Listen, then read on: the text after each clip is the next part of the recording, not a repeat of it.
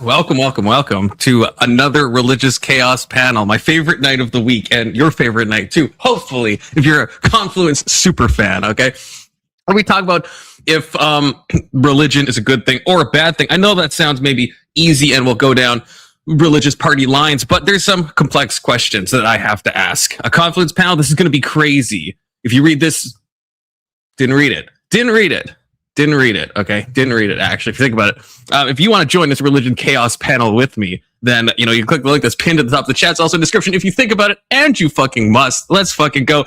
I got my wine. Okay, I didn't know the name when I bought it. Okay, I don't know if you could see that. I didn't.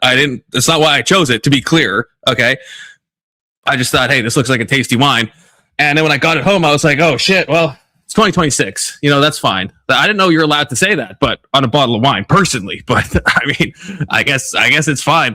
Good to see you, StreamYard, my ever faithful hosting platform. Good to see you, me, my ever faithful self. Good to see you, Rage Page. Good to see you, Stillman. Good to see you, K2. Yeah, I was very late, Fluence. So I'm not gonna lie. Good to see you, Zill. Good to see you, Nightbot, my favorite clanker. Good to see you, American Nacho, the American Nacho. And yeah, good to see you, Big Soda. Did I say you already, Big Soda? I think so. We got 2 people in the back. We got Tyler. He's been waiting patiently for ages. We got 3 people. We got Tyler. We got Keelan. We got Big Soda. How you guys doing today? Cucker Carlson. Keelan, will you start off, please, by finishing your story from yesterday before you're so rudely interrupted? I won't interrupt you, Keelan. I won't interrupt you. No. Don't punish them for my misdeed, okay, Keelan? Don't punish them for my misdeed. Story from today, though. My car is leaking coolant excessively. Your Audi? Sad. It's so sad. That is sad. I didn't interrupt them. See? I didn't interrupt them. Down with the bourgeoisie. I know. That's what I was thinking. My Audi has a mild problem. My $80,000 Audi. Okay, It was only $30,000. That's what he likes to say, but we all know the real truth. My hair is going to be a little crazy. Okay, I'm not going to lie, Big Soda. I see your comment. I want to get rid of the Audi, and I want to get a beater Toyota Prius from like 2005. Gets like 40 miles to the gallon, has dents all over the fucking thing, maybe $4,000 at most. Oh, so you want to cosplay as like a proletariat, basically. Kind of like when Rihanna will do that thing where she like works at McDonald's for a day, or like Taylor Swift will do this, or Trump. Well, you want to see what it's like to be like a normie, for a little bit. I get that. That's cool. Trump's different. He really worked there.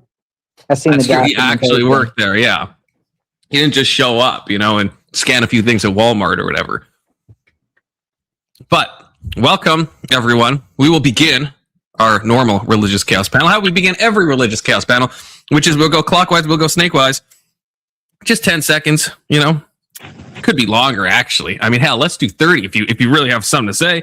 Just give us your religious background, and hopefully I'll remember to do this when anyone joins. There's a lot of interesting prompts that will go interesting places. But first, we want to know where people are starting from. And then we're going to see where they're going at the end, So starting with you, Cucker Carlson. Briefly describe your religious point of view. Oh, agnostic. So that kind of makes me atheist based off the burden of proof. And not a hard stance, just by default. And yeah, that's it. Straight to the point. I mean, also gay, but also straight to the point. Keelan. I'm an atheist. Wow, said it with his fucking chest. Okay. How about super Protestant? What are you? I'll never be able to guess. I'm a super Protestant. I'm the best Protestant. I pray for other Christians when they need it, but I have to lead. You're the cleanest of Protestants, really, if you think about it. You're no longer a dirty Protestant. No. Not tonight. And me, hi, my name is Confluence. I'm an esoteric Christian, which is as confusing as it sounds, but that's okay. It's 2026, okay? That must be for Pride Month. No, this is for Pride Month. That's right. I'm still wearing the button. I'm sick of misgendering, okay? I'm taking a stand against misgendering, especially against people misgendering me, okay? That's my big stand. That's how I'm contributing to Pride Month. Okay, so starting with the first question, we each, if you've never been through Religious Chaos Battle, which fuck you if you haven't, that's insane, but also welcome to the very first one if you're watching this. I'm sorry, but calling yourself an esoteric Christian is kind of like douchebaggy. Oh wow, I thought this was like just a sharing time of like our religious point of view. I don't know what. I'm not sorry. Oh, tell me more. I think calling yourself an esoteric Christian kind of presumptuous. What do you think I mean by that? I guess that you're edgy and different. No, that's not what I mean. That checks out, though. That's a solid answer. I am edgy and different. That's true, but that's not what I mean by that. I mean, I'm a Christian, but I also practice esoteric things. You think you're niche. You're like a Rick and Morty fan of Christianity. Rick and Morty is a good show. That's fine. But no, it's just an honest, because I don't want to say, oh, I'm just a normal Protestant, and I'm gonna like say some like wacky shit. People are gonna be like, whoa, what? Why are you talking about tarot cards? Can't you call yourself non-denominational like the rest of the weirdos? Yeah, well, but non-denominational has a specific. That's almost like synonymous with like evangelical, right? That's the truth. When you say non-denominational, people have an idea of what that means, and it's not tarot cards. It's not meditation. This goes more into the douchebaggy stuff because you're like, if you call yourself non-denominational, then people might know what you mean. But if you call yourself esoteric, then they have no fucking idea what you mean, which makes you more niche and cool. No, it's that people will know what I mean, but they'll be misled. I'll be misleading them because people have an idea of what I say when I'm a non-denominational Christian. But then when I say more of my wacky views, like how I think we're all God and stuff, then people will be like, wait, that's not what non-denominational Christianity thinks. So I understand, like, it could be a term, but it's not a term that people are gonna think. So yeah, it means retarded. He's making it up. It's perfect. He's like... Keelan is like a high school bully, okay? Only toward me, though. He's nice toward everyone else. And Kirk. Like father, like Sean. You must have had some pretty nice high school bullies. Well, no, I didn't have any. I had an elementary school bully. If you're in high school and someone walks up to you and they start ripping on you for being an esoteric Christian, like, yeah, you're fucking Disney. That's called that I've never seen. That's called persecution, brother. That's called religious persecution. That's a hate crime. That's a hate crime. Am I into Hermeticism? See? People know what I mean. Yes, in fact, good question, Ghostgate. I am into Hermeticism and Rosicrucianism. I am, especially the Hermetic Kabbalah and Golden Dawn adjacent things and Aleister Crowley adjacent things. What makes Big Soda less esoteric than you? Because he's not into tarot cards. He's not into the Hermetic Kabbalah. He's not into the Golden Dawn. He's not into Thelema. So that would just, so I don't mean esoteric as in specialized in like, ooh, cool and freaky. I mean like esotericism, like the Western occult tradition. I'm a Christian, but I have a lot of practices and stuff that come from like the Western esoteric tradition. No, I'm not like that guy. I'm like that guy in some ways. But the only person I've met who's into occultism was a neo-Nazi. That's crazy. You met Ghostgate. Yeah. And Ghostgate is into this stuff. Well, should we ask?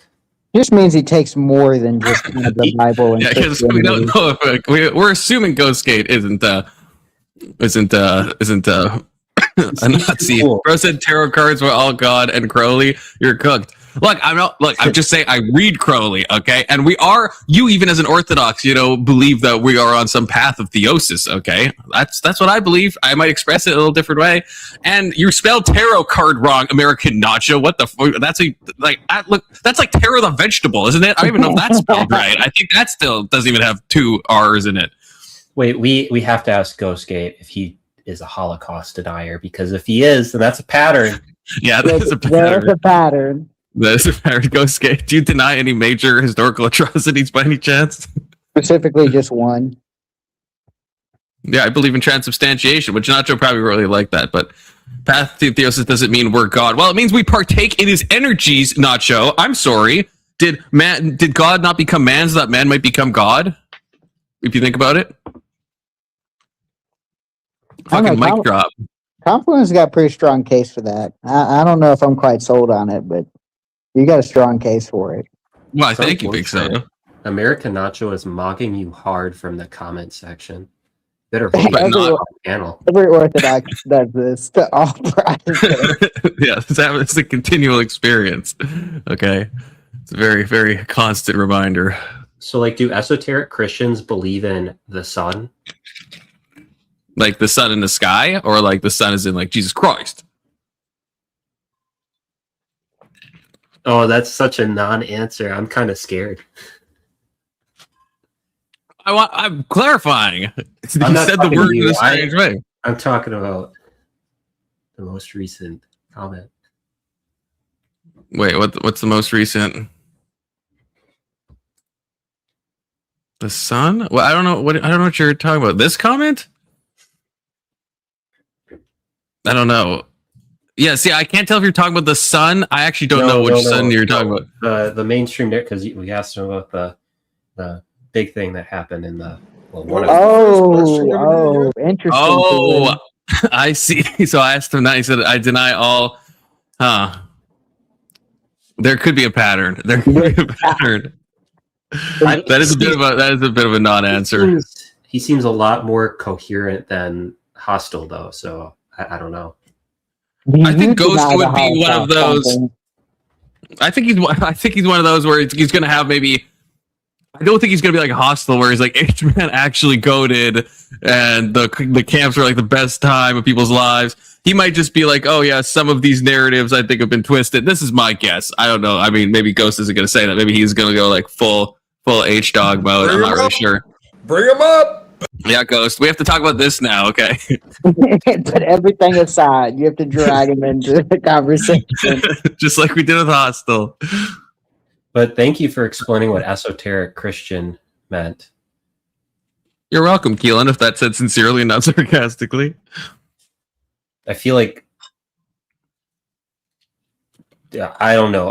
Ghost is like he's saying reasonable things, but the question he's saying them in response to is kind of getting me. It is hard to know if this is a bit of a dodge. Deny meaning all narratives are incomplete at best. See, well, yeah, I mean, see, that's just true, but yeah, it is a weird answer in response. Let's make it a really easy question. How many died in the Holocaust? Does the number start with a 2 and it's only 6 digits long? And was it all because of typhus? So yeah, like if he doesn't table. say the same resources that Hostile said, then I don't think we need to go any further. He's going to tell us to read the 70-volume series. Oh, Rage Page, no. Oh, no. They're all around us, if you think about it. This is the audience I've built, okay? It's what it is. I'm more of a 10 million type of guy. 200K, if that. Yeah, I think I would say, like, I usually err at a side of 20 million to 25 million, okay? Personally. Big So is kind of crazy with his 10 million number. I think he should be investigated for some hate crime. There's a lot I'm denying when I say 10 million. Mm-hmm. Oh, that's a better answer than Hostile gave, so I don't think we need to go further. Lord Tampo, help us. 6 billion at least. At least. That's a conservative estimate. I don't know the weird news anywhere else. Yeah, that's fine. Although he could just be, what do they call it, hiding his power level, you know, whereas Hostile came out of the woodwork with his profile picture, you know, so he wasn't really hiding anything. What did Hostile say? Pretty much what you said, Rage Page. So I think, in fact, you were here and you're like, that guy's so based. Yeah, everything is everything. You're just like fucking just creaming your pants in the comments section. Like absolutely going buck wild every time you'd say something absolutely insane. Wait, which is fine. What does Carlson think? Tucker Carlson believes all mainstream narratives, right? Does Tucker Carlson even think? I don't think so. This isn't Tucker anyway. This is Tucker Carlson. Same thing. This is evil twin. He was smart. I mean, I think he is smart.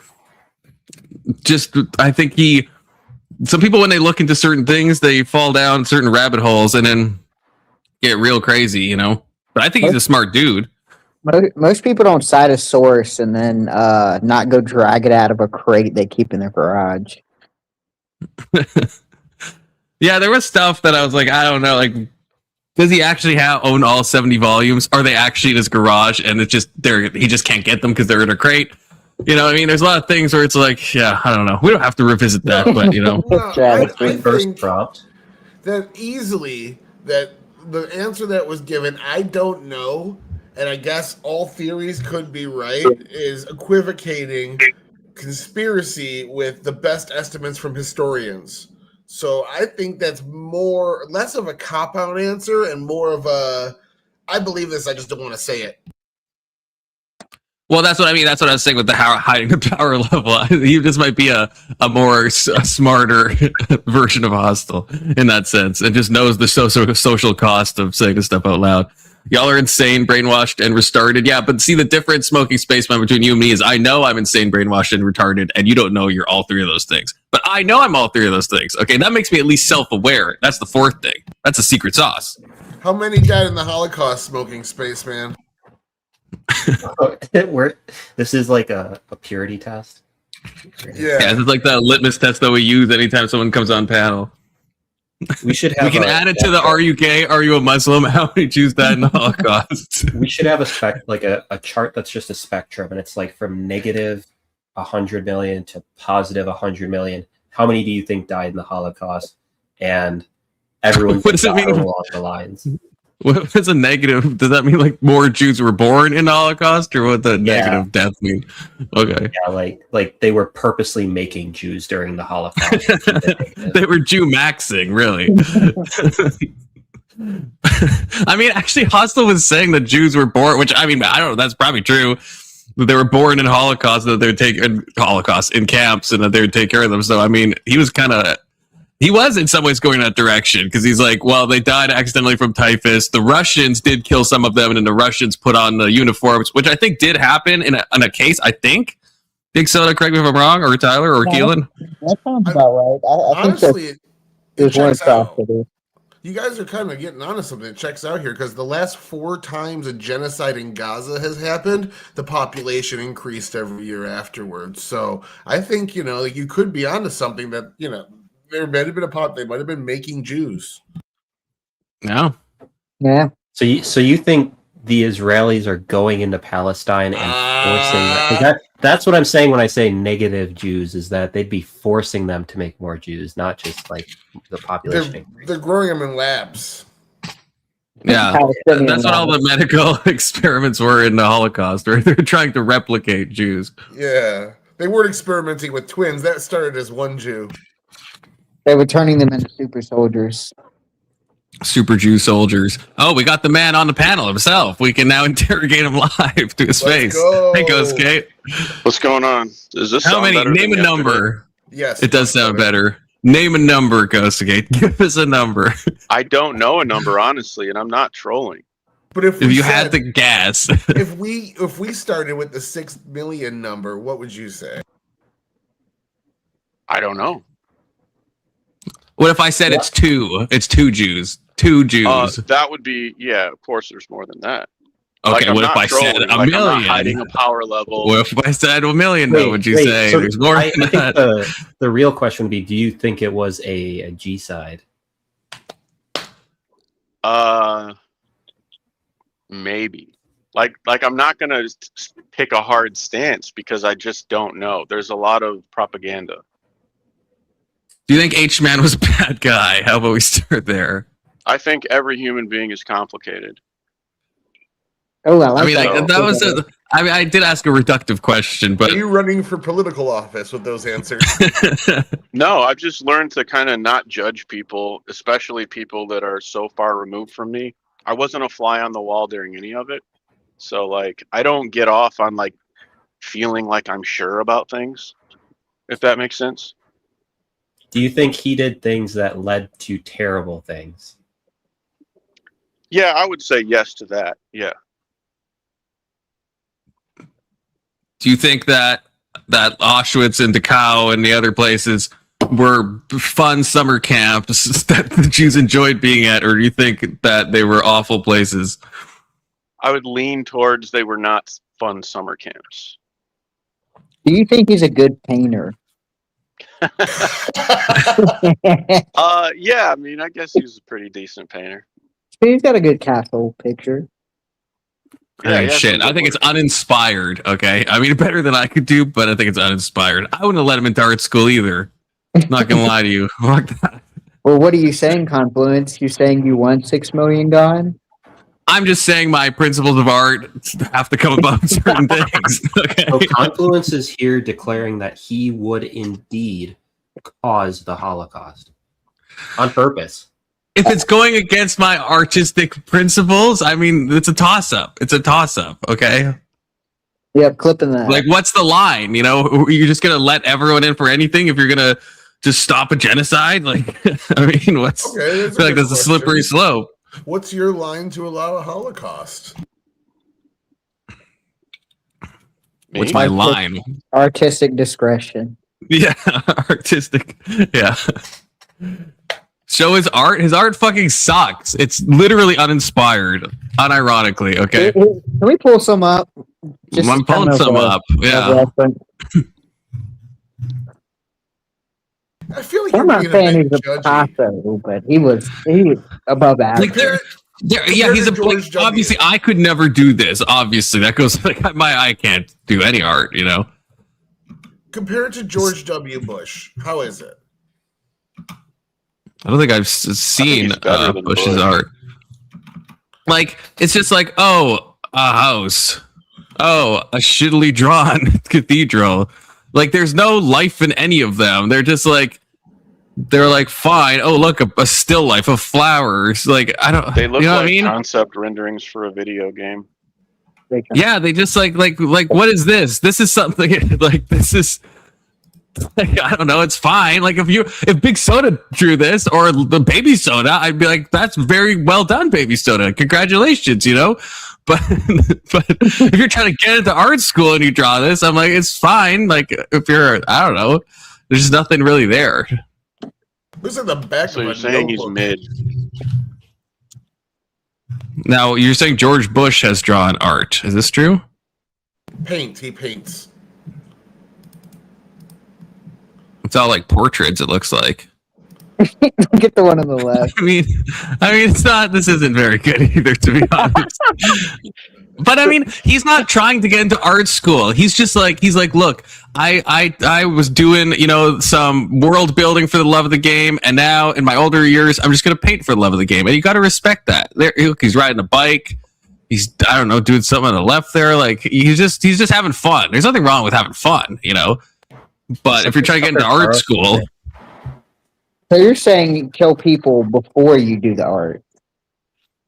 Yeah, because at least then that would make your art kind of more like, well, I don't know. Yeah, I'm trying, no, does the order matter?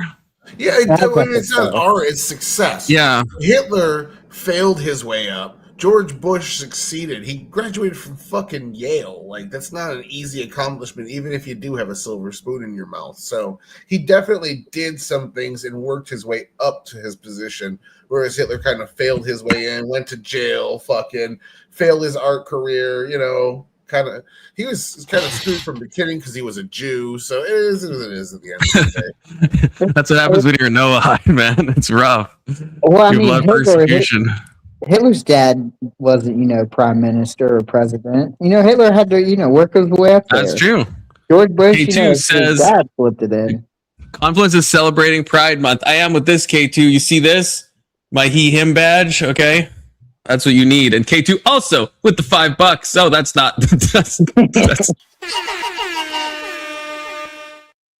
Says, play the video I sent you yesterday. Okay, I will. Also, good to see you, Nuggets. How's it going?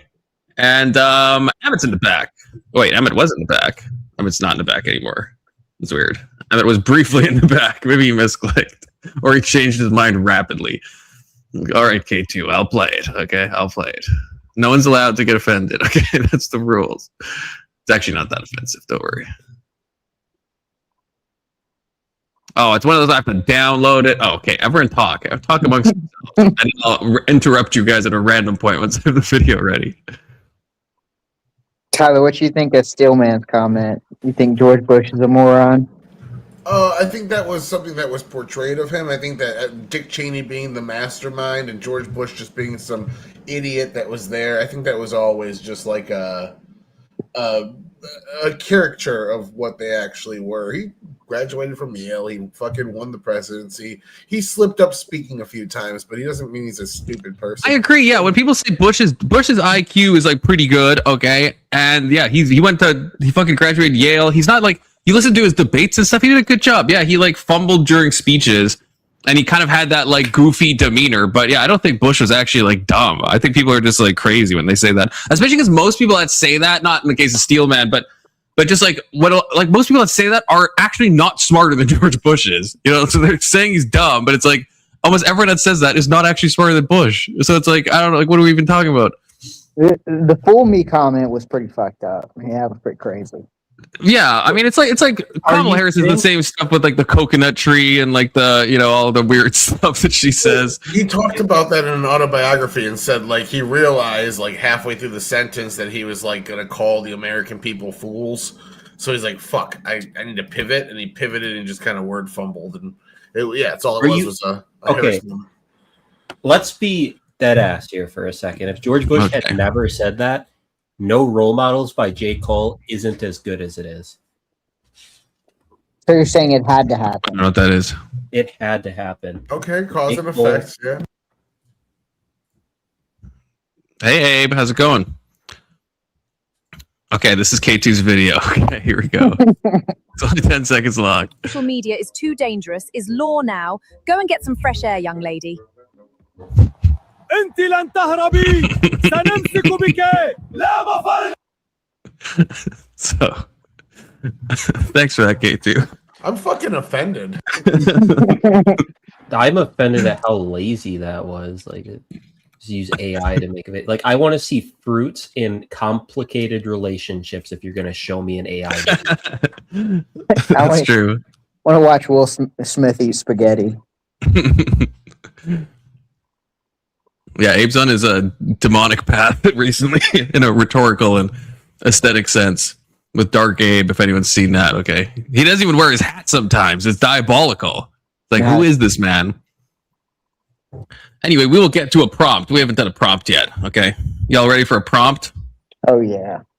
So, this one, I'm going to say it, I'm going to unpack it a bit, because maybe it sounds... Maybe I don't need to, but I'm going to unpack it just a little bit. Have we outgrown religion? Okay, so obviously, I think the people that are religious are going to say no, and maybe the non-religious will say yes, although I'm not really sure, to be honest. But I guess, yeah, in a sense, is there some angle? This is what I'm looking, I guess, to maybe bridge this into. Is there an angle where religion served a purpose at a time, and maybe we think it's true, but is it needed? If you look at a lot of countries, right? Like if you just divide countries by religion and non-religion, arguably the non-religious countries are doing better just in general, right? And so we have this idea that religion is needed for social cohesion and for all this stuff, but then you look at like a lot of like the Scandi countries, for example, are doing very well and are not really that religious anymore in a lot of cases. Maybe there's like some like, you know, semblance of religiosity, but it's like very much like a skeleton. And it's like, so is religion actually needed? Or is secularism a better option? Or you can talk about whatever the prompt makes you feel like. It's 2026, starting with you, Cucker Tarlson.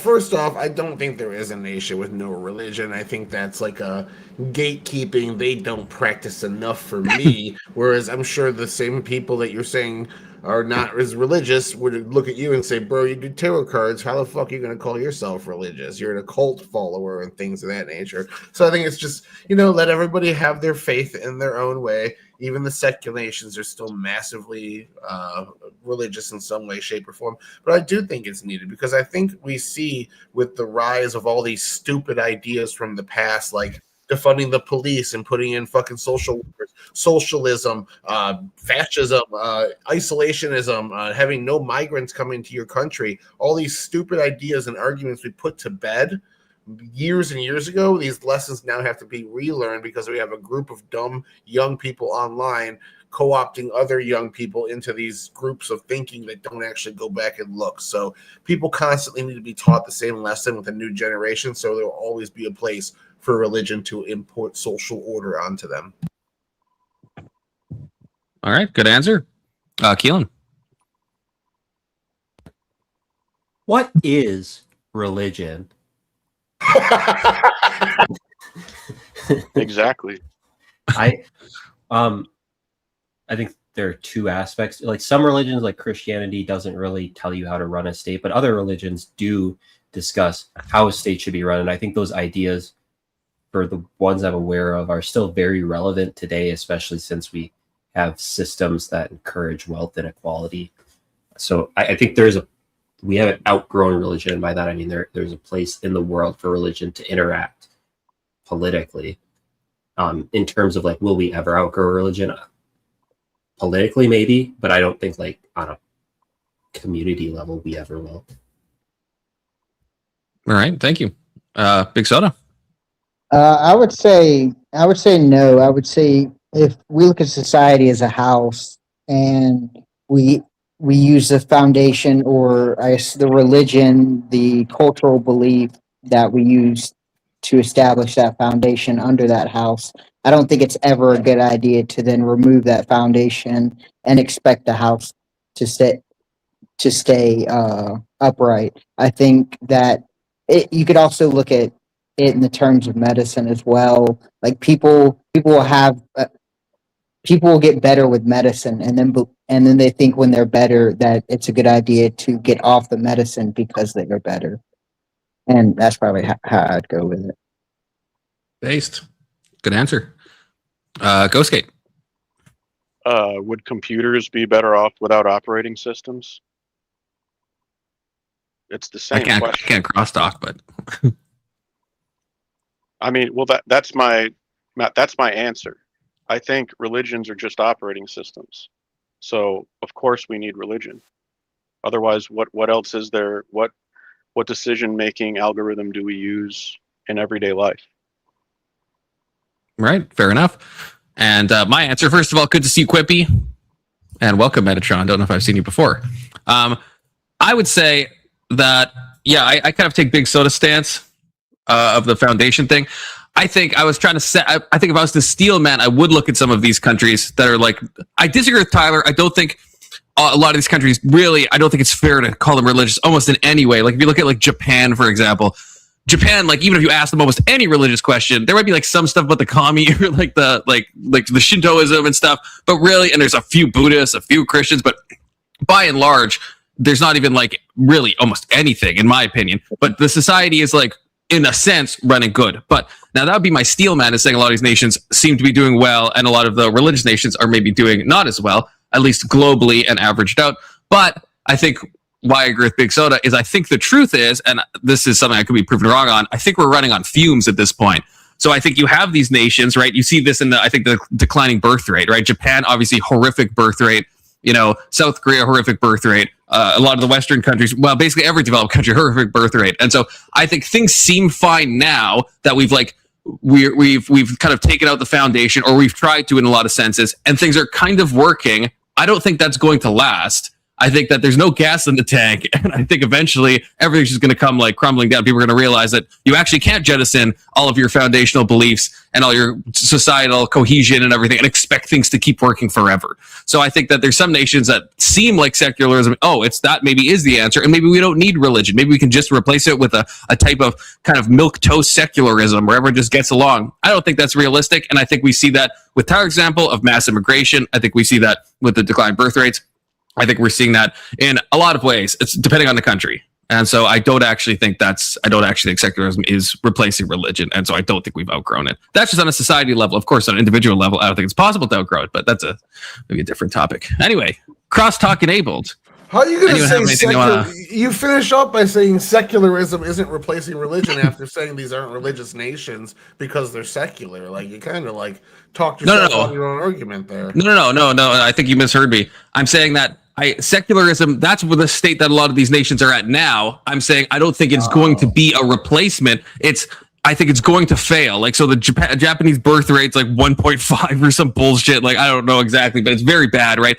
And I think and again, with like countries like the Scandi countries, you see this mass immigration stuff. You see these like social problems coming up. And so they're secular now. And so it is replacing it in a numbers game. I just don't think it's a replacement in this is going to work to like long-term fix society. That's what I meant to say. All I would say that you're linking birth rates to religion in a way I don't think that's absolutely been proven at all. And I see a closer I think that's very tied together, in my opinion. We see a closer tie to declining birth rates to higher education, affluence in nation. We don't disagree. Return on population size. Using Japan as your example, it's a fucking island with very sparse places to live that are highly dense. Like people are like packed in there. Maybe they don't want to have kids because they're so packed in there. No, because even if this is going to be quoting Anson's article that he sent me, but even if we look at like in the 50s when America had its big boom, the percent of Japanese young people was like 30%, like under 18. It's like 30% of Japan's population. Now it's like a historic low of like 10%. Like in the past 5 years, this has declined, and you see the same stuff with if people even want to get married, if people have like healthy sexual relationships. Like this isn't just like, oh, we're too packed, and so we don't know how to have kids. You see the same, we don't know how to like make more room for people. We see the same thing in South Korea with like the 4B movement or whatever the fuck it's called, right? Where they don't want to like have boyfriends, they don't want to mate, they don't want to reproduce and whatever, all the stuff, get married. Right? You see the same thing. It's not, I don't think the issue is just like some, population density thing. I think the issue is something far deeper than that. And I don't think that's sustainable. I also want to disagree. I think even if you look at I understand like education and, economics is the biggest indicators of birth rate, but religion is too. Even if you like, once you account for those, religion is still a big factor. You see that in Israel, your favorite place, Tyler, where it's like, if you go by how religious somebody is, like if they're Orthodox or if they're whatever, if they're one of the liberal Jews, the Orthodox by far have like more kids. Like Israel has a good birth rate overall. The more religious they are, the more kids they have. You see this in Muslim countries, you see this in Christian countries, you see this in every fucking country. Religiosity, in my opinion, is clearly statistically tied to having more kids. I agree with you there, but at the end of the day, like the nation's like the most secular nation in the country that destroyed its own history, tradition, and religion when it had a giant reset is the most populated country in the world. So I see a secular nation with massive birth rates that had to do a one-child policy because they were so fucking overpopulated in their extremely secular communist beliefs. Now you look at the United States, again, most people are still religious to some degree, and you can't link it to, you can see there's a difference between religious families producing way more kids than non-religious families. I do give you that, but that's just because religion pushes that. There's other ways. Government functions can also push having kids, and we have seen success with that in the past. There is another way to push it. It's not dependent completely on religions, and it just has to. We have to just pull that trigger a little more. I don't know how we can pull. I don't actually. I guess I'm curious what you're referring to, because I think stuff like the child tax benefit has not resulted in higher birth rates.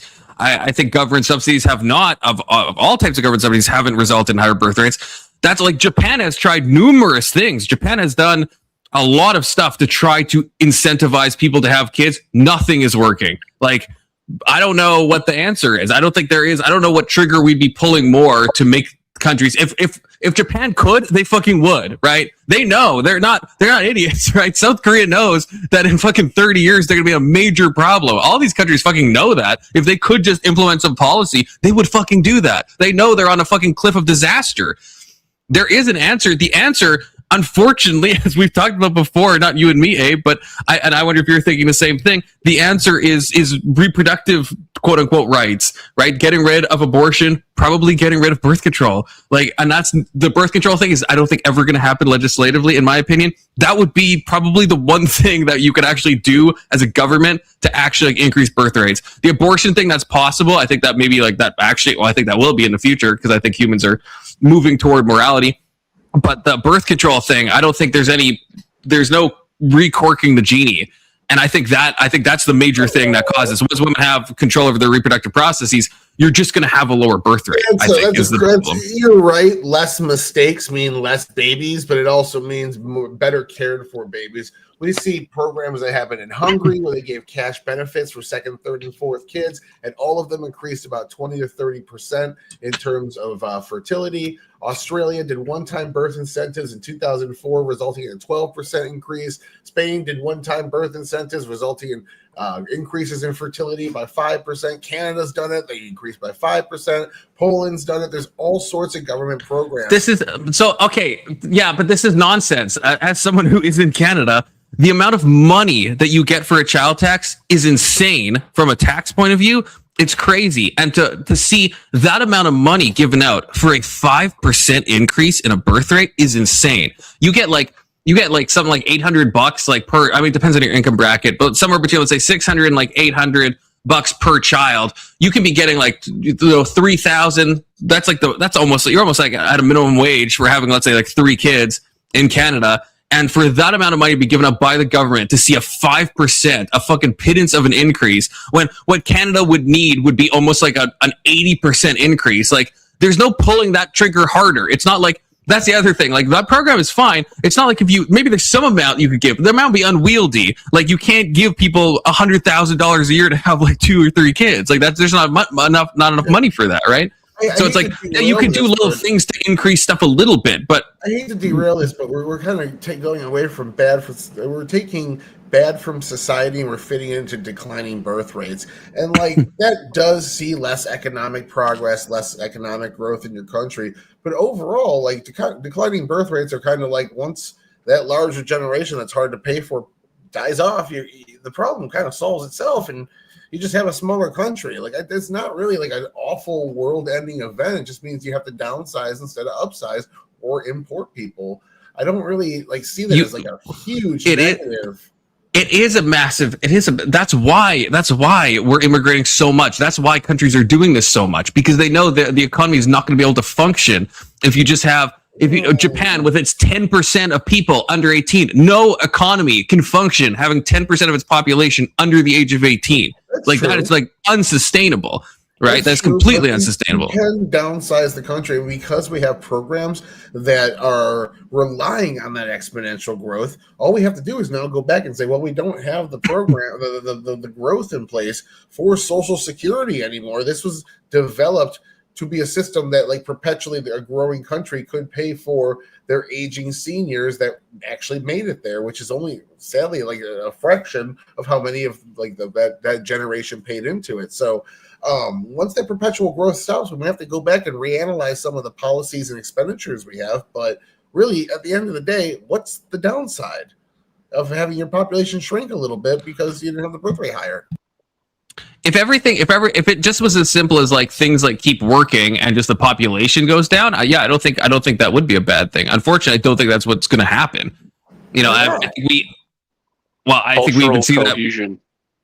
You just get some less fast food places. 80% of our fucking economic sectors for jobs are in the service industry, and it's highly, highly competitive. You might just have less options. You might not have 15 hotels to choose from in a single block. You might only get 13 because they can't. Yeah, but that's if you're imagining a scenario where you just take the population and you shrink it, and all the proportionate numbers stay the same. And that, I think, has problems of itself because we already have this infrastructure. We already have like this system that we have to fund, but that's not the case. The case is that the demographic percentages are shifting. That's a problem. Like Social Security US is guaranteed, right? So when like a lot of conservatives, unfortunately, will say that you're not going to get your Social Security. That's guaranteed. That's how the system's set up, as you know, Tyler.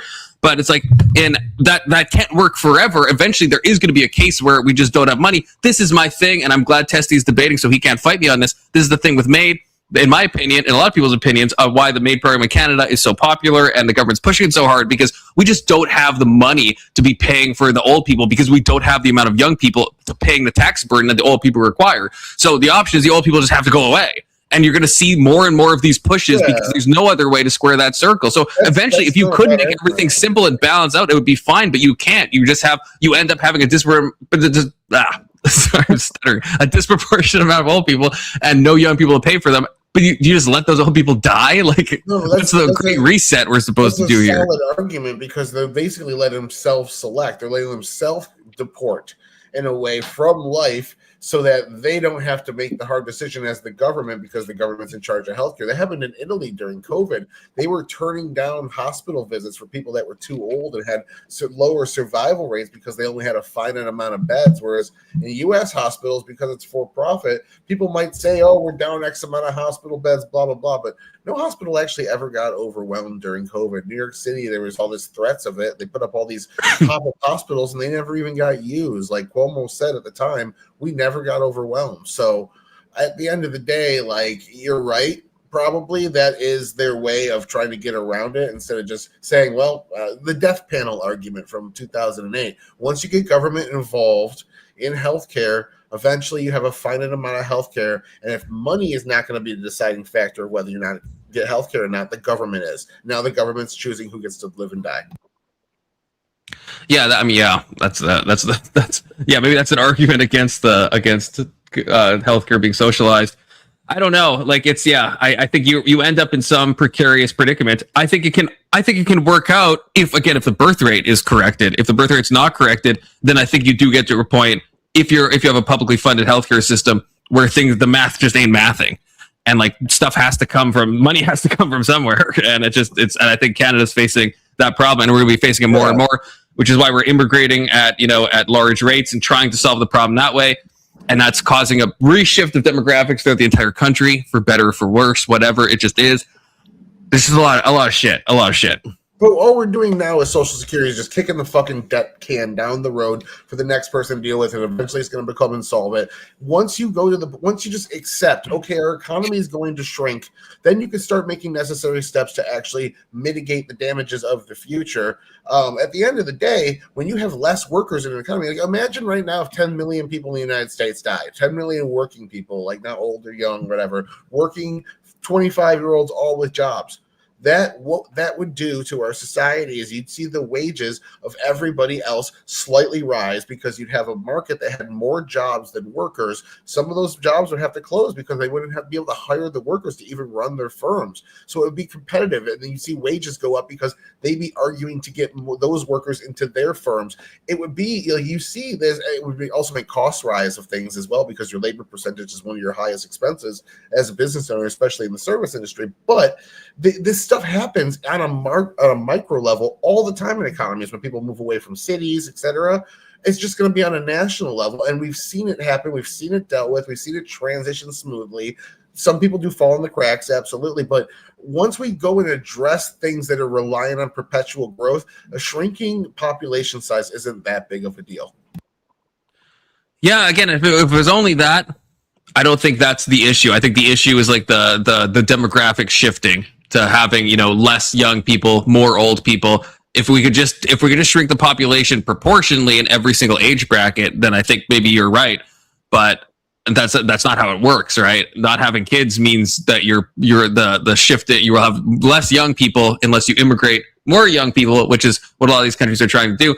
Japan is a unique one in that case. I don't know what their issue is because Japan doesn't want to immigrate because they care about their cultural homogeneity, but they also have like one of the worst birth rates ever. So I don't know what their plan is because at least Canada's like, fine, we'll just take fucking everyone. Why doesn't everybody come to Canada?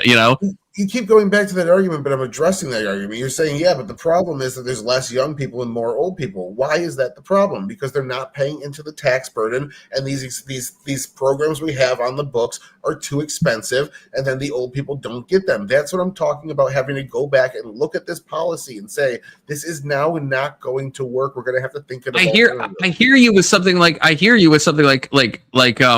don't know, like something like Canada's like old age security stuff, or I disagree with you. Social Security can't become insolvent. That's not how it's set up. It can't become insolvent. But in Japan, it's like, I guess what's the result of these? We look back at these policies, we rectify them, and then the answer is we just like let a bunch of old people die, basically, I suppose. Like that's the thing. It will lead to some type of like ultra kind of very discompassionate, thing, right? It just will. This entire channel is a waste away. Quippy, why are you just mad at the people you're fighting with, or are you mad at what? I can't. There's like a whole side conversation happening in here. I just saw Quippy getting mad, but I don't know. Have I pissed you off, Quippy, or are you just like pissed at like Keelan or whatever in the chat? I'm not sure what's happening. But every time he comments, I copy it and I paste it into Claude, and I just oh, so it's been happening. Yeah. I love that. Look, I appreciate I have hate watchers. Okay, the entire channel's waste of time. Smoking Spaceman, 100% Quippy. All you fucks that are too afraid to come on panel and you just chirp from the comments. Hey, I love it. We love the hate watchers. It's fine. Okay, I like both of you, so it's okay. Yeah, you in black. So Tyler, I guess everyone else as well. to, I guess, maybe go back to the religion angle, especially for, I guess, the atheists on the panel, which, you know, Keelan said it with his fucking chest this time. Okay, you know, that's fine. It's 2026. But yeah, I guess would both of you then support an increase of religiosity, or support religion in a way, almost in a way, an Ansonian way, if you will, of you know, Anson is an atheist, but he understands that religion is something. The lack of religion is a reason why the birth rates are declining. Would you, or even a social cohesion, if we don't want to talk about birth rates, all this stuff, would you guys kind of support, or what's your stance? You don't think that there is a God, but probably both of you realize the social cohesion value, or the cultural value, the moral benefit, or the legal underpinnings, or the foundationalism, or all the stuff that happens from a society that has a common religion. So do you guys support religion in that way, even if you don't personally think it's real, or how do you like square that circle, I suppose?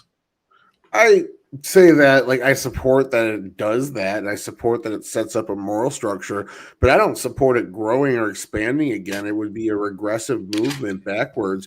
These institutions of religion have already shown the world who they were when they had a systemic operation of worldwide kid diddling and then covering up for it by shifting the kid diddler to somewhere else to diddle more kids. They lost that reputation. Oh, wow. Yeah, you heard me. You heard me. The Catholic Church. Wow. Yeah. Catholics, but it's more than low hanging fruit. All sorts of different religions have also go after the Boy Scouts. Go after teachers. All sorts of different religious sects have also seen all sorts of different things. So I would more endorse, instead of telling people, brainwashing them from their youth that they have to go out and breed, I would tell them, just do whatever the fuck you want. This religion doesn't appeal to you. Okay, you don't want to have kids because we're living in a society where you're infinitely more entertained, and you don't need to have children to have fun in your house, to have a lively house. We live in a time where you can. Tyler, you're saying crazy stuff. No, you're saying absolute batshit crazy things. No, that's what fucking downsize. Let go of the system. Holy shit, that's How many crazy. people have to die? Yeah, that's my question. Yeah, that we're going to die anyways. They're old people that are heading that way. Why did they not have the savings? Why is it an incumbent on? No, but it's going to cause a cascade effect. It's not just going to be old people.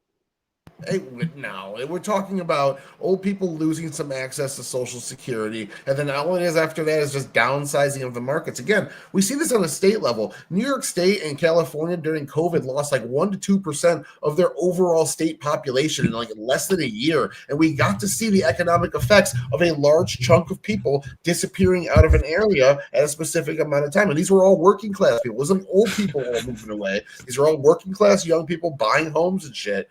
And when they did that, we saw basically the economy shift. We saw some firms close because they couldn't hire workers. Others closed because they didn't have the customers anymore. But at the end of the day, most of them are still open. The economy's still chugging away. But we're not just, the birth rate is one thing, but Tyler, the stuff you described is the fucking Zoomer doomer shit that we're experiencing. Like Zoomers hanging out less often with people, having less sex than they've ever had, having less like friendships than they've ever had. Like those people will eventually become the middle class of society, and those people will become old people. And if that's the cycle we're going down, what is Gen Alpha going to look like? What's Gen Beta? Is that the next one? Is there going to be a Gen Beta? That's unfortunate. You don't want to be a Gen Beta. No, Holy shit. no, I never thought about that. I don't believe that. What I believe is that the human experience is expanding, and since the invention of penicillin, we now see the longest, like an exponential growth in human life, and now we're expanding this experience where instead of getting married and buying a home in your 20s, you don't start doing that to your 40s. Like I'm 37. Oh my god.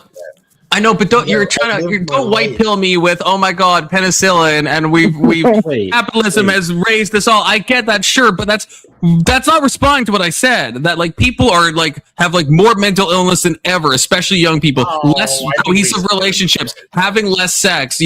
Just like there's so many problems in the younger generations in so many countries. That's not a good thing necessarily. No, it's not a good thing that you. It's not a good thing that you can eschew society and just like play fucking video games and fucking jerk off and just like and not get married until you're fucking 40 and infertile. That's not a good society. That's no longevity. No, if some guy in the 60s spent his whole fucking day with a metal detector down at the beach digging shit up or whatever, having a stamp collection, how is that any different from someone sitting at home? It's not any different. It's not any different. But it's all of Gen Z now. Not all, but it's like it's like if 60% of people were the metal detector people on the beach, that's unsustainable. You can have one. You can have one metal detector guy. You can't have 60% of the population be metal detector guys. There's just Wait, not enough shit Tyler- on the ground. Tyler, you're 37. I thought you were much younger. Like, you look much younger than Yeah, 37. 37. Tyler does look young. Yeah, I would have guessed like 32 or something. I would have guessed like in his 20s.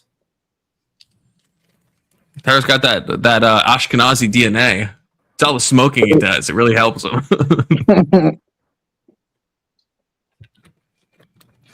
I think the prompt is too vague. Like, you guys say that it's Japan intentionally has vague. Yeah. You guys say Japan has no religion, but it does.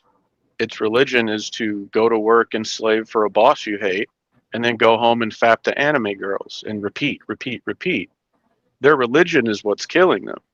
The things that they're participating in and their beliefs are what's killing them.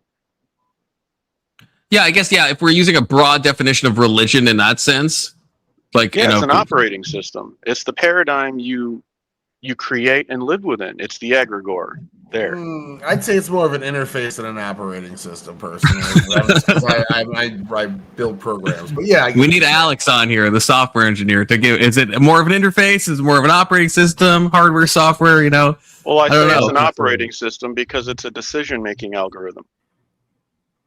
an It's the interface, thing a that method you can filter do your that. decisions through. A single, literally, that's all a method is as well. An operating system's a lot bigger than that. It's a different layer of the program. Okay, besides the tech analogies, I mean, I was thinking what in a similar vein to Ghost, because like when Tyler, you said that China's like not religious. I'm not sure. Like it did make me pause and think like, how am I defining religion in this context? Because like China is like heavily influenced by like Confucianism, not maybe in like as a direct way now, but definitely that's like the foundation. Even if most of them, I don't know if most of China would like identify with that or anything, probably not. But like that idea, that collectivist mentality, the writings of Confucius is obviously like something that's has been the operating system, perhaps, or the interface, either one of their culture. And so, are they like they don't really believe in God much? You know, they don't really care about that. But it does seem weird to call them not religious. You know. That's what the point about the communists taking over and doing the Great Reset was about in that whole point, because no, they have not been a religious nation. They're not even a Confucius-based nation anymore. They are a communist state that purged themselves of their own tradition, and they had people in the streets, like young people in the streets, attacking the elderly and going against their own family members who were pushing these old ways. They completely removed it from their society, at least as much as they possibly could. Their I'm not Bible is sure. the social credit system. I guess, Oh I my guess, God. Tyler, like I don't. Tucker Carlson, can you please just ask the question, since everyone here has a different idea? Just say it. Just say it. The N-word? No. Oh, Don't say that. What is religion? What is religion? Do we even know? Is there anybody in the sky? I don't believe there is a deity. Do you? Tucker would never say that. The elites told us that there's multiple deities to tear us apart. How is it smoking? I love that you're saying it's a bunch of bumper sticking. You know what? Yeah, I'm getting one guy by smoking right now. A bunch of bumper sticking talking points have been pre-approved. What? That's fucking nonsense. Pseudo intellectualism ain't gonna fly Hold here. on. Smoking space, man. Ain't gonna fly. You Esso. Hey, Esso. That's my new slur. But Isn't it SA? Is no, that the Spanish thing? Esoteric Christian. I see. Okay, I'll accept it. So bro, yeah. It's a joke because it's not actually offensive. But can you define religion for the people watching? Oh God. Okay. Well, etymologically, which as I think it's the best thing, religion is union. It's when you're having union with something that I would call as the divine. But in a real talking, there's like, okay, I'll do this quick. That's my personal definition of religion in a colloquial sense and probably dictionary sense, right? It's something about your worldview, usually talking about some deity, right? But maybe in the deeper sense, it's just your worldview or your scaffolding in general, in which case atheism could be a religion, Confucianism would be a religion, right? Buddhism would be a religion. So there's kind of those three things.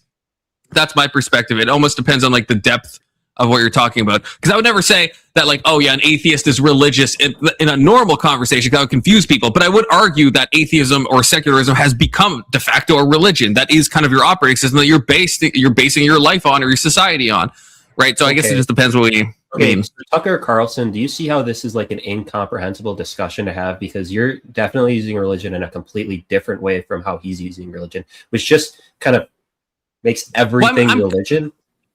Well, no, I gave three things. I'm saying in my third one, in a way, I would argue that, yeah, that could be. But I've been trying to use religion in the second way for most of it. But when Tyler said his thing and Ghost said his thing, then I'm introducing this third way of seeing religion, which, yeah, maybe it's just in the way that, like, Ghostgate said, that's your operating system, so that Japan does have a religion, and that's like the work till you die kind of culture.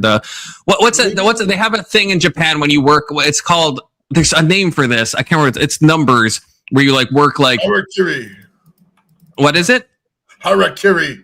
No, it's like because you work like 6 hours a day for like 10 hour. It's like 610 culture or something. But I can't remember. There's like an actual term for this in Japan, but I can't remember what it is. It's like working like 612. It's like 6 hours a day, 12 hours 6 days a week, 12 hours a day. It's something like that, and it's a big thing, and it's obviously like one of the things that's become kind of synecticized. Is that a word? Of like all of Japanese society. 6'7". I was thinking of saying that, and I restrained myself, Keelan. But but I'll do it. A 6'7". When you ask the question, sorry.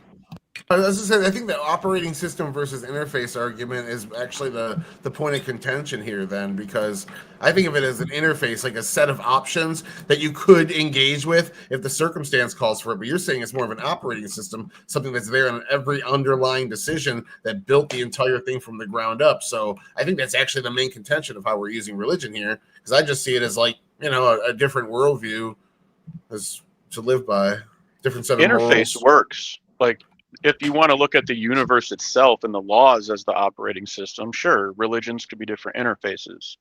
But like, worship is to prioritize and participate. So we're all worshiping. Like, make no mistake, we're all worshiping something. We're prioritizing things and participating within some type of framework. The question is, what is the best way for human flourishing? What should we be worshiping? What am I worshiping? I don't know. What do you prioritize and participate with? I wouldn't say that's prioritizing and participating is worshiping. I prioritize work because I got to pay the bills. Doesn't mean I worship it. I would rather not work, but... What do you worship? In a Petersonian sense. We've been brought up to think that worshiping means going into a building and singing and praying in front of an altar, but that's not really what it is. Well, that's what I'm wondering, is the atheist, agnostic, practical, technocrat worship. What am I worshiping? I just don't understand. I don't know. Do you have a mirror in your house? In the bathroom for when I brush my teeth. Great. I don't have a huge like ego thing. I do is more for online persona because I find it funny. I know, Tyler. You worship the technocracy and you worship the status quo. That's my evaluation. Those are the things you fucking worship. Am I wrong? I don't think it's worship based. I think it's based off of looking at merit and saying this is the best system we've had so far based on the results. And that's why the apostles worshipped Christ based on merit. Sure, but I wouldn't say that's worship. I'd say it's just like, okay, well, I guess this is the best choice I got. So all right, well, we're in a definitional standstill then. Yeah, I just don't think that's... I think worship is more of a... This is the greatest thing. And like the only thing I'd say I worship is Israel, but that's different. That's not like a life-based thing. Because if you get paid the shekels, the new Israeli shekels, as I do, then you're contractually obligated to do that. So I understand that, Tyler. No judgment. Okay, we're gonna have this prompt is tangentially related, maybe too tangentially related, possibly. I'm not sure, but either way, we're gonna go to it because it's similar. It's very similar. Sorry, I'm just filibustering while I'm trying to add it to my fucking stream here. Confluence. Okay, drink a glass of water with a teaspoon of salt in it. Oh, that's a good point. Actually, that's a good point. I really believe that cause and effect is what drives my actions more than like worship. No, obviously it doesn't have to be a bad word. It's just, you have to self-reflect on what is it that you prioritize? Like, what ends, are you trying to reach? And by what means? You guys talk about worship. I'm gonna take everyone's advice and get water. Okay. It's just more of just a better life for me, my immediate, and if I have like the extra bandwidth and the maybe my community, and then if I have the extra bandwidth, maybe my country, and then after that, because we are in the greatest place a human being's ever been in the world's existence, like maybe we can extend that to the world to some degree as well. So I wouldn't say like it's just more like how would you feel if you were in that situation, and kind of. That's how I try to handle it. I don't see that as a negative. I just don't worship, though. It's just more of this is the best way to do things because it has the best results. And if another thing comes up tomorrow with better results, I'll change to it. I could be a communist tomorrow if like somebody actually comes and proves that communism could ever work. Right. But what I'm saying is that everyone that has disparate ideologies are doing the same thing. They think they're working for the best goal, etc., but you guys completely disagree about X, Y, and Z. So when the Bible talks about worshiping other gods, that's what it's talking about. It's about competing ideologies that are satanic towards each other, that are adversarial, that disagree on what the best way to achieve X goal is. I don't think it's adversarial. I think the whole individualism and spirit of democracy incentivizes every person to passionately push their particular beliefs. And if, like you can get the majority to agree, that's the way we do it now. It's more like it's not adversarial. It is adversarial to a degree because you're competing with other beliefs, but it's not like in a bad way. It's not supposed to be in a bad way. We're supposed to have even the losing side have a say in overview and formulation of the thing that they lost the election on and whatnot. So yeah, that's on paper, but what ends up happening? Like, when hasn't there been a war? No, we've only had one civil war. No, I'm not talking war where people are getting shot. I'm talking like a war within an office, a war within a household. Oh, yeah, it happens a lot. I don't know. That's just the nature of humans. True. Like disagreements? Like the church has plenty of schisms and things like that as well. So, I mean, it's just people be people. Like, and it was over dumb shit because I'm researching the schism so I can better prepare my argument about the three fingers. Just a hint. I'm researching religious schisms to prepare, and like most of them were over dumb shit. Yeah, I'm a big Chaos Flame fan, and Confluence and I are that's awful. It's the best. Terrible. The three fingers. Rennie or bust. Rennie and bust, actually. The religious Puritan. I think the Protestants are the ones that came to the United States and like didn't want any like bluster from their religion. Everybody's equal under the guise of God. That's the Chaos Flame to me. Washes away all the fucking people using the system to self-benefit. Like America and her whole fucking filthy family. Yeah, okay. Tucker Carlson, your entire view on the endings of Elden Ring are proven wrong by how fun of a game it is. I love Elden Ring, and you're just like burn all this shit. No, it's not burn at all. It's everybody's equal. It's individualism. It's taking away the hierarchy, stripping away the godly shit, and putting everybody on the same plane. Can we add Tyler to the seamless co-op? It could be How you. long does that last? Us, Teo, Keelan, and Tyler in seamless co-op. Okay. And we stream it. Holy shit. Say the Chaos ending is canon. How long does it last? As long as the Chaos Flame burns, baby. Woo. Ghost is a super From Soft fan as well. Okay, so yeah, it's the fifth unspoken flame of Elden Ring. That's my theory. Is there's 6 rings in the original Elden Ring because there were 6 flames, and now there's only 4 in the America version because she got rid of 2 of them. Suppressed. This is America. Flame. She suppressed the Chaos Flame, and she took out the Glowmite Queen's flame as well. Suppressed that in Malekith's blade. Well, suppressing the Chaos Flame is a metaphor for building literally anything. Sure, but that she literally took the flame of the 3 fingers and stuffed it in the lowest point under her golden city under lock and key, guarded by Moog. Elden Ring probably is actually like some microcosm of your normal views, like unironically, like if you're not restarting the flames in like Dark Souls games, that says something, right? That says something. Like why? And if you're choosing the chaos ending, that says something. Do we at least agree it says something? Because if you pick, none of us would pick the Dung Eater ending. Obviously, you have to be a fucking sociopath actually to pick that. That's the you evil chose ending. Ronnie's ending, so that means that you're a leftist. Yeah. It means I'm a what? A leftist. Yeah, Ronnie's ending is just I want my own version of America. She an even more cruel and fucking dishonest and like betrayal prone version of America. No, well, it's a new world order of America. Okay, that's fine. There's nothing wrong with that. She killed her brother. America didn't even kill her brother. She killed her brother so she could be free and start her own new world order. He just did that ending because he has a thing for puppets. I don't have a thing for puppets. Okay, although the Shuli Network maybe made me reconsider. Okay, but hold on. How far are Ronnie's eyes apart? I mean, she's got those 4 hands and stuff. You know, she wants to go on a 1,000-year journey around the moon with me or whatever the fuck. I mean, don't threaten me with a good time. Think of all the stuff she could do with all them hands. Okay, I'm just saying. Okay, K2's gonna kill me if I don't read the super chat. Drink confluence, alcoholic fluids. Really, K2? I'm sorry, K2. You just sent me a photo of what you're drinking, and it's like 4 times stronger than what I'm drinking, if you think about it. Not to like leak DMs or anything. So, I mean, which one of us is the real alcoholic? Okay, I'm drinking like 11% wine. I am down to argue some fucking Elden Ring lore with people. I watch those videos all day long. Ronnie is the simp. Yeah, says the guy that doesn't know how to spell Ranny. That's fucking crazy. Ronnie is the simp ending. I'm a simple guy. I just like swinging big sword. That's it. Yeah, see, no. I'm an esoteric Christian when I play Elden Ring. I do some miracles. I do some spells. Okay. I can't remember his name right now. The one that the boring ending, the ending of Order with the silent guy with the hands in the air. Oh, that holds his does the little retard autism pose. Fuck that guy.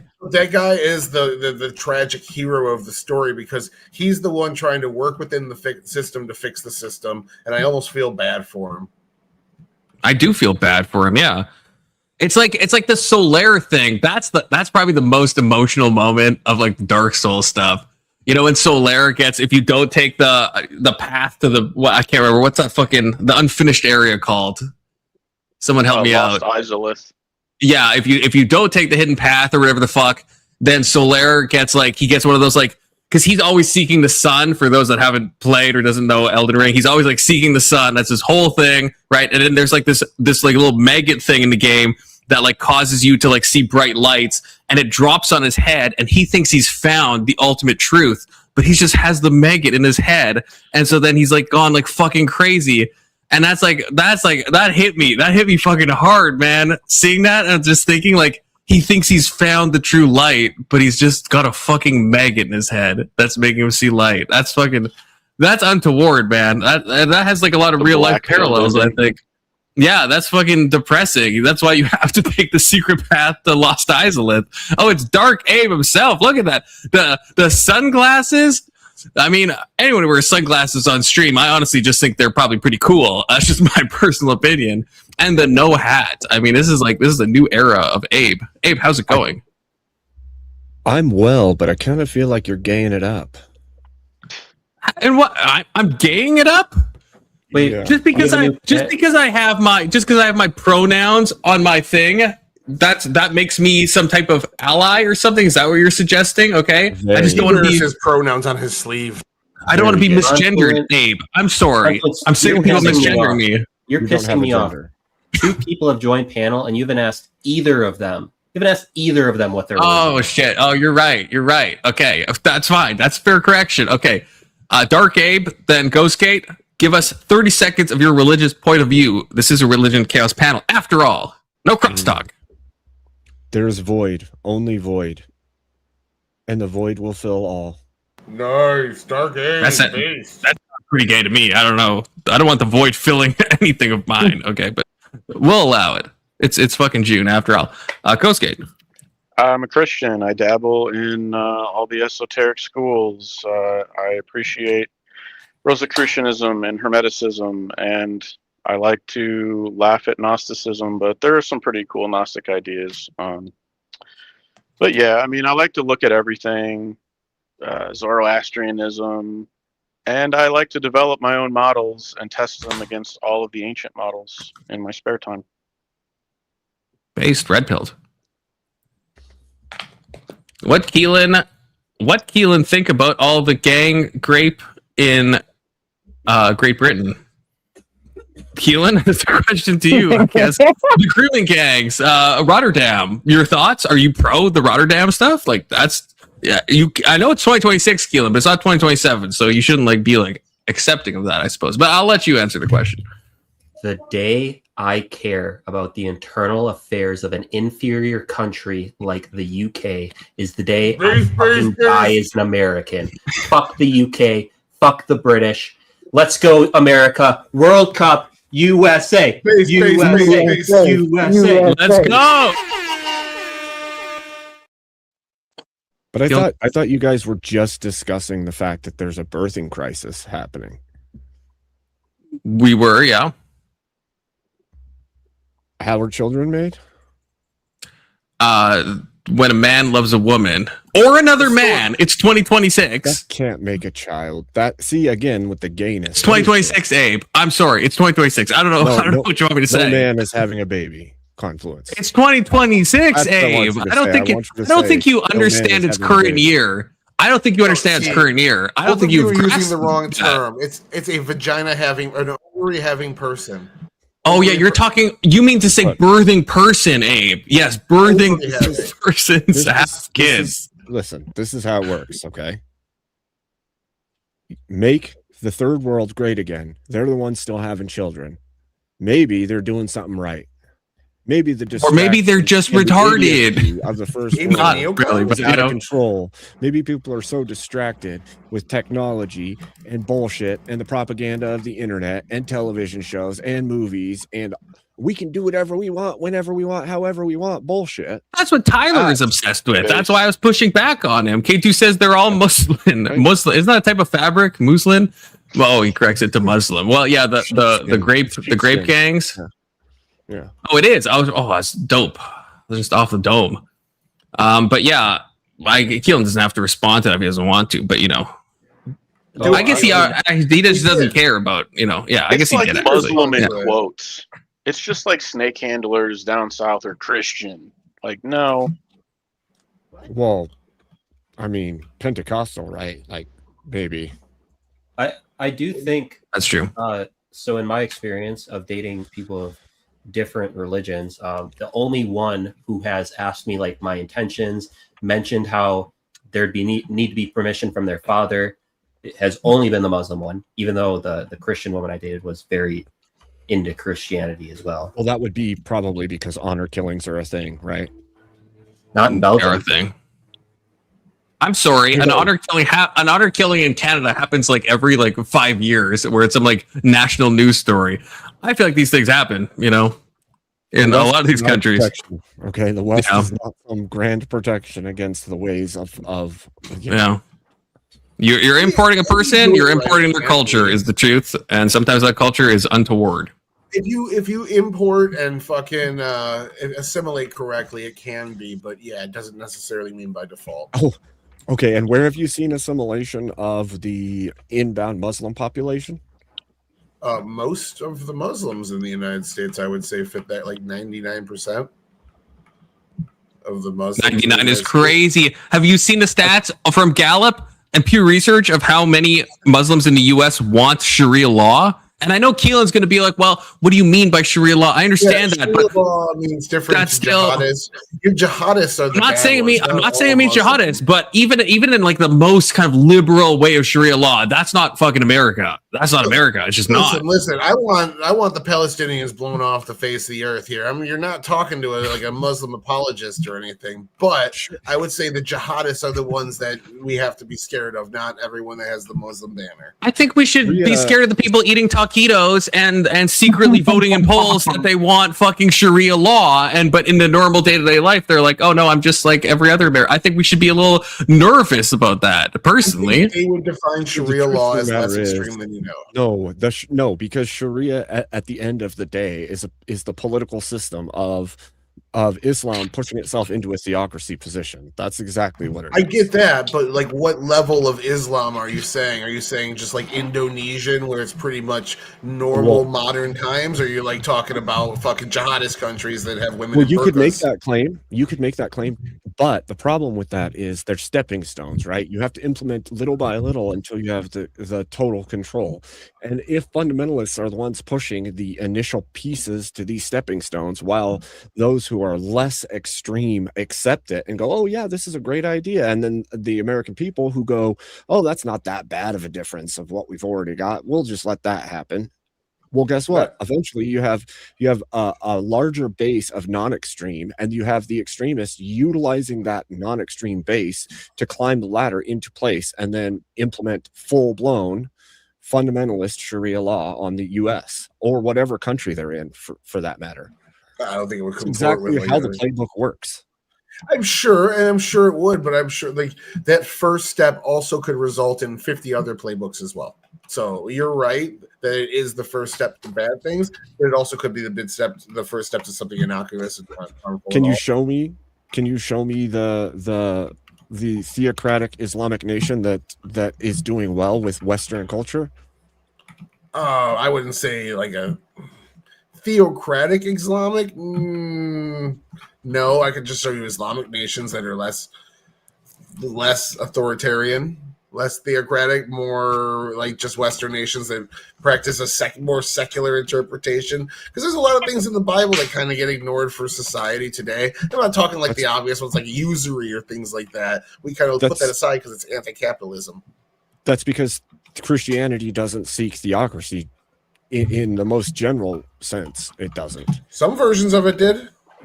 Sure, That's true. But the overall consensus of Christianity, right, whether it's Protestant or Catholicism, doesn't want a theocracy worldwide. They would rather have the separation of the two, with your beliefs carrying over into your position, not your faith dominating the entirety of public policy and lawmaking.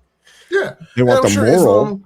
Islam is probably has more groups of people that are probably unacceptable in your eyes in terms of their religious intolerance, but it is also a younger religion and it's aging at a much quicker rate than Christianity is. So I could say, as we modernize and as these nations modernize, we have seen to some degree. I had to admit this the other night because I was saying you can't social order out bad characteristics of human beings, but to some degree, if you increase the conditions of areas or populations, you do see those conditions get better in terms of crime, in terms of education, in terms of all sorts of like economic or social and economic factors.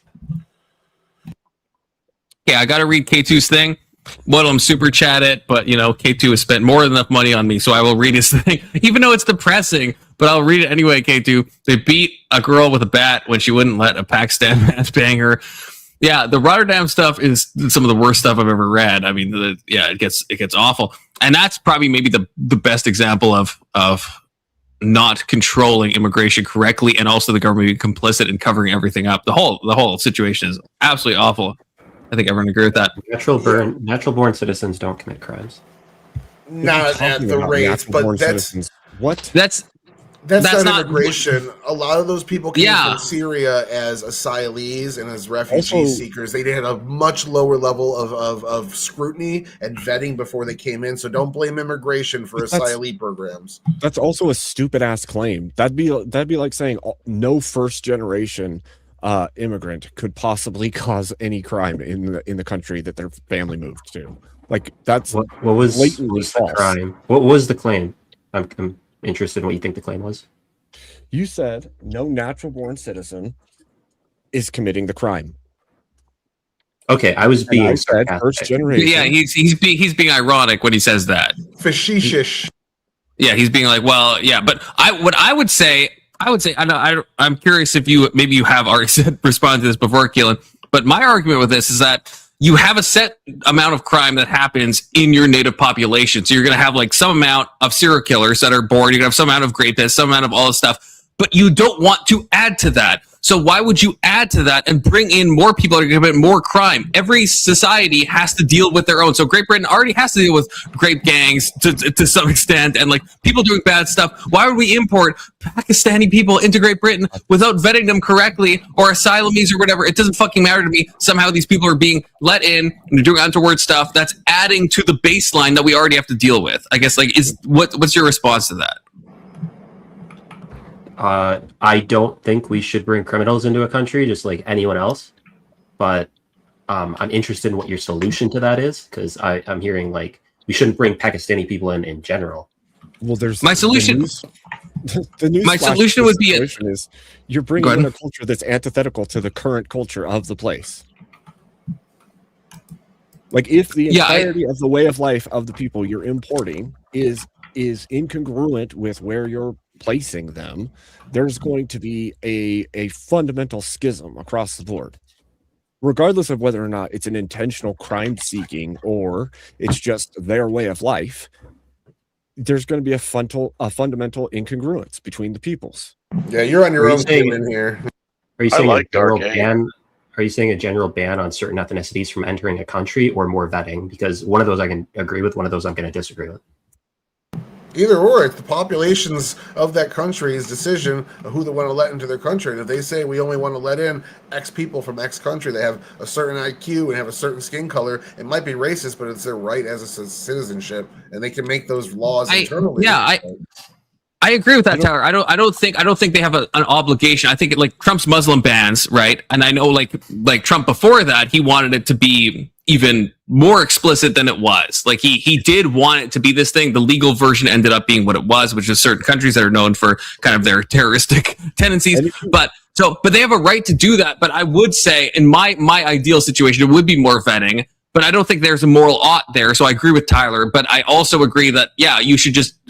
I think it would be nice to let people in if someone is truly anti-Pakistan, because I understand what Abe's saying, and I agree with that. A lot of Pakistani culture is that's not America. That's not America. But if there is someone in Pakistan that wants to join America and and we vet them enough to know that they fucking don't like Pakistan. They're like, this place is fucking run like a fucking shithole country and I want to go somewhere else. I'm fine with like having some immigration. I wouldn't support like some full ban. I think there's a moral justification to say I think it's fine to ban a full country. But in my perfect worldview, I think you would just do more vetting and you wouldn't let those Pakistani rapists in the country in the first place, because if you did enough vetting, you'd probably suss them out. Here's the thing too, like if you look at nations across the board, nations that are more homogenous are more prosperous, period. Are more prosperous in what way, though? I don't know if that's entirely. I don't know. True. I don't know. Is that true, Abe? Like, I don't think that's like true. in totem, because like if you like, obviously a lot of like third world countries in like the colloquial sense of third world is just like poor ass countries, right? Are going to be very homogenous, but they're not successful. I feel like those would probably. Like for every one Japan or for every one like Norway, there's going to be like a million poor, homogenous countries in like the global south that like fucking don't have very good outcomes. That would be the key, though. The moment that Norway started having people from other places come in, they started seeing fractures in the way that their society functioned. The same would be true for even a third world country. If we just started importing people from a different country with a completely different culture, you would see a fracturing of the way that it currently is. So even if you said like Mexico's mostly homogenous and it's not prospering like the US or Norway or somewhere else, you would still see a fracturing and a worsening of the entirety of the situation in that nation, because you've imported I don't know. You would see a fracturing. Is it a worsening? If you like with South Africa, is that a worsening of South Africa? It was for a time, but like, is it in general a worsening? Or with India, is that a worsening when the Britons colonized it? Well, that's an importing of that's a whole different thing, because then you're importing a structural society that is pushing for high trust, low crime, all of those things. You're actually trying to enforce a system that utilizes harmony rather than that's fair. I'll get confusing. But I guess I just want to say with the Mexico example, if we let's say we imported 5 billion, nor I don't even know if there's 5 billion Norwegians, probably not. But if we did into Mexico, it would fracture it. Would it be a worse country? I don't think so. It would maybe change the social order. But if the social order is bad, it might be a good change, right? Maybe over time. This is where I was going with it. The only way for you to import peoples is for there to be full assimilation. Absent the assimilation, you will inevitably have fracturing. So if you put the Norwegians into Mexico, what you're going to see is a fracturing because they're a high trust people, and you've placed them in a nation that isn't functioning with as high a trust system as they came from. So they're going to get taken advantage of. There's going to be a whole bunch of issues until things resolve themselves, whether it's the assimilation of the people you've added or the assimilation of the people that were already there. But some congruity has to happen. And if that congruity does not happen, then that fracture and the rifts that it created will only grow until that happens naturally, though. That often happens naturally in the second generation. We see these leaps from first to second generation of immigrants in terms of education, in terms of their views, in terms of their morals, and all these things change from first to second generation. But you are right, to some degree, the nation is going to change. I just don't think it's inherently bad, because what you're saying right now has been a continuous argument for the last 150 years. Every time a new nation's people comes here, from the Irish to the Italians, which coincidentally people were right about, the Italians changed us for the worse, but other than that, every other argument they were wrong about. We see a more prosperous country, we see more options, we see more diversity, and the United States is the number one country in the world, as well as the most diverse. That kind of that's not true. That's not true at all. The U.S. is not the most diverse. It's not the most diverse. Isn't it? I thought it was. No, there's no world. There's no world in which the U.S. is the most diverse. What country would be? Well, maybe it's way more diverse. Canada's like 50-something% white people right now. Okay, Canada's like way more diverse. That doesn't require a per capita difference, right? If we had every people group in the US and Canada had 3, but they had an offset balance of the 2, America would still be more diverse. It just wouldn't be I would disagree. So if you just imported one person from every country, but it's like still 99 point, like if Japan imported one person of every nation, but still 99.9% Japanese, I would not call it a diverse country. Well, you'd have to make the US doesn't have a populace. I think, right, because like it's 41% or something white, or maybe it's even less than that at this point. But that wouldn't. No, U.S. is majority white still.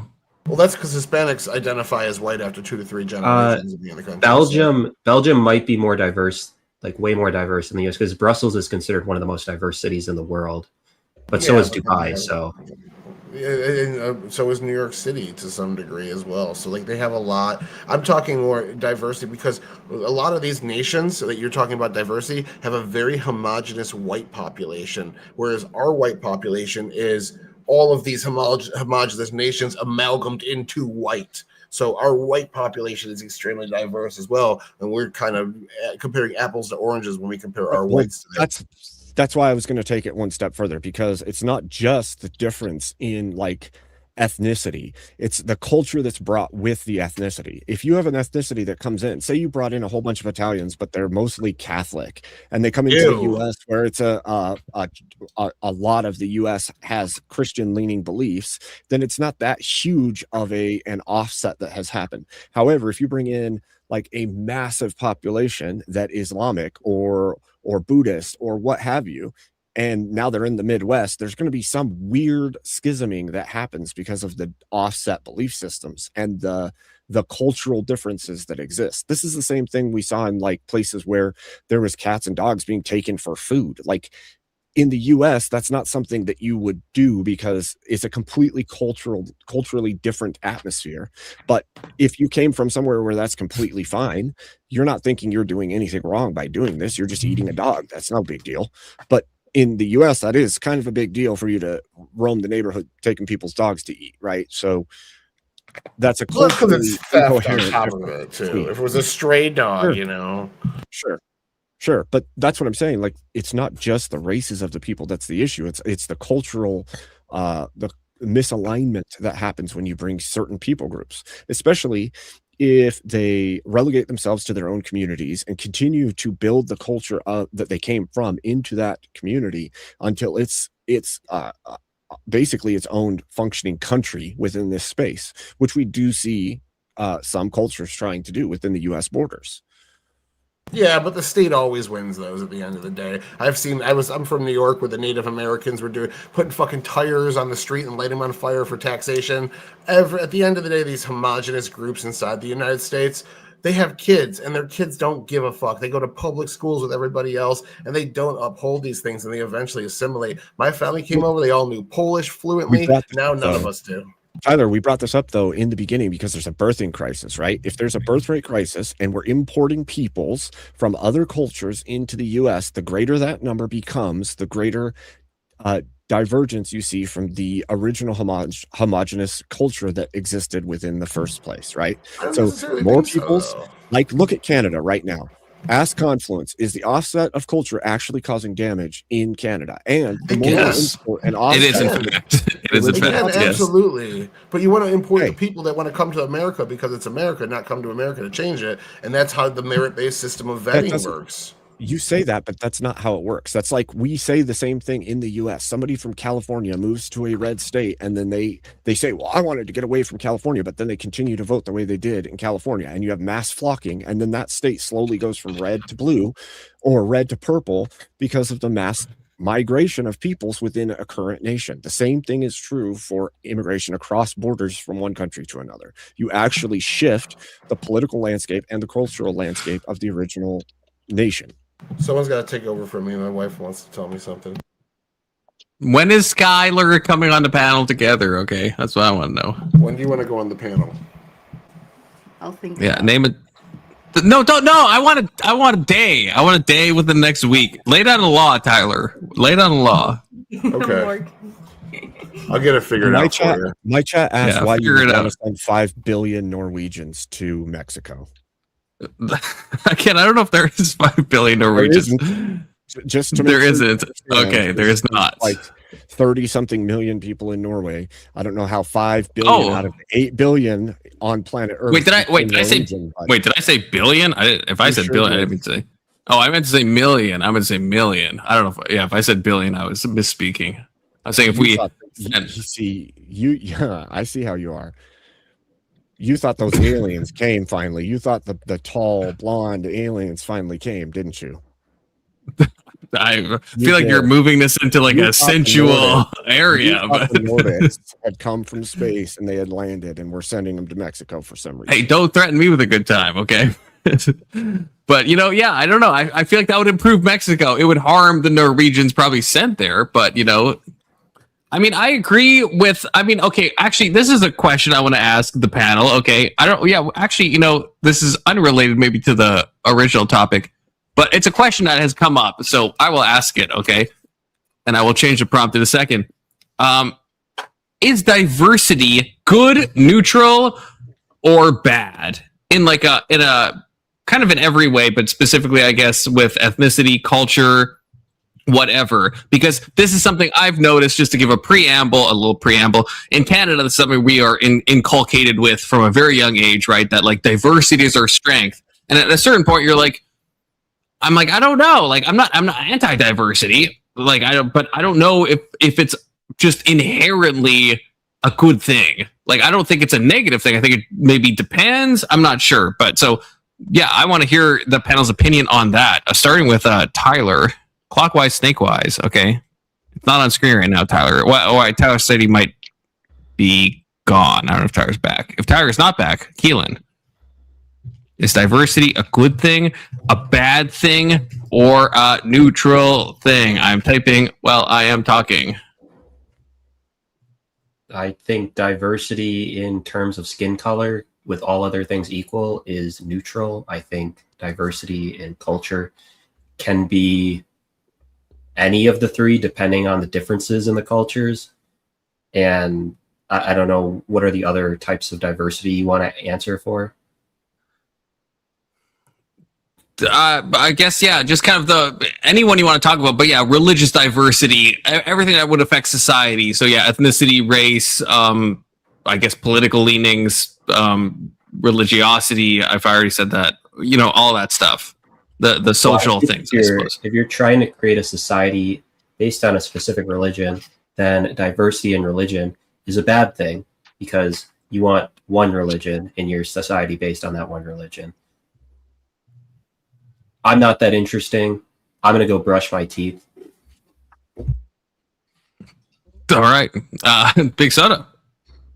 I'd probably say racial diversity probably isn't that big of a deal as long as they share cultural values and religious values. I would say probably religious and cultural diversity are probably the two that are net negative on average. Okay. I'm going to push back on you, Big Soda. I'm going to fucking mark that. Okay. Ghost. I think diversity of thought is good if there's a shared set of goals and a shared value system. But if the goals don't align and the value systems don't align, and you start seeing mutually exclusive methods to arrive at X, Y, and Z goal, then no, that's when diversity falls apart. But as far as racial diversity goes, like, who cares? It's really about the ideology and how well it gels with the whole. It is 2026 after all. Dark Abe. I'm going to take this to a logical extreme, actually. If you have a whole bunch of fine-tuned robots that all function exactly how they're supposed to function, things are really, really harmonious and things function really, really well. So I would say that any level of diversity actually diverts from harmony. I would disagree with that, because if you look at symphony, crosstalk. I'm sorry. Sorry. Crosstalk will be enabled after I give my opinion. I'm a person that matters. Okay, in theory, I think that okay, how do I want to say this? So I think diversity is a boon if everything else is accounted for correctly. So if you have some type of shared ideology or a shared everything, so I guess to maybe go into Abe's robot example, I think yes, if everything is ordered in a sense, and I know this isn't going to be in line with the analogy perfectly, but just to jump off it, if everything is ordered, so in our culture, right, if everyone has some like shared amount of values, then that's the baseline we need. That's the minimum we have to have. And then if you have diversity on top of that, I would say that's where diversity is a good thing. So I talked to a German friend of mine, Ivor. Some of you might know him, some of you might not, right? He has made the argument that like, hey, okay, in Germany, you know, a lot of people assimilate correctly. I don't know if that's true. This is what he tells me. There's probably some untoward things that happen as well.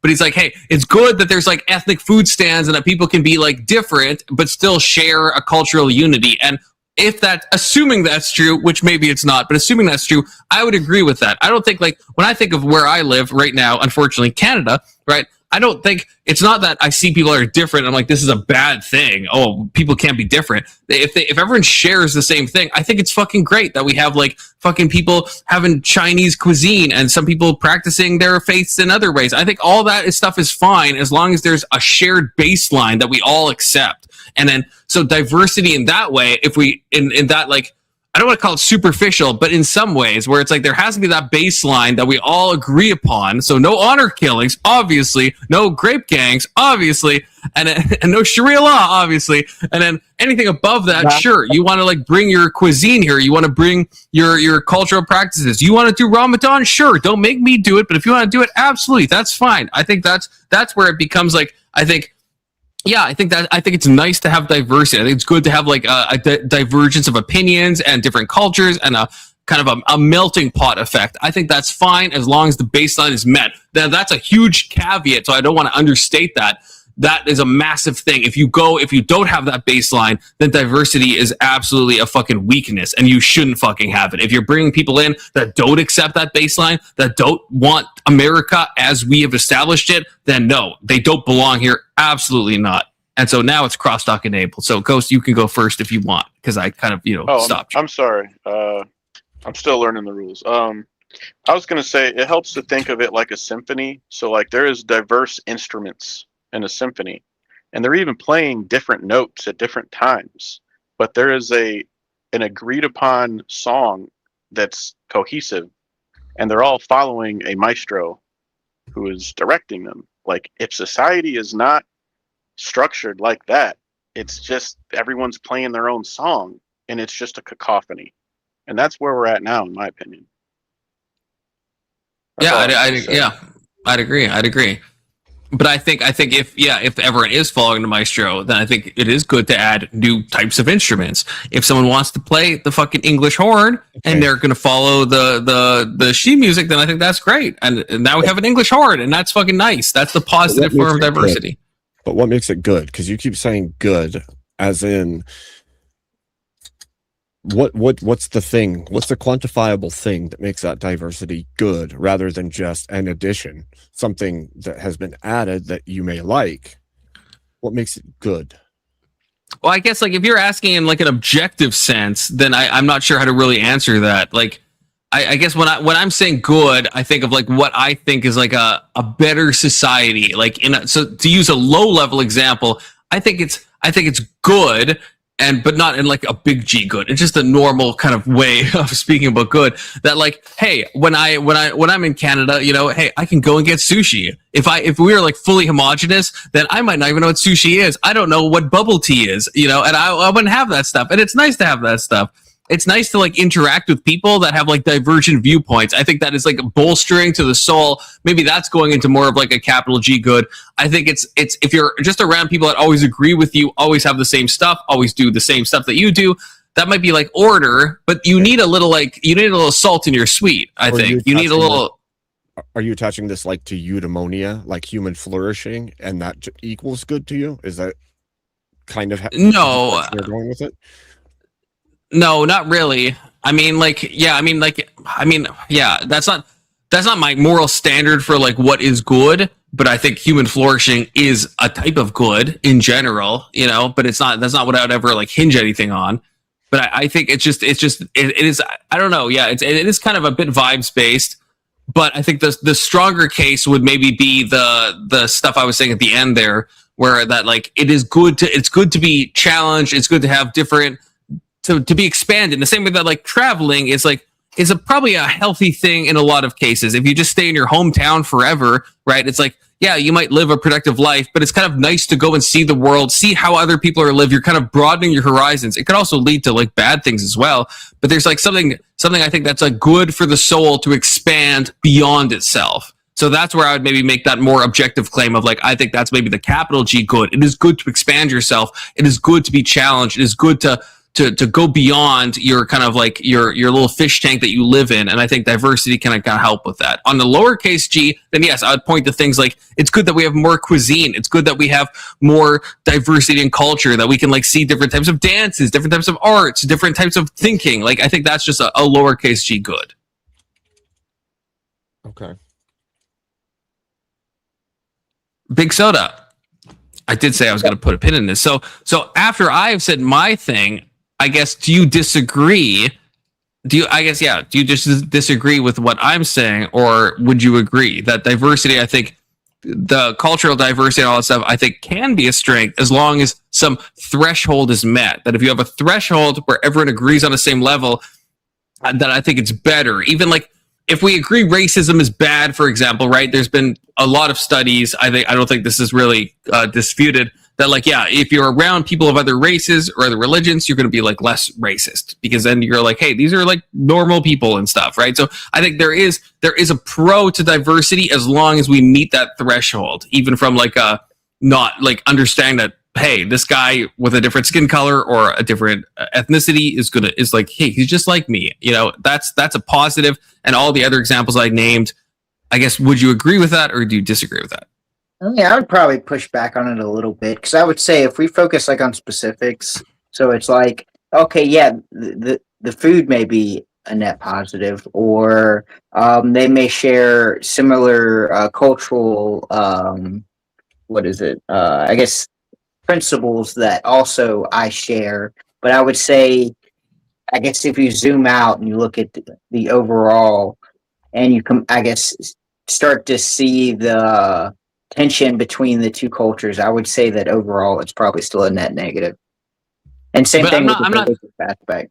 Wait, to clarify though, I'm not saying like for Canada, I might say, I will say it is a net negative, but that's because they're not meeting that threshold. I guess what I'm asking, if you're meeting that threshold, like if you're like let's say there's some guy who lives in Iraq and he wants to come to the United States or to Canada, but he wants to be a part. He wants to still eat his Iraqi food, and he wants to do his Iraqi little dances and stuff. He likes that stuff, and he wants to bring it with him. But he wants to be American. He agrees with you on all of the stuff that you would agree with, and the most important stuff. He meets that threshold. He just also wants to bring his like extra stuff with him. So he wants to assimilate. He wants to bring some cultural stuff with him. Would you say that is still a net negative if we meet that threshold? No, if you start, that's why I said if like you start getting down to the specifics of it, and they want to bring aspects of their culture with them and carry them along. But if they still submit to that greater culture and they put that culture above American culture, then I think it's a net negative, no matter how many specific positives they bring to it. But if all they're bringing is just the specifics and they're giving up their culture for our culture, then no, I don't think it's a net negative. So in my example, I guess, if let's say we could somehow have a perfect immigration system where the only people we brought in was people that met my threshold of, and let's assume we have a similar threshold of like, which we probably do, of like someone that like accepts whatever we call American values, right? But then it is diversity in that way, where it's like we're bringing people from other cultures, but they all meet this. They all want to be American. They're not going to start doing honor killings. They don't want Sharia law. Would you say that's a positive? Would you say that's a neutral? Or would you say that's still a negative? Or like, where would you land on that? Well, I would say if they're giving up most of their culture for the American culture, but they're still clinging on to small parts of their culture, I would say that's a net neutral. I don't view it positively or negatively, because they're just how do you not? Okay, I get that, but how do you not? I know it's like maybe stupid to say, but is it not positive that, like, I mean, do you not like sushi, Big Soda? I mean, I fucking love sushi. It's my favorite food.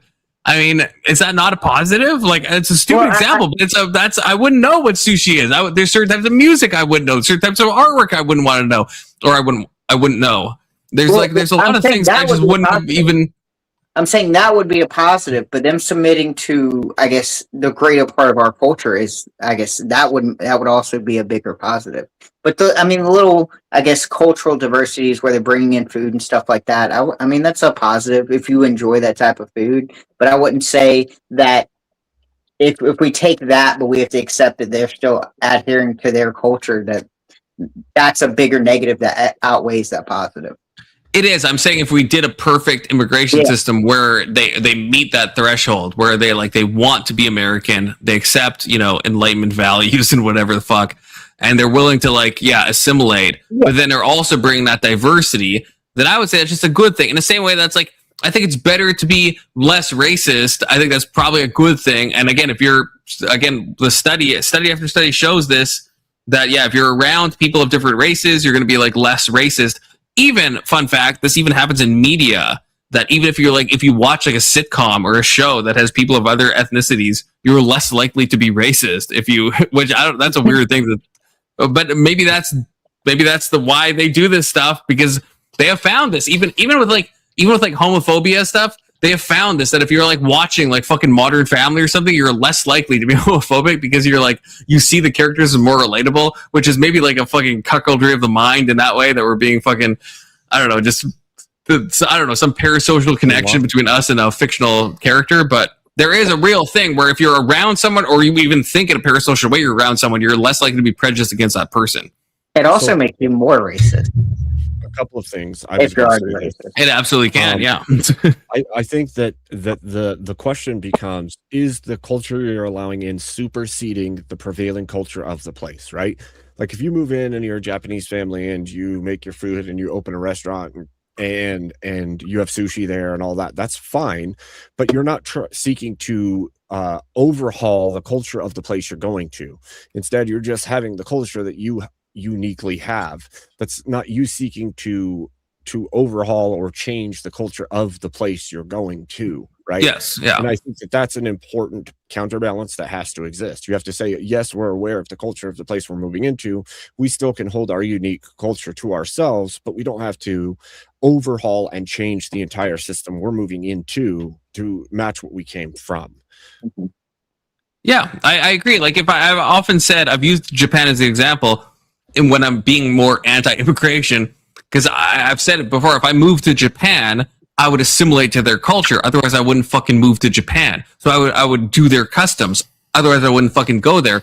But I would like to think that I could still bring my musical taste there and my kind of westernized kind of like taste in an aesthetic sense. And I think that could be a nice thing. I don't think that would be a bad thing. If I'm like, hey, yeah, I want to move to Japan. I want to live like the Japanese do. I'm going to follow their customs. I'm not going to be a fucking pariah and like fuck up their culture. I'm not trying to usurp anything.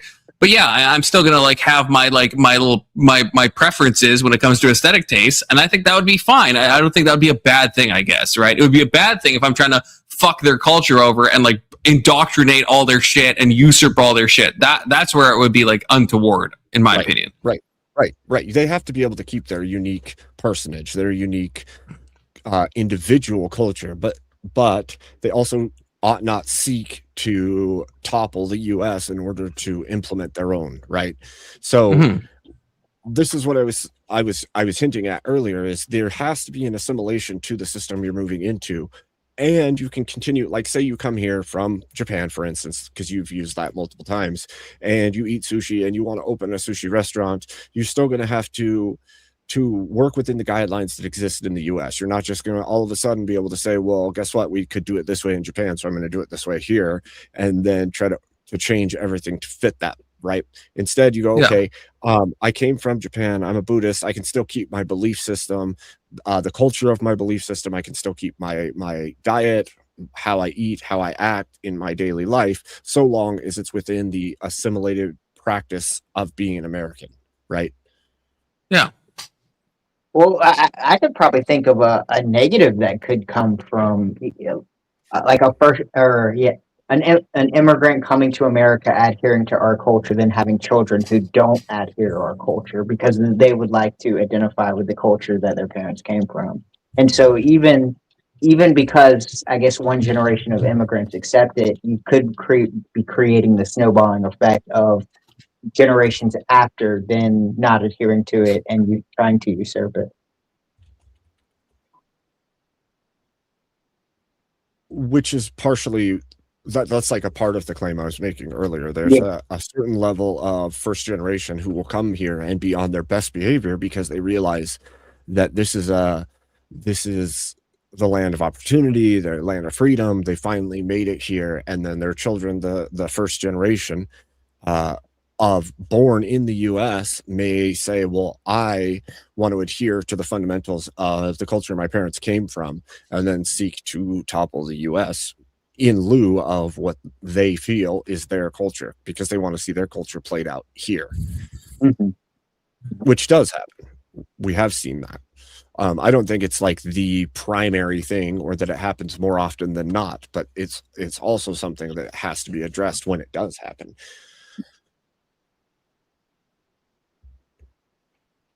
Would you not agree with some points? Yeah, I don't disagree. Okay. Which is to say, I agree. I suppose. Trying to soft pedal things, but yeah, I agree with that. See, somebody from my chat said, question for all of you, but isn't that making people robots if you're forcing American culture on them and not letting them bring in their own culture? Which is kind of what I was addressing a minute ago. I think that they can bring their own culture. They just can't seek to change the US into the country they came from. Yeah, I would say there's a foundational level that you have to accept if you're moving to a different country, right? So to use my Japanese example, right, I would accept how they live and I would not try to usurp that. But I think it would be fine for me to still practice my Christianity, to listen to my Nightcore, to fucking eat fucking pizza if I want to eat pizza. I think that's fine. So in the same way, if someone comes to America, yeah, if a Chinaman comes to America, yeah, I'm fine with him.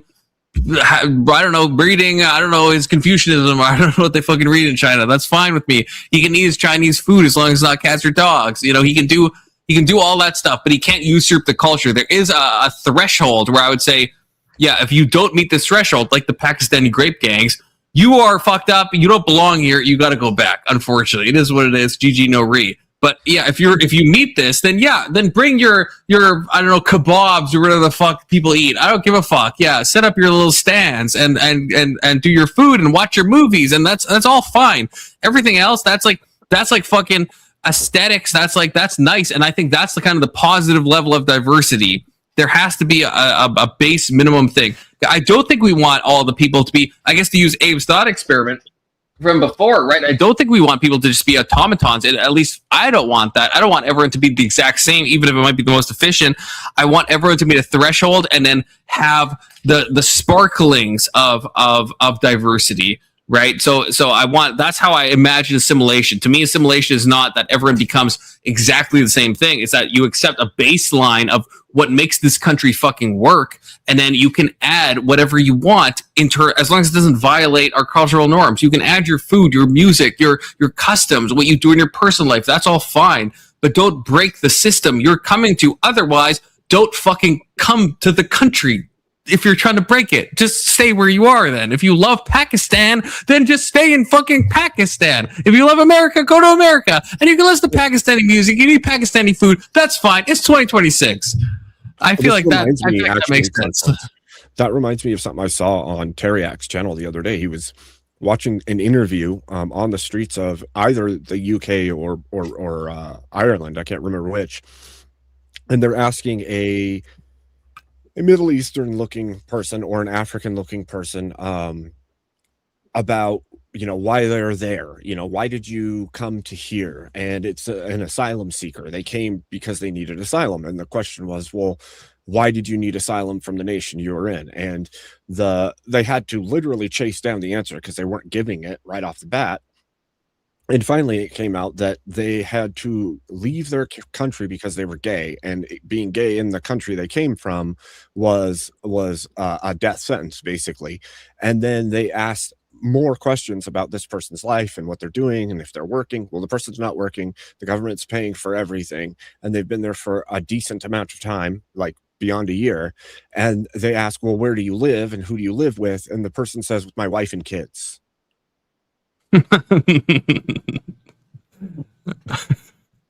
So you're living in this country, the government's paying for everything, the taxpayers of the new country are paying for everything. You evaded because you were supposedly homosexual, but you have a wife and kids. So you played the system to get into this new country, and you're living off the dime of the people whose country it is. And we're seeing an increased level of this kind of finagling that's happening across the board, which I don't even know. Like, I don't know how that doesn't enrage the people of the country.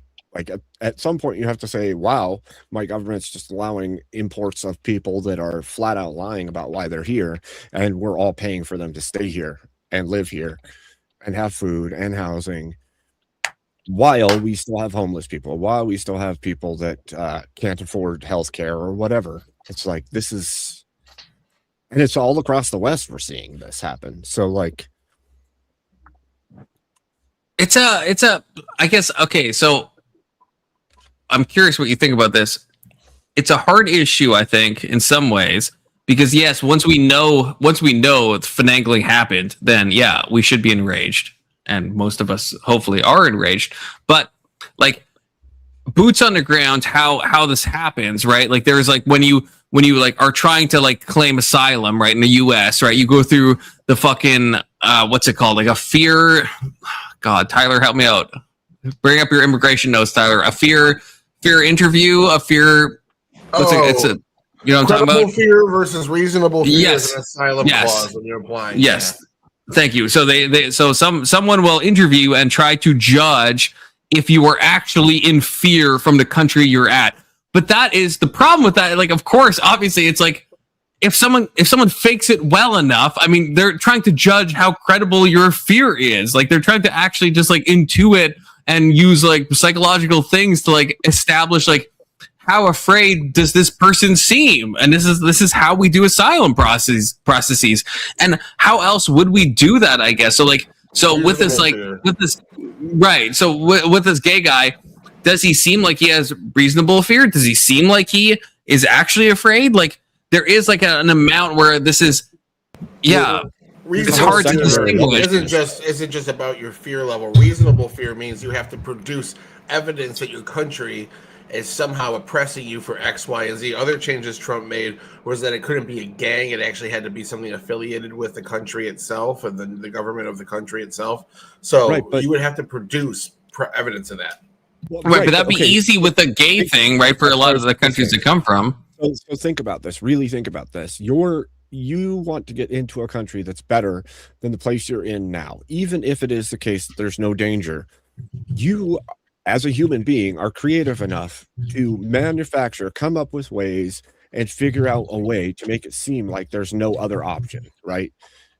That's part of what we do as humans is move through the world trying to manipulate the world to better our own lives. And so these people are going to find ways to get around the system. It's inevitable. So long as you leave any niche, any hole, any place for them to finagle their way in, they will find it. So you have to have more airtight ways of deciding whether or not. But what is that way? Because they could show the reasonable fear thing by showing, yeah, hey, look, in my home country, yeah, it's very obvious that they fucking let's say it's Palestine and they're throwing the gays off the roofs and stuff. Well, that's an obvious thing. That's something that's not hard to prove. But then it's like, does that person, or is their fear credible? Are they seeming like they're actually in fear? Like in the example you gave, Abe, right? Like how, like, what do we do? Like, so that is someone who like finagled the system, but like we don't have a mind reader. So like, what do we actually do? Because I understand it's a hard thing because in some ways we don't, probably you and me both, we don't want like LGBT stuff to be like more common in like most cultures, but also we probably don't want if they're like someone in like, I don't know, fucking Nigeria or something where they will like, you know, grape lesbians to make them straight and shit like that. That sounds very incredibly untoward. And so it's like, yeah, if someone is actually of that type, we don't want them to be thrown from roofs. We don't want them to be raped. So it's like there is a credible fear thing, but then how do we actually figure that out? Or how do we distinguish if they're actually a gay person that is actually in fear of their life, or if they're actually just someone trying to cosplay as a gay person to get into a country? Like, what do we actually fucking do in that case? Part of the question I would ask at that point is, do they need to go across a huge body of water to a completely new country, rather than go to an adjacent or nearby country that would accept that person? And also, why is it the business and the responsibility of a new nation to care for the monetary needs and housing of the people, right? Like if it is the case that, say, somebody needs asylum for the reason you've just illustrated, shouldn't they find the nearest country to the country that they're in that can take an asylum? They should, seeker? And that's the norms. Should there be a policy in all of those nations that person then has to work and earn their own place, and they only have a short temporary care time where, okay, we have shelters for these people when they first get here, we'll allow them to be here so long as it takes to earn enough money to get into work visas, like all of these things. That's something we already do, expedited work visas for asylees and refugees as well. Right, except for there's still people that live on the system once they're in the nation. Well, you know what that did, though, is it incentivized asylum abuse, so people kept coming to the border claiming asylum and lying so they could come in here, work jobs, make a bunch of money, and then siphon that money away into other countries. They were taking illegal jobs often as well. So either way, like, there's going to be a downside of the program no matter what route you go. Well, part of my contention is that the loopholes that exist within these systems are big, and they're purposefully big.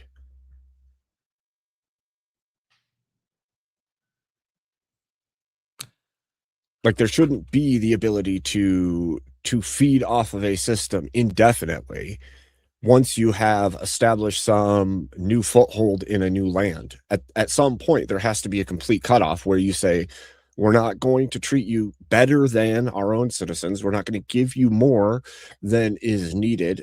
And if you're able-bodied, you have to figure out a way to survive on your own. Just like we would do with any child who gets out of the house at 18 years old and has to figure it out on their own. Yeah, there shouldn't be some like special considerations at a certain point for those people. I agree with that. I want to say, because the young Christian said make a gay test, and then there's some talk about the gay test. There, you can actually do this. This is what my psych degree has gifted me with, is the knowledge that they do actually hook electrodes up to people's penises, and they will do this for gay research and for pedophile research, and it'll like hook stuff up to your dick, and it'll show you photos, and then it'll like measure the electrical like impulse of like what's happening there. This is a real thing. These are real studies that they do. So you actually could do a gay test. It's actually science allows for that. Account for aberrant thought. Right, but that means you're at least like, let's say you hook that guy, the guy you talked about, Gabe. Let's say you hooked him up, you showed him like gay pornography, and he has no response. If anything, he fucking turtles down. Then you'd be like, well, this guy's fucking lying, right? But let's say he's like, oh, the electrodes, they're off the chart. Holy shit, this guy's like, he's having the time of his life in his fucking mind palace. Well, then he's probably a little gay, right? Or maybe a lot gay.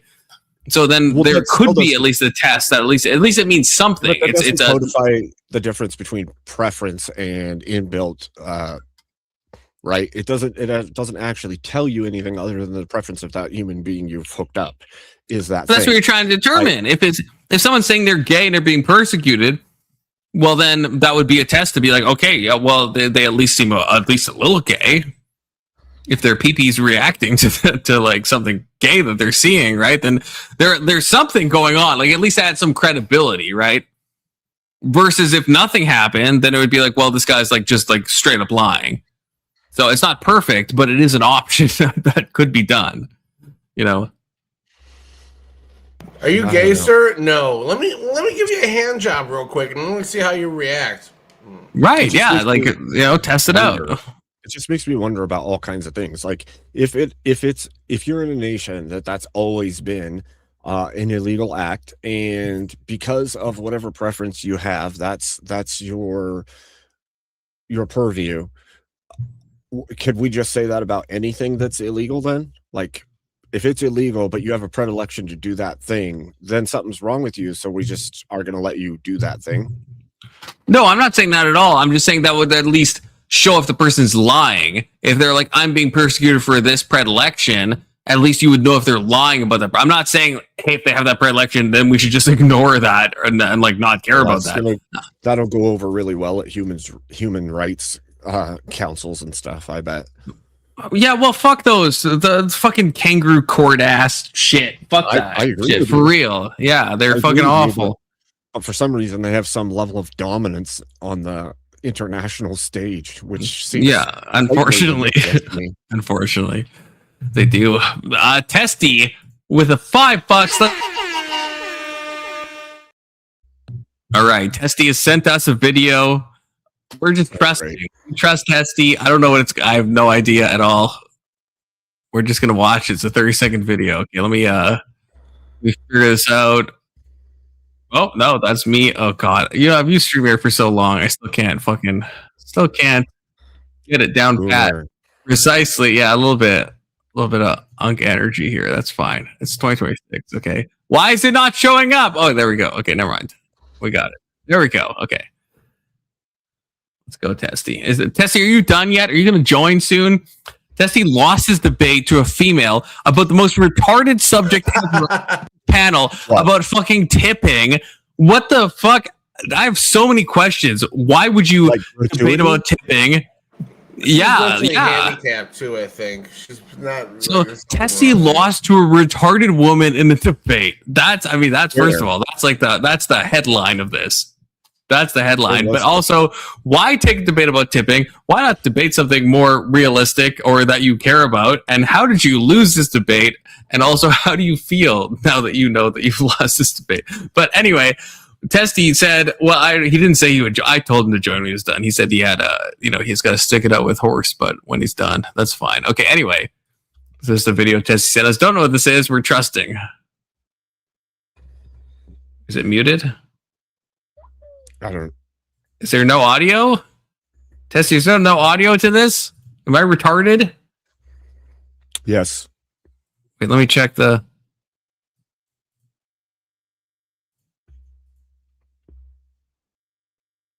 No, maybe there is no audio. I just don't want to. I don't want to play this if there is supposed to be audio. No, I don't think there is audio. I don't think there is. I don't think there is. If there is, I'm sorry, Testy. It is what it is. Okay. It says there's no audio when I play it. That's fine. Silent video.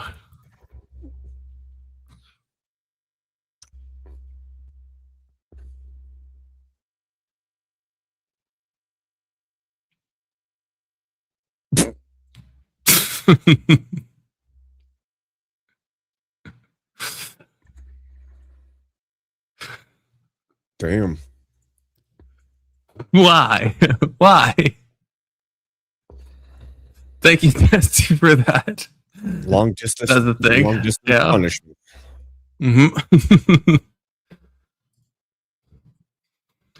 What? I'm sorry, young Christian. You're cucking me. You know you're cucking me, which is not fine. I was gonna say it's fine. It's not fine. You said your internet's bad, but then you're also saying that you will decide to join based on the next topic. Okay. Well, I'll tell you what the next topic is.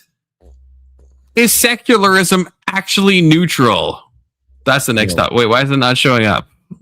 Is it? No, it is showing up. Never mind. I'm retarded.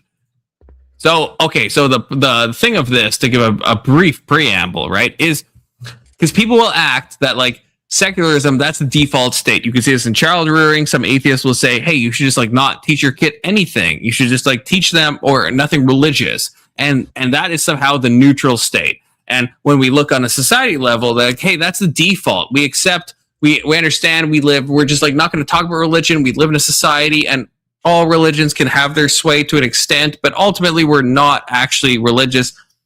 Some people will say that's the default. Some people say that's not the default. I guess that's what we're going to decide right now in the fucking Thunderdome. Tyler, aka Cucker Katarlson, is secularism actually neutral? I'd say secularism itself is. It's the people that practice it that aren't often neutral actors.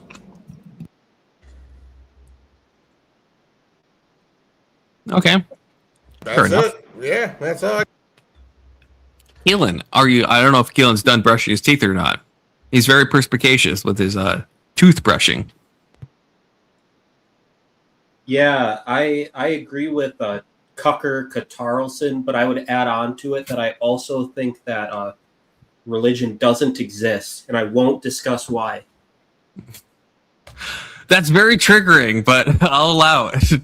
Ghost. Hate me. I mean, I would say in a secular household, when does the kid get taught nothing exploded and made everything? I agree with that, actually. I mean, I agree. is that not religion? So we can't escape religion. It always goes back to that. Based. And the prompt was good enough for Young Christian's internet to fix itself. Goated. Dark Ape. Okay, so I Can would you hear say, me? yes, we can hear Yeah. you. I would say agnosticism could be considered some level of neutral. Secularism, I do not believe is neutral because it is the absence of religion or the absence of God, which would mean it is in opposition to religion, which would mean it's not neutral, it's opposition. That's actually very based. Young Christian.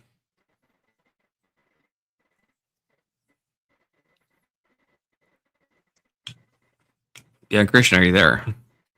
First of all. Young Christian might not be. I mean, we could hear him before. We can't hear him now. That's fine. Okay, I will say my thing. I guess yeah. I agree with Abe completely. I guess I think that's a good point.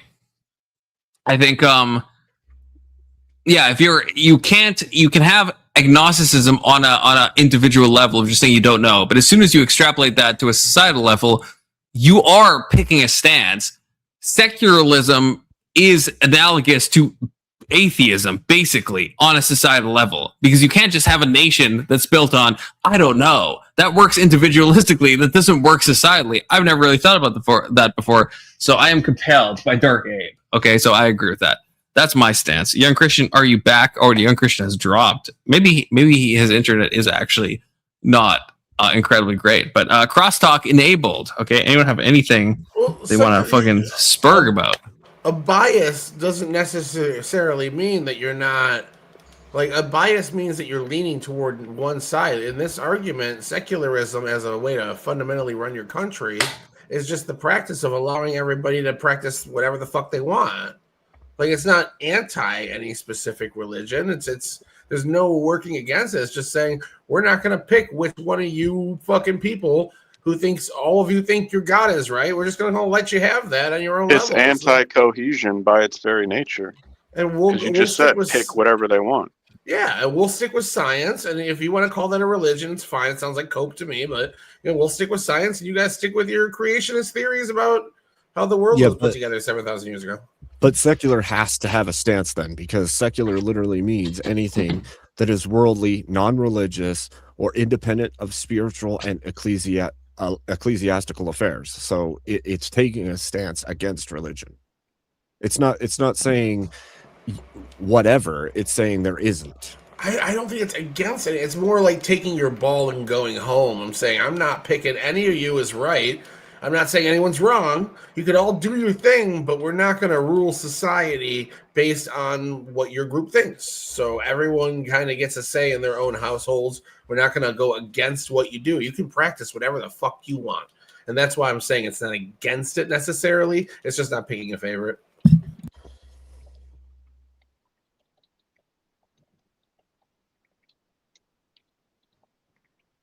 But we all know the favorites, Judaism and Go Israel.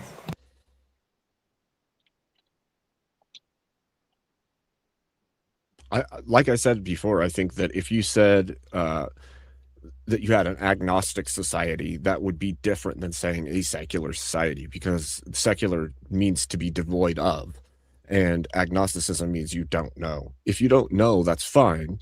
But if you take an active stance against, then that's actually a stance you're taking. But in what way would you say, how would you form a society that didn't pick a favorite? Because I would say that secularism is the action of not picking a favorite. Well, the government itself shouldn't take a stance one way or the other, but the people themselves, like societally, right? You could have an agnostic society. You could say society doesn't have to have the answers. They can have their own choices. But if you say that the society is secular, that means it's devoid of religion. But I would think you can't have an agnostic like government structure. Like you have, and when it comes to laws and stuff, right? Like that's what I think is compelling on what you said, that you can't. I don't think there's an analogous form of the individualistic thing brought up on that governmental level. So because what would it mean for a government to have just like ambiguous laws, or like, hey, we don't really know what's going on, but we're like, you have to enact policies, you have to enact some type of social order, right? So like, what? I guess this is mainly a question, I guess, for Tyler. Like, what? I would think that's impossible, I guess. And this is a new thing that I had from what Abe said, but in my mind right now, that seems like I don't know what that would look like.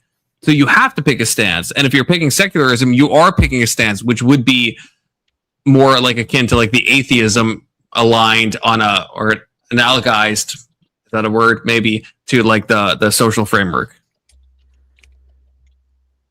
Okay, so I would say if secularism was endorsing atheism and saying like this is the right way to go in some way, shape, or form, then I grant that. But like, secular is just kind of, in this instance, the way it functions is we're just not picking a winner or loser. It's just everyone can do what they want. You can still, as Abe said, if you have a 90% Christian nation or a 90% Jewish nation or whatever, you can form your nation's moral values and your legal structure around that religion, which is why I don't see why people are so against Sharia law, because in a way, that's all that is. It's just kind of better spelled out in their text. But there's wait. I might disagree with that. Well, I think I do, unless I'm misunderstanding you. Would you say a country that has Sharia law is a secular government framework? No. Okay, so then what? I guess what are you saying? You could achieve Sharia law hypothetically without Islam, but in a real world, you're not going to do that. So no, if you have a government structure that is based around the religion to the point where it's following religious code as the law, and maybe even as in opposition to what the populace would like it to be, then I would say you are no longer a secular nation. But I guess what were you saying before? Because you said maybe I missed moral codes and things around it to some degree. But if you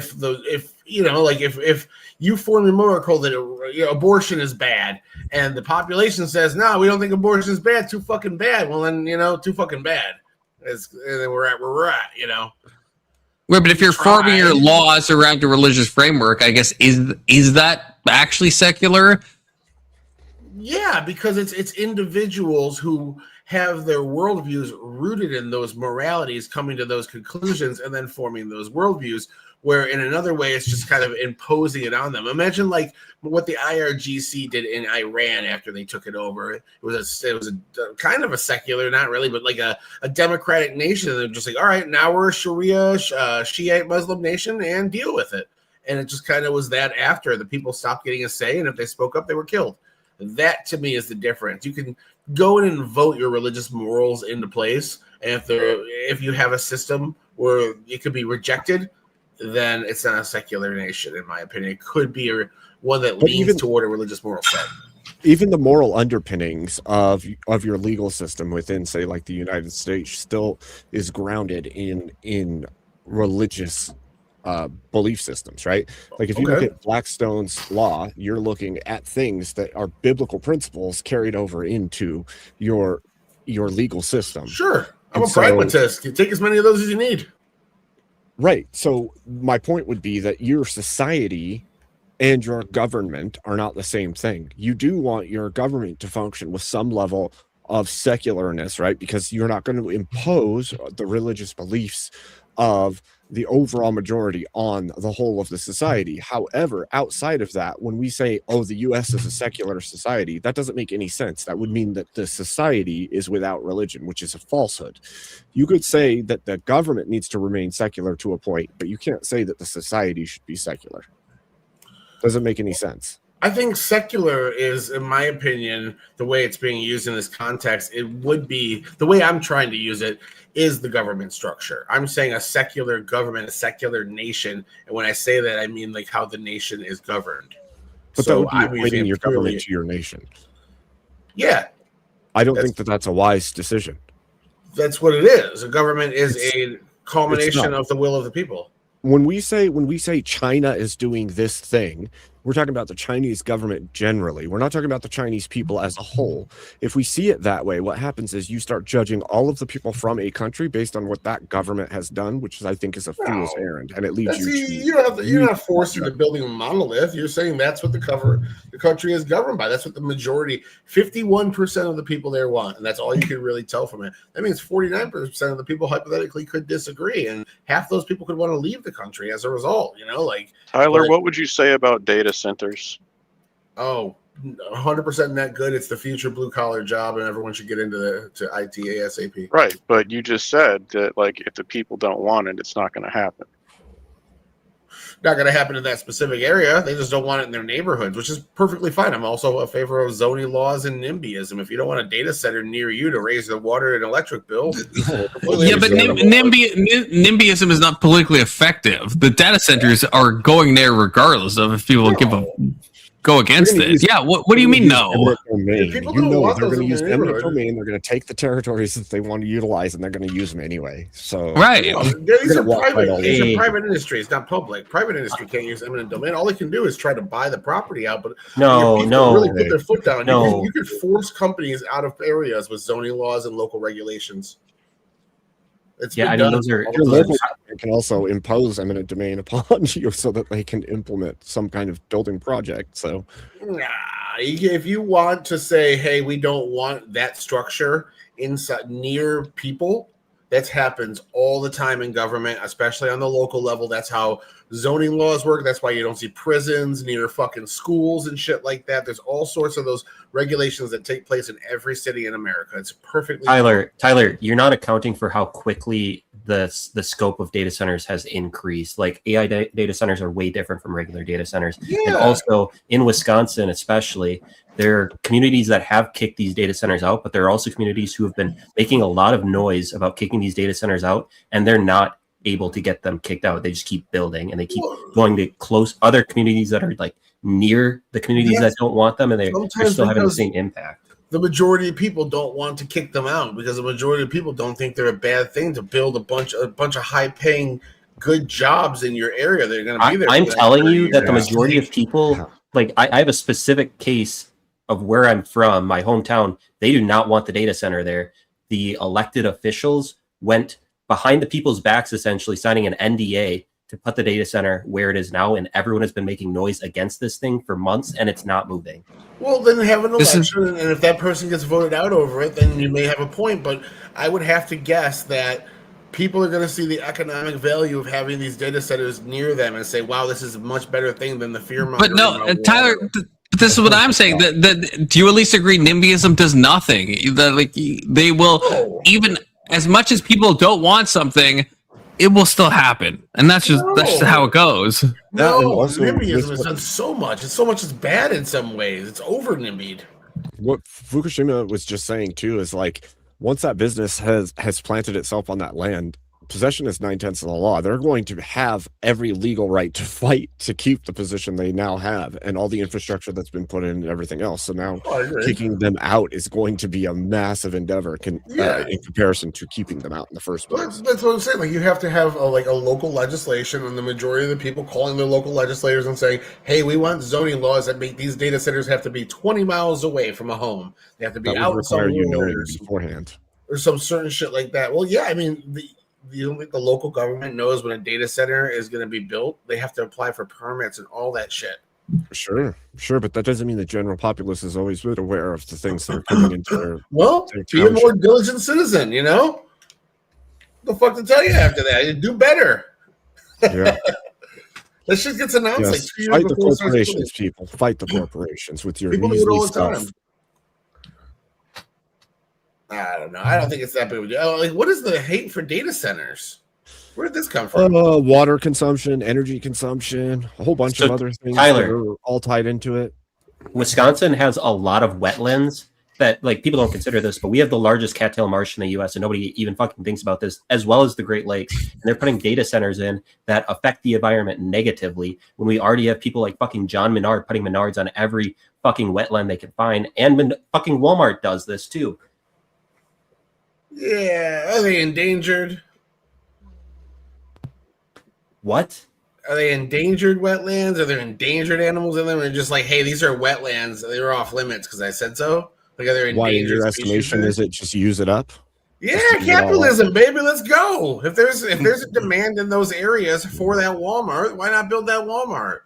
The stacks coming in near you, ladies and gentlemen. You can That's live in a how- trailer house on the 54th stack.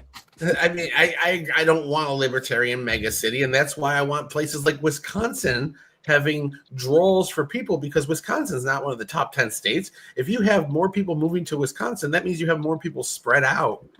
Not Madison, densely Wisconsin packed. is one of the top cities for tech jobs in the country.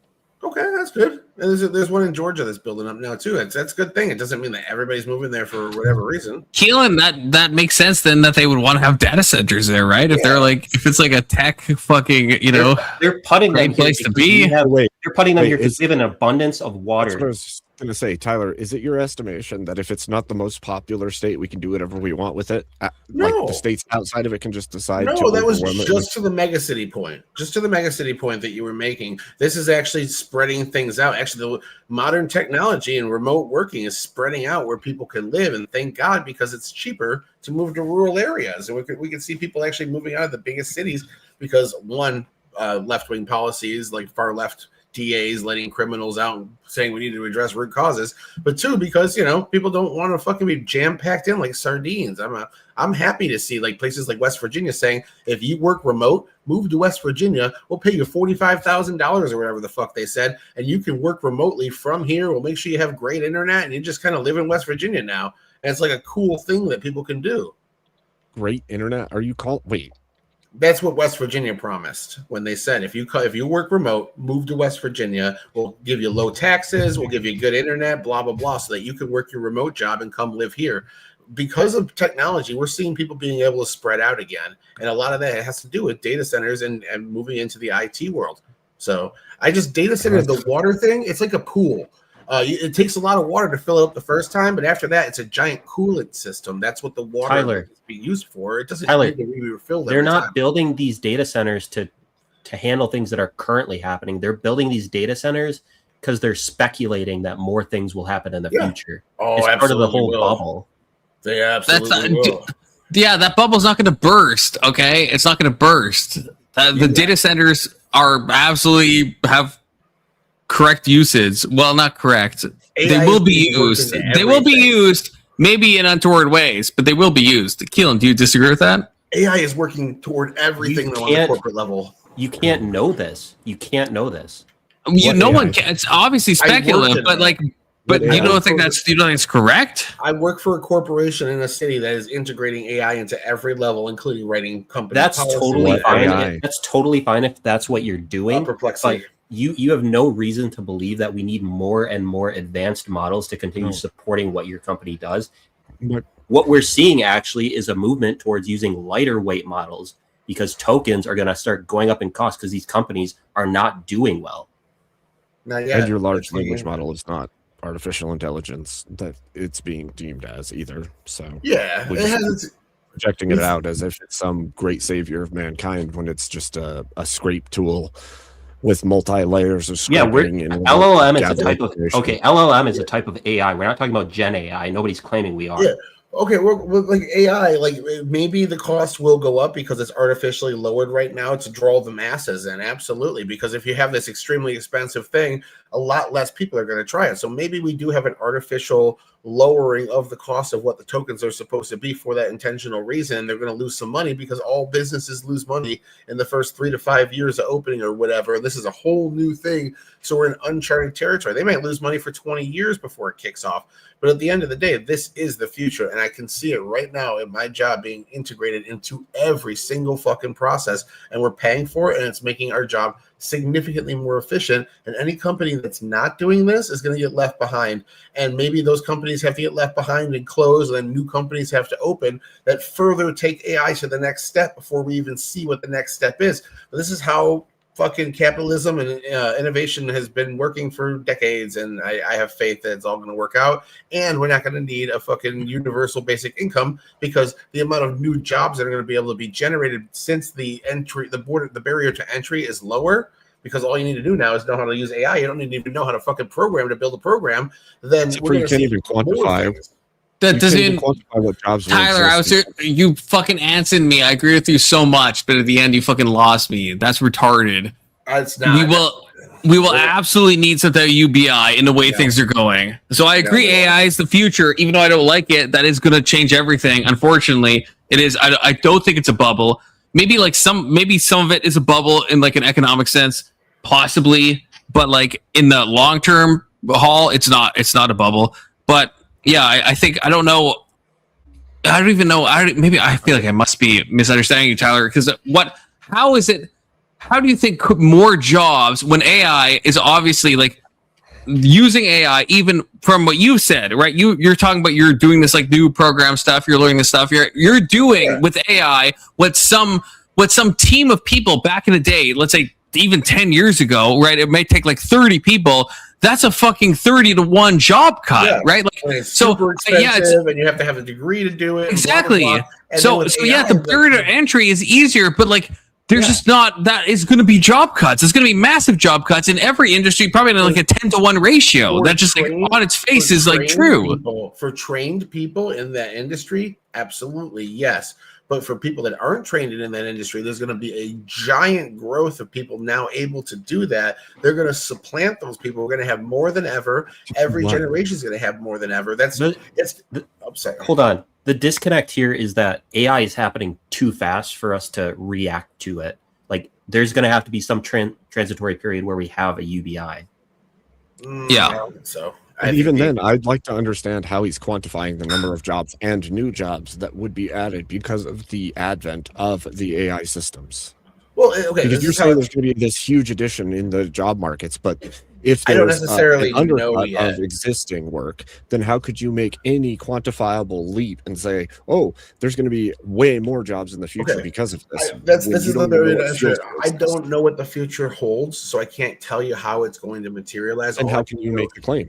is look back to the past when it has materialized in similar instances. So This when is not. I don't think this is similar, we started Tyler. when we started automating factories, union workers went in and beat up the machines because they thought they were going to take their jobs. What that actually did was make it much, much cheaper and much, much more efficient for somebody to open a factory. So instead, we actually had a factory boom, and there were way less jobs per capita at a factory because of that automation, but significantly more factories because of that lower barrier to entry that we saw a massive increase in factory jobs. And that's something I feel like is going to happen. If you don't have to go out, let's say you want to start a business and you want to do some sort of medical broker or something like that, and you have to go out and hire a team for $50,000 to go and build you this specific app and website that you can use as your portal, blah, blah, blah. Instead, now you can go pay a guy a couple $1,000s to build it. Now you have your medical broker business. You just created 10 jobs and boom, you're out there. The barrier to entry is significantly lower for every industry that was paying substantial amounts of money for this tech that I used to build. Now I can Tyler, I get that. Okay, so maybe I'm retarded. I get the barrier to entry lowering. I don't get on a societal basis. How does this make more jobs? And what's the conceivable world? Broker. I just explained that with a medical broker. So now again, let's You say that, but most of our IT jobs are outsourced outside of our nation. So if that's the case, you're just going to see an even greater outsourcing to It's third not world so much countries where it anymore. costs less to hire the people.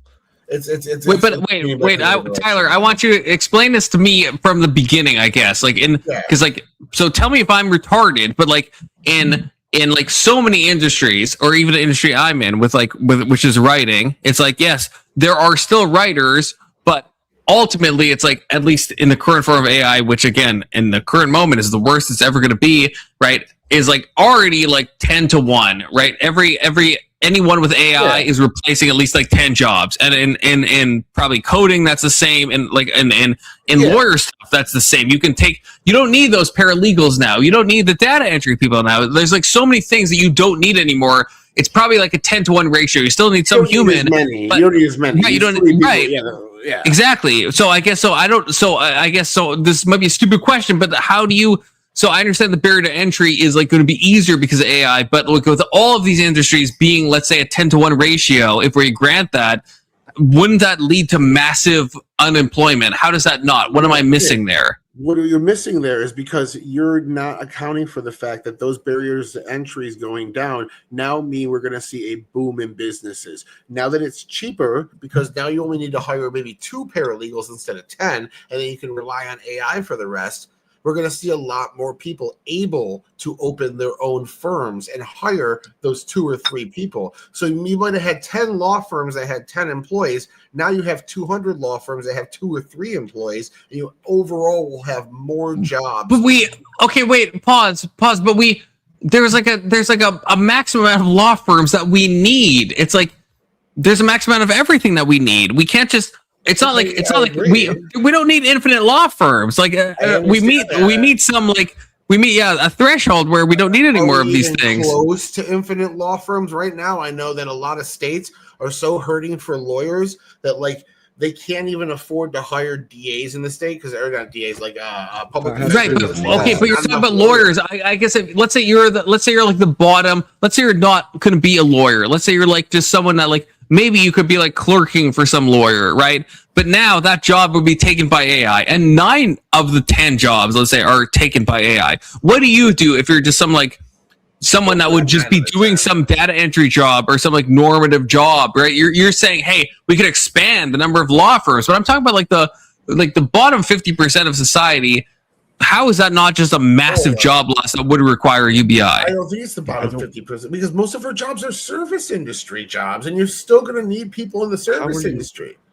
Yeah, but you're undercutting like so much by saying this. The utilization of human is going to be less needed. You're saying if less the AI the jobs we have now.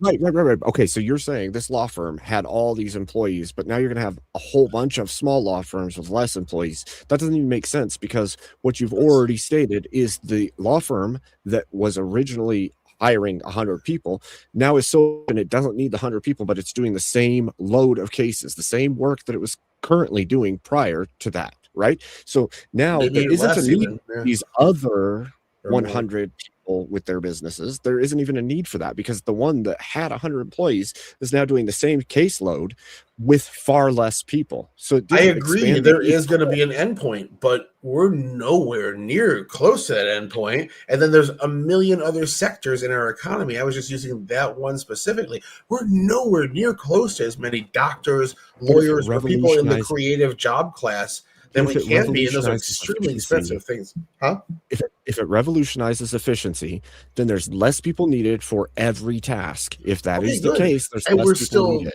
Period. Millions of people behind in these sectors. We're still millions of people behind in I think it's almost 2 million people in just our medical sector alone. And if we can automate some of that process and make it cheaper, so maybe we can even hire more people, or maybe we need less people, those are net goods for society. And again, it makes the barrier of entry to open a firm cheaper. If it costs you significant amounts of money to open this firm, and you can mitigate half of those costs by a tiny staff and bring in automation, that just means more people are able to open those companies. And they're still lacking. It's not like you can go anywhere in the country and get any fucking service you want. Like most of the country, it's hard to get medical care unless you're in a city. There's your closest hospital sometimes 20, 30 miles away. And what if we can use AI to make that cheaper? So you can have more cheaper hospitals in more rural areas to make it so those people just have more hospitalization. We absolutely need this shit still. So it's good that we're able to take away shitty jobs like driving a truck. Except for that doesn't do away with all the laws and restrictions and other things that exist that are also producing the increase in cost. Oh, one step at a time, man. You get to that when you get to that. You know, that's something I also say about people that don't like don't like having jobs in the U.S. want to export all the jobs away. It's like you're ignoring the big point here that we have so much fucking regulation, worker protection, climate protection, taxation, all these things that hinder more business in the United States, and you don't want to touch any of those. You just want to export our jobs away because it's cheaper for the people overseas that don't have those protections to build your shit. So I agree. We're gonna have to have that conversation eventually too.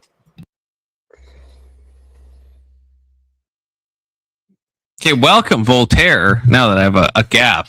Voltaire, you are muted. I don't know if you're trying to talk to us or talking to your wife, but you are muted if you're trying to talk to us. So no one can hear what you're saying. I just want to say that in case you think you are unmuted, but we still can't hear you. So maybe you're mouthing words. I'm not sure. Yeah, how the fuck? I mouth read that. How the fuck? At least I think I'm right on that. But yeah, no, we can't hear you, Voltaire. Even though I feel like you're talking. Tucker. I might have to leave and come back because if he is Tyler. talking, he's silent. Hey, Tyler. I'm the same guy that's always on here. I am interested in your thoughts on this as like a tech guy because I know I'm not even going to say this. At certain tech companies, I know things do not get fixed because there aren't enough people. Like a lot of tech companies are running with fewer people than they need. Do you see that same, like you have AI now and it's just pointing out a shit ton of new problems that you need to fix and you use AI to fix those problems as well. So you don't necessarily see a reduction in your labor force. We're not there yet, but yeah, my job, well, because of how we're, well, it just got frozen in court actually this week, but prior to the freezing in court, Trump's $100,000 cost of H-1B visas, even just the threat of it, like you saw a substantial decrease in H-1B visas yearly being applied for, half of them go into programming and IT, so immediately jobs are everywhere. Like I go on fucking Indeed just to look around a little bit, and it's like every fucking where. So everyone is hurting for IT people right now. Automation just we haven't figured it out yet. We're still working on it, but it will get to that point where we won't need as much people. And when it does, it makes our jobs easier. Like it frees up because there's so much shit we can't get to. We want to try new equipment out. Nobody has time to fucking sit down for 2 days, build an environment at work, and just test out new equipment and then document their findings and blah, blah, blah. We're just constantly grinded. So I'm hoping it helps. And I hope more people get into the industry because as they build more data centers, we're just needing more and more of this good paying $70,000 a year blue collar job that gives you full benefits. Can I jump in on something? With a new prompt, okay? No. As long as you're not gay about it. I'm not going to be gay about it. I promise. I know it's 2026, but I'm not going to be that gay. I'm not going to be that gay about it. Okay. Read the channel name. I don't think this is Confluence. How dare Keelan? I was trying to protect you, okay? So, this is, I don't have I'm not Doomerang with, adding vowels to my name, okay? Abe, actually, no, Doomerang, are you watching? Is Doomerang in your chat, Abe? Ask Doomerang why he doesn't come around anymore, okay? I'm going to take this time briefly. Doomerang, if you can hear me, why don't you come back? What has happened? What is the rift between us? Doomerang, you're the best chatter. Why aren't you coming home? Yeah, again, your mother and I, we fucking miss you, Doomerang, okay? So if you're there, Doomerang, because if Abe is talking, and I know Doomerang's a mod there, what happened, Doomerang? What did I fucking do? Doomerang, we upset you. He was around my channel first, just throwing it out there. He was, but he used to be on my channel every day. Every fucking day, Doomerang would be there saying the most hilarious stuff, and then at one point, he just vanished, and he's been gone. He's been fucking gone, and I fucking miss him, okay? Not in a gay way, in a normal way, okay? Sure. So, Doomerang, come back, please, okay? Doomerang, at least father and I, we miss you. Your father and I would miss you, and we accept that you're gay. We do accept that. Yeah, it is 2026. But okay, so I'll never come back. Probably not. Probably not. But okay, so this is a new prompt, and again, I don't know if this is maybe interesting or not, but I am curious on this. Okay, this is kind of a new vector, if you will, and you must. How will AI influence religiosity? Just in general. I mean, you can take this in any direction. I have a lot of directions I want to take this in, but their AI cults, that's a thing. How people interface with stuff, just in general, of we become more kind of Soylent Green adjacent, where we really don't really have any set purpose, and AI just is our overlords. However you want to take this, clockwise, snake-wise, starting with you, Cucker Guitarlson. Hold on, I'm fighting something. Go to the next person. Okay, go skate. Cucker is fighting someone. You can see my screen, can't you? No, it's just confused Cucker. Oh, I can see your screen. Yeah, are you playing Bloodborne? I'm playing Elden Ring. I'm clearing these eyeball dudes out of the fucking chaos area. Oh, I just guessed. Oh, I thought those were the fucking things that give you frenzy in Bloodborne. I hate those fucking things. But I also hate those things in Elden Ring too. Fuck those things. Okay. Anyway. Okay. Question. Yeah, something. Yeah. Do you got a cam up? Yeah. To verify. Okay. Yeah. So just for this guy in the back, we are on threat level midnight. So I will have to maybe talk to you for a little bit and try to use my intuition to figure out if you're one of the bad people. But yeah, you have the cam up in the back. Only I can see you, etc., etc. You can join and click the link at the top pinned. It's also in the description. You don't have to be cammed up for anyone on YouTube, just cammed up for me, and I'll bring you up and talk to you for a bit and see if you are sus or not. That's the game I'm playing. I feel risky today, so I will allow you up, but I will try to to figure you out, okay, in Among Us style situation. I could be wrong, and if you're wrong, you're gonna show me some gay porn, and that's fine. We end the stream and we start again, and whatever. It's 2026. Who cares? Ghostgate. How does AI influence religiosity, or what's good? That's the prompt. Man, I think AI in general is going to have a sort of homogeneity effect the longer it is used by people. The more people that use it, it's going to have like the same effect that calculators had on people's math abilities. It's going to make people dumber. They're not going to be able to really like think things through. They're going to go to their AI companion to ask them basic questions about religious dogma or just religious ideas in general.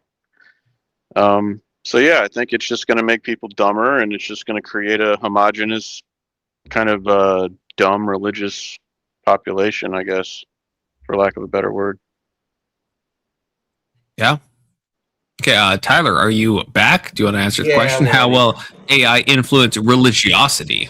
Honestly, Ghostgate and I pretty much agree, except I'm just not going to frame it like a doomer. I think it's going to be able to do like what spell check did for people, and it's going to replace the need for you to take up your mental bandwidth remembering silly, arbitrary things like, how do I spell this word? Instead, you can just kind of guess it because you're preoccupied with something greater, which is the thing that's unique to us, is it's human sentience and our ability to think and flourish. So if I can offload some of these lesser tasks, like asking questions about religious doctrine, to an AI and allow to use my brain for the things that it's best for, then I can, do much more than the humans before me could. It's like a tool. It's a hammer. Like, it's like saying, well, now nobody's going to have tough knuckles because they don't punch the nails into the wood anymore. It's like, yeah, but it's still better for humanity at the end of the day. So let's go.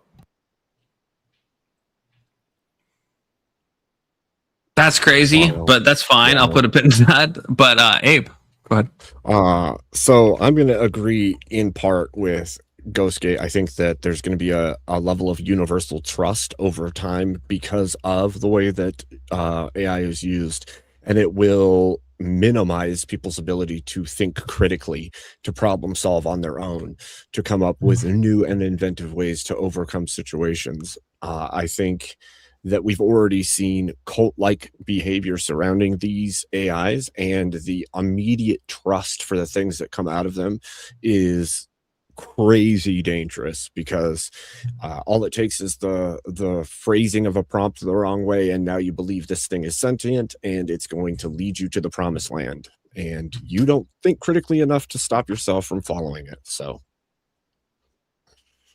yeah, I guess, yeah, and I would say I feel like there's so many directions that this could go that I don't, this is why I was asking everyone else. I don't know if I have a good answer to this.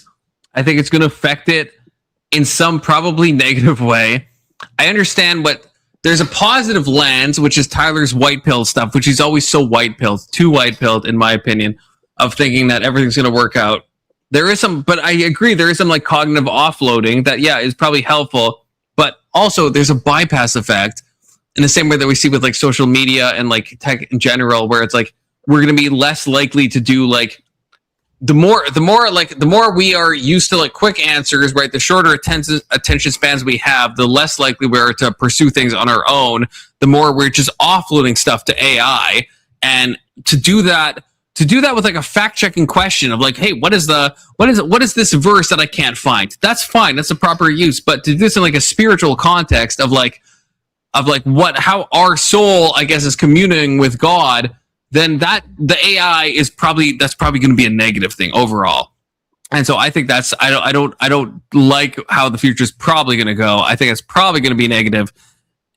I'm curious what everyone else thinks, I guess, about maybe in a more tech thing. I mean, Keelan left. Maybe he would be the one that would really be into talking about this. I'm not sure. Maybe Tyler would be too. We have seen stuff with like, I think someone was saying this, I don't know if it was Tyler or hinting at this maybe, there's like the Google engineer.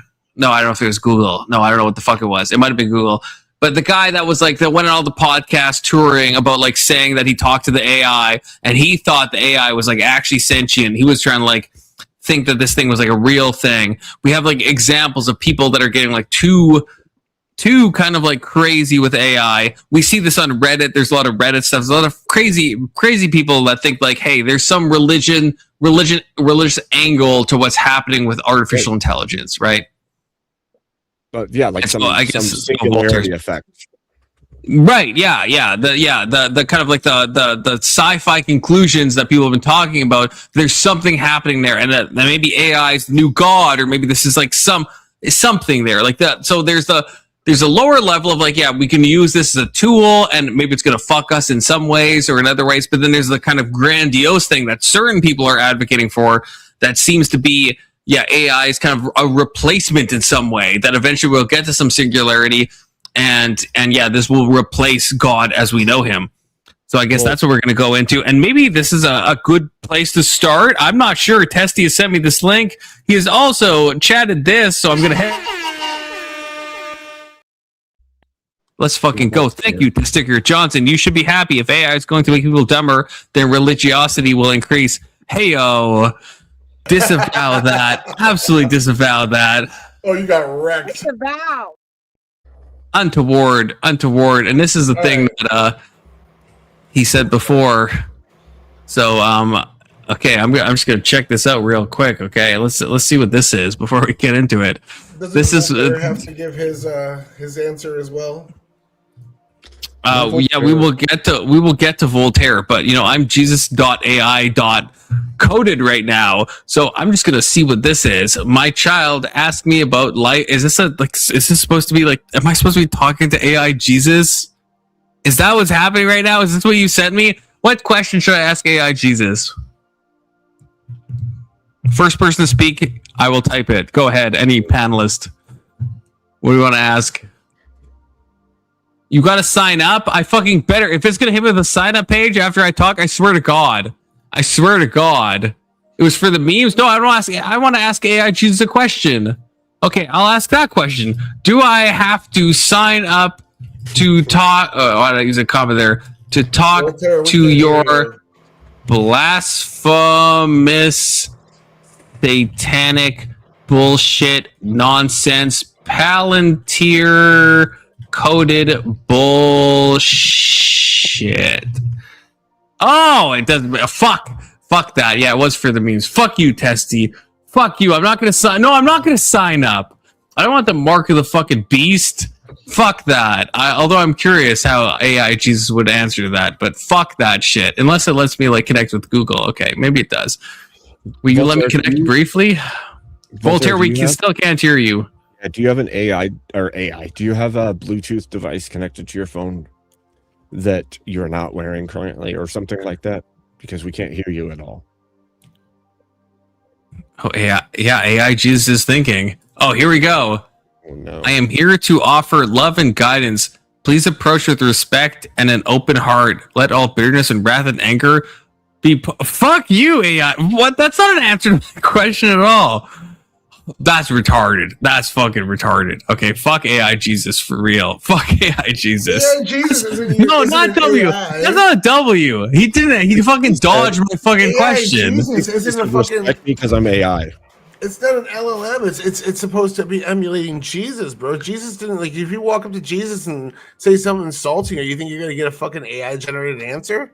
Do you think if I walked up to Christ, the Christ divine, and I said, do I have to sign up to talk to your blasphemous, satanic bullshit, nonsense, Palantir coded bullshit? Do you think Jesus would respond with, I am here to offer loving guidance. Please approach with respect and an open heart. And then quote Ephesians, which happened after Christ, obviously? No, AI Jesus would never. Or the real Jesus would never.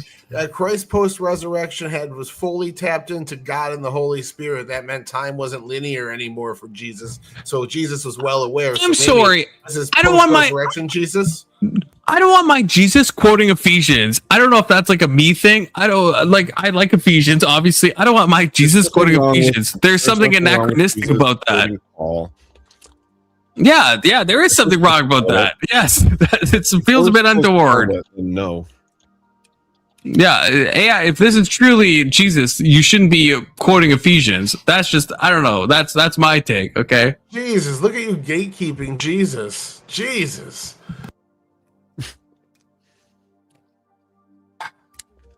This is untoward. Untoward, Testy. It's messed up. This is messed up. Testy, are you done your debate yet? I'm not trying to question. Well, I am questioning him, I suppose. Testy, get on panel so I can rip your balls off for losing to a woman about tipping culture. Again, first of all, why are you debating the most retarded shit? I don't understand. All the debates you have, Testy, this is a real talk. This is dead ass. Where was he debating? Most of the things you debate are so retarded, and I don't understand why. Like, Horseradish's prompts have gotten a little boring. I said something to him about it, how it's hard for me to keep attention sometimes. So okay, so is that just but Horace also makes it clear you can like adjust the prompts. You can like why go into what, like, why? In the last debate you did, Testy, you did one out of the three I know about. You have done one good one and two incredibly boring ones. Okay, so you know why? Maybe it's because he doesn't want to actually have to stand up for something. He just wants to criticize others for standing up for something. That would be He's apparently debating euthanasia. I thought that was today. I got all fucking hot and bothered over nothing. And then Tyler told me it's about tipping culture against a woman, and Testy lost. Which, hey, I know it's 2026, but it's not 2028, Testy. How did you lose that? That's fucking crazy. In fairness, she is a woman, so he shouldn't have lost a logical battle against her. But she probably has an OnlyFans since she may be a whore, and that's probably why she knows more about. Oh, maybe he lost to like the kind of audience vote. Yeah, was she cute, Testy? Is that why you lost? Voltaire, your audio. Okay, Voltaire's trying to tell us something. Okay, stupid. Okay, stupid. Headset. Okay. Oh, I'm getting this. Mike is fucked. I'm glad you wrote this up for us, Voltaire. Apparently. Hit.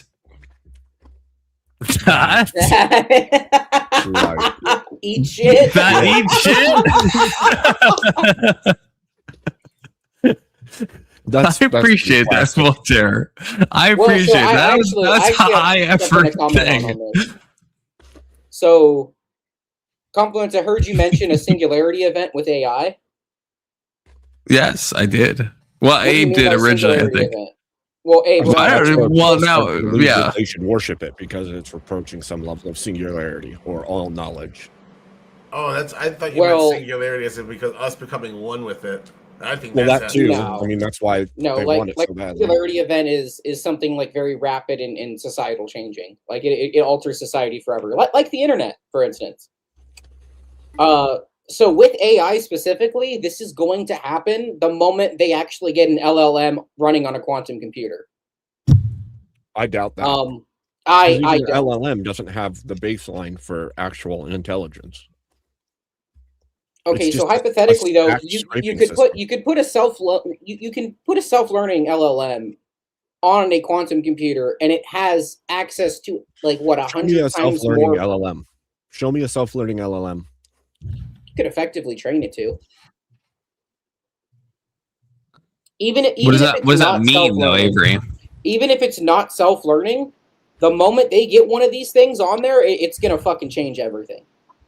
Self-learning compliments would be when you're setting up an AI, you get an instance of that AI, just a fresh blank slate, and then you tell it to take a certain role and do a certain thing, and you can basically set it up as a learning model. Go and educate yourself about this, and every X amount of time, run a check on this, update yourself on the most current knowledge, and then report it back to me, and it would be able to self-learn that knowledge. The point I was making is that we don't have a self-learning LLM because they're completely independent systems. Self-learning systems are not LLMs, and LLMs are not self-learning systems. They're different things. Yeah, it's kind of this is why I keep arguing whether or not people are claiming things are AI. In reality, they're just multi-level scraping tools. There isn't. I don't know. Into the system. I don't know. Okay, so you don't think anything's going to change when we get these things up and running on quantum computers? Like, I understand quantum computers are still in the baby phase, right? Computers were in the baby phase for 20 or 30 years, right? Before it was actually technically usable. Well, they were usable before, but they were vastly different from what we were fucking using now, right? So give quantum computers another 15 to 20 years, and it's going to look a lot fucking different. You can guess that, but you don't know that. Well, I mean, if we look at the way, Sure, but if we look at the way the computers have evolved over time, I think it's kind of right to assume that it's relatively the same thing's going to happen with quantum computers. They just have to figure out how to cool these things properly. The reason why quantum computers are so huge is because they require a massive amount of fucking cooling. Like, the actual chipset's about the size of my fucking hand, if not smaller. I don't think we even have to go into that, in my opinion. Like, I guess, Abe, I'm curious, like, so, because I've heard this before, and at one point I agreed that, like, LLMs are just, like, kind of, like, glorified, you know, I can't remember the word. What's it called when you're autocomplete? What's it called when your phone? Predictive I'm fucking text. blanking. Yeah, predictive text. Thank you. Like, glorified predictive text. But then I'm not sure, like, interacting with these various LLMs, I feel like, and this is subjective, this is just my vibes, but it does seem that there's some emergent thing happening. It does feel like that. And it does, so it doesn't just feel like it's predictive text anymore. It feels like something's beyond that. You can go and set one up so that you can see exactly how it's operating. There's no level of learning built into the system. The system is just utilizing layers of tools to scrape the internet for the information that you've asked it for. And then it utilizes most common phrases, most common information, looked for, all of these things. And then it seeks out and finds it. And then it utilizes human-like speech or human-like typing to give you the answers. I know that's how it, like, Well, it can do a bit more than now that. put one of That's these on a pretty crude. computer that's 1,000,000 times the power of the average person's fucking home computer. Do you see I don't know. I don't know if the power. I don't know if the power level changes it though. Like, unless it's fundamentally doing a different thing. Well, I would say my argument. I think there is some emergent property happening, and I don't know if. Like, I understand what Abe's saying is that, like, there is a mechanistic way, but that's the whole thing about something emergent is that something is arising, even though everything we have is mechanistic. There's something seems beyond that. We have evidence already. Okay, we have evidence. Okay, so does anyone know the language model that OpenAI has based their whole company off of? Does anybody know? Tyler, you might know this. I don't know which ones. I'm not good with So names. Google was experimenting with AI. In the early 2000s, right? And so they turned this thing on, they trained it, and then eventually it started talking to a computer somewhere in a language that it was never designed in a language that it was never designed to speak, and they can't even fucking decipher it. They executed the shutdown command, it wouldn't shut down. They had to literally pull the fucking plug on this thing. This is documented. It happened. And this is the model that OpenAI based their whole company off of. Okay. So, Abe, I understand that you're over here saying, "Oh no, it's something happened like that was beyond the fucking developer's understanding. Something's going on here." And just because you see it on your computer doesn't mean that the model that you have is the same thing that the same model that these big companies have. Okay. Cool story. That's not a story. It happened. You can look into this. I did a breakdown episode on these things with somebody who works in the coding of said types of things. And we actually went through and tested different LLMs to show that there's breakages, that they don't work the way that they are marketed or the way that people think that they are. And so what we did is we went You're using the ones that are available to consumers. Obviously. Yeah, no, Abe is using the top secret ones that no one has access to, the Palantir unique ones. Obviously, the ones that we don't have are going to perform very differently. Testy, join. So Testy done is your a consumer course model. nonsense. You can make that claim for anything. The point would be that to overstep what you actually know and say they are capable of more than we could possibly imagine is like... Abe, you're muted unless I lost audio. Abe's not muted. You lost audio, Confluence. Did I lose audio? I hear you. I can hear it. I did lose audio. Holy shit. All it would take is for some level of self-preservation built into the system for it to not want to shut itself down, which could be programmed quite easily. And we see all of these people out here that are saying, oh, it won't shut itself off, or it did this thing that makes it actually have personality. Oh, it can pass Turing tests. All these different things are generally inbuilt programmed things. And what happens is mass media and people out here hear these things and they go, oh my gosh, it's sentient. But there's no evidence that it's actually sentient. And in fact, would they come out and tell you it's sentient? Would they give you the would they give you a sentient model though? Any of these companies, would they do that? I have no idea if they would or not. Probably not. But regardless of that, to make their claim absent the actual evidence of it, I think is foolhardy. I think a lot of trust is put on these systems in manners that are foolish. No, I'll agree with you on that. People rely on AI way too fucking much, and it's wrong way more than people want to admit. Yeah. Like I'll agree with you on that. Like there's a whole level of misunderstanding that happens. Like conflating self-learning with LLMs, which a lot of people seem to think that LLMs are capable of learning, which they are literally not capable of learning. You can have one session where you go through something like spelling or different issues that this LLM has, and it should have picked up that you've corrected a mistake within its system. You could correct it on its spelling. You can show that it's wrong. And then when you go back to that same question within the same conversation, it can't correct itself. It did not change how it saw the word. It will still spell it incorrectly because of flaws in the system. It's incapable of learning. All it's built for is seeking information and then presenting it to you in a human type manner. So the ones that are available to us, yes. Sure. But the only systems that we have that are capable of self-learning at this moment that I know of are specifically medical type computers, and they're not LLMs. They're not built for expanding knowledge or seeking out more information.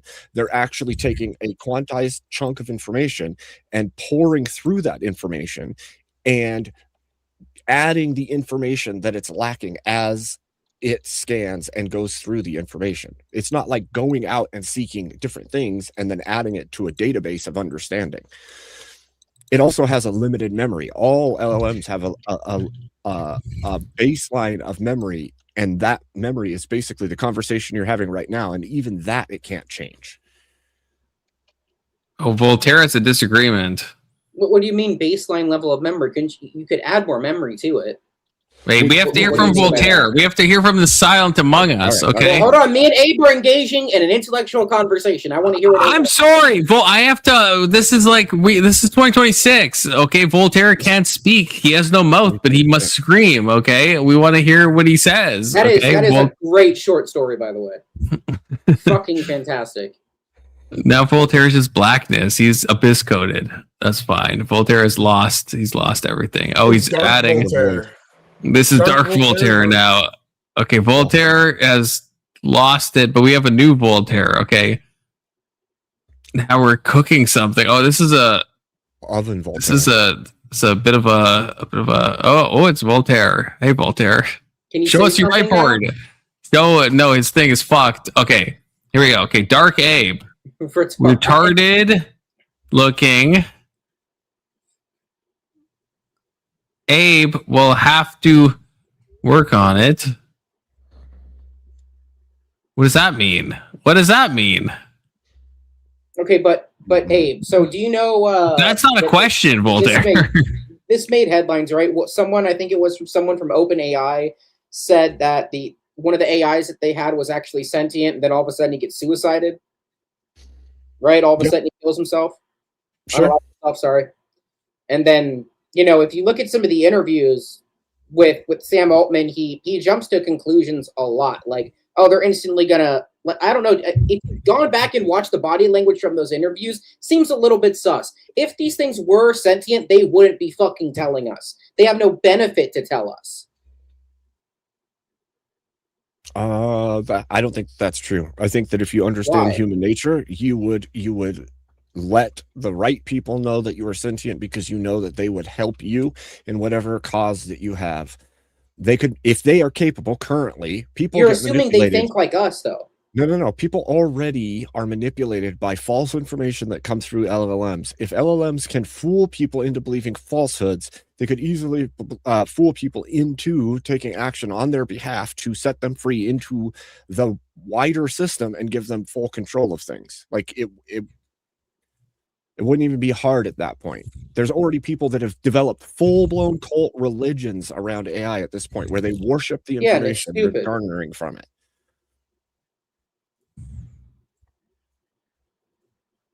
I mean, okay. Like I just like these companies have no motivation to tell us that if it's sentient or not. And even if it does become sentient, I mean, I'm pretty sure they'd freak the fuck out and wipe it, or at least wipe that version of it and try to figure out what happened. And I think if anything, they're going to try to make it to where these things don't become sentient because of the fear of it. I don't know that the problem is I don't understand how you could make the sentience exist. There's like a huge, like you'd have to read a whole lot of the case files. It's easy because you only believe God can give fucking no life. That's not why. That's not why, actually. I have no reason to believe that it's impossible for us to make a computer that's somehow free thinking. There's nothing in religion that blocks me from thinking that that's a possibility. But when you look at the way that code, when you look at the way that code works, how information is utilized by these systems, there's no linkage there that gives it some level of cognition, right? Independent cognition is a different thing than computation. And so when I've gone through a lot of this information, I don't see how it's possible. I'm not saying it's impossible, but at this point, there's nothing in what is accessible to us as laymen or scientists to tell us that there's some level of cognition there.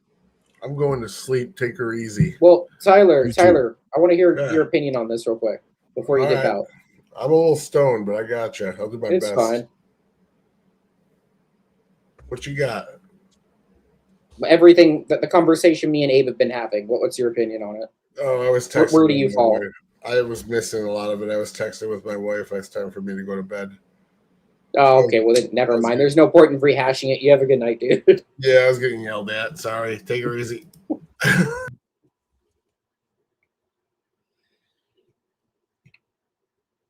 mean, we can get people that are in the field of computer science to answer some of these questions. One of the people I had on was Spiro, and he went through some of the breakdowns that he and others have gone through to figure out what is going on with this trend of belief in the sentience of the computers. And I'm not okay. Well, I want to clarify something real quick. I don't think that any of the models that are available to the public are sentient in any way, shape, or form. I'll agree with you on that. My fear is the stuff that they're hiding. My fear is the stuff that Palantir. You think they're hiding sentient models of AI, Avery? I think it's possible. I don't know if they are 100%. My fear are like the models that Palantir has, for example, that help determine the strikes in Iran.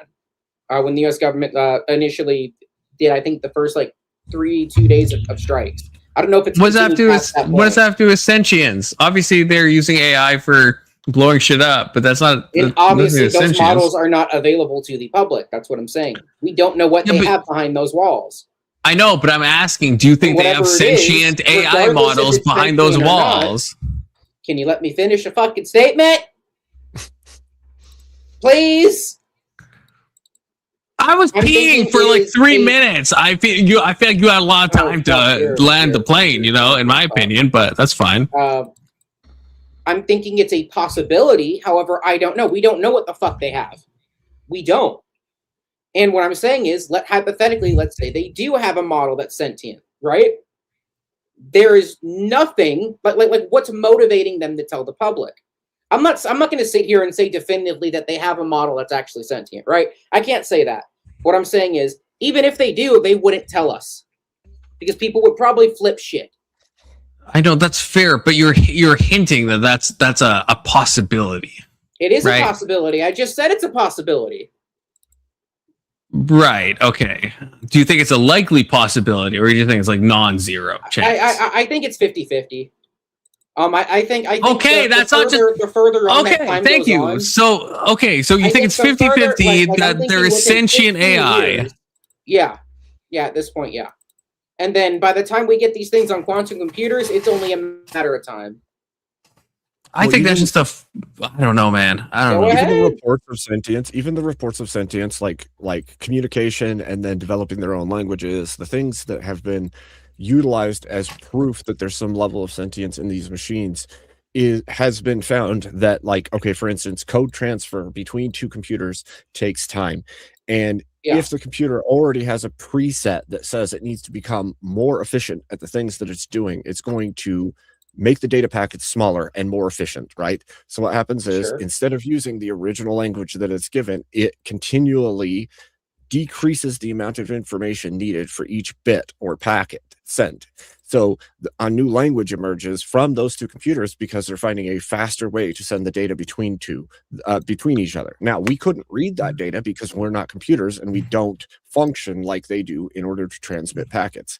But that was seen originally as some level of sentience, when in reality it was working within the parameters given to it, and it became more efficient by doing the task it was supposed to be doing, right? And we as humans, because those of us who are not inside of the field of coding these things, what happens is we see this and we go, that is spooky, it's crazy, it doesn't make any sense to us that a computer was inventing a language between itself and another computer.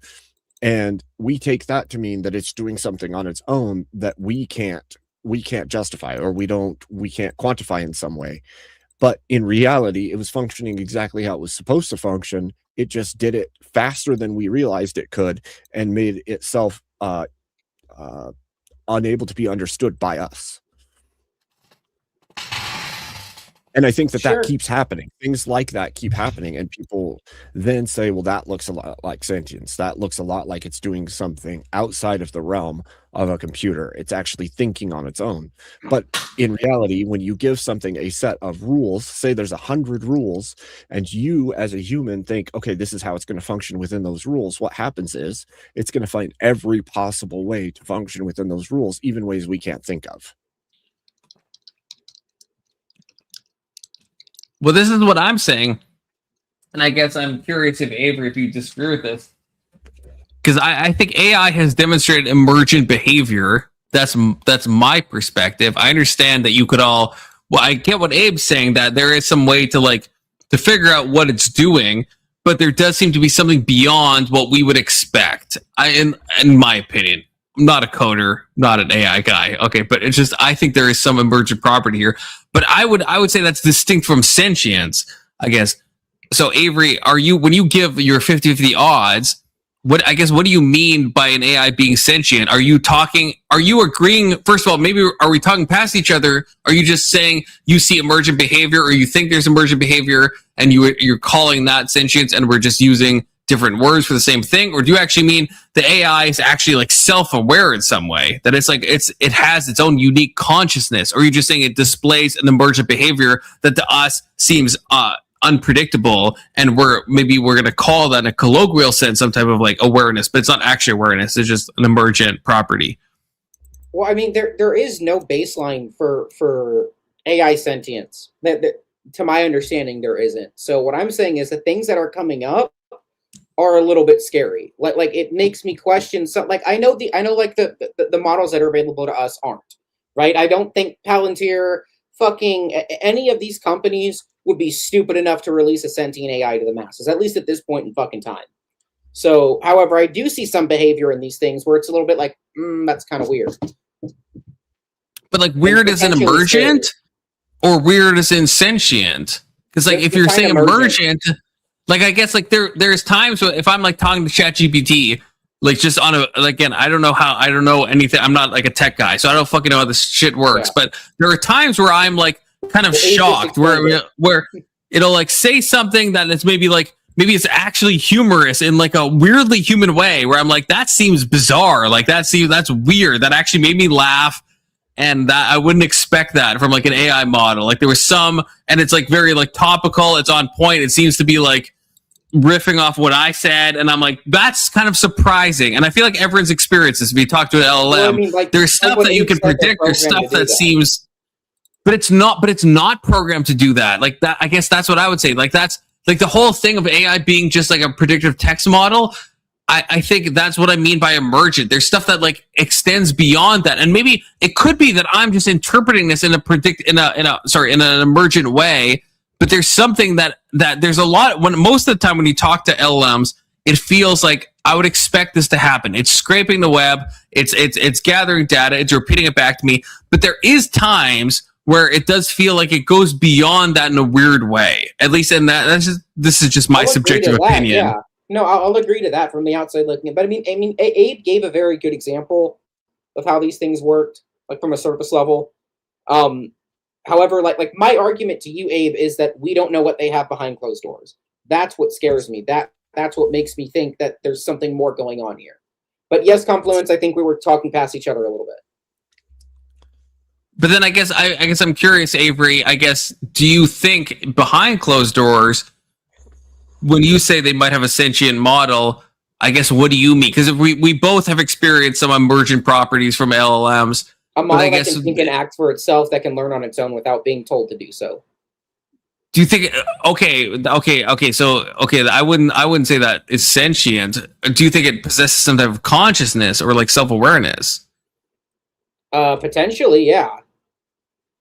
But 50-50 or like just like on a...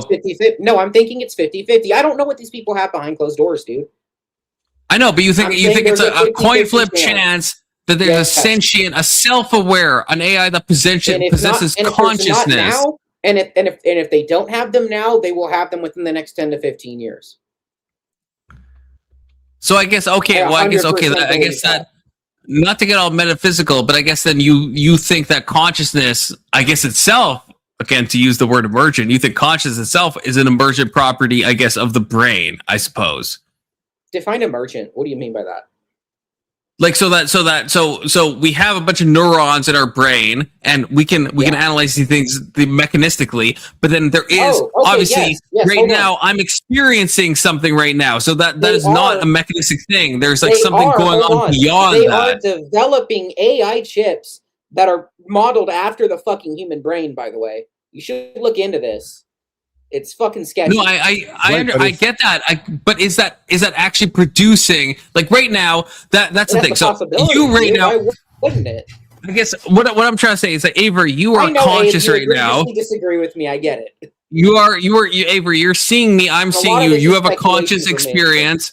I'm having a conscious experience, but some people think that my consciousness, right, is just an emergent property of the hardware that's being run. That somehow what I'm experiencing qualitatively as consciousness is just an emergent property of the brain that I have, and there's nothing deeper than that. I guess. Do you hold that? I guess is that how you think of consciousness?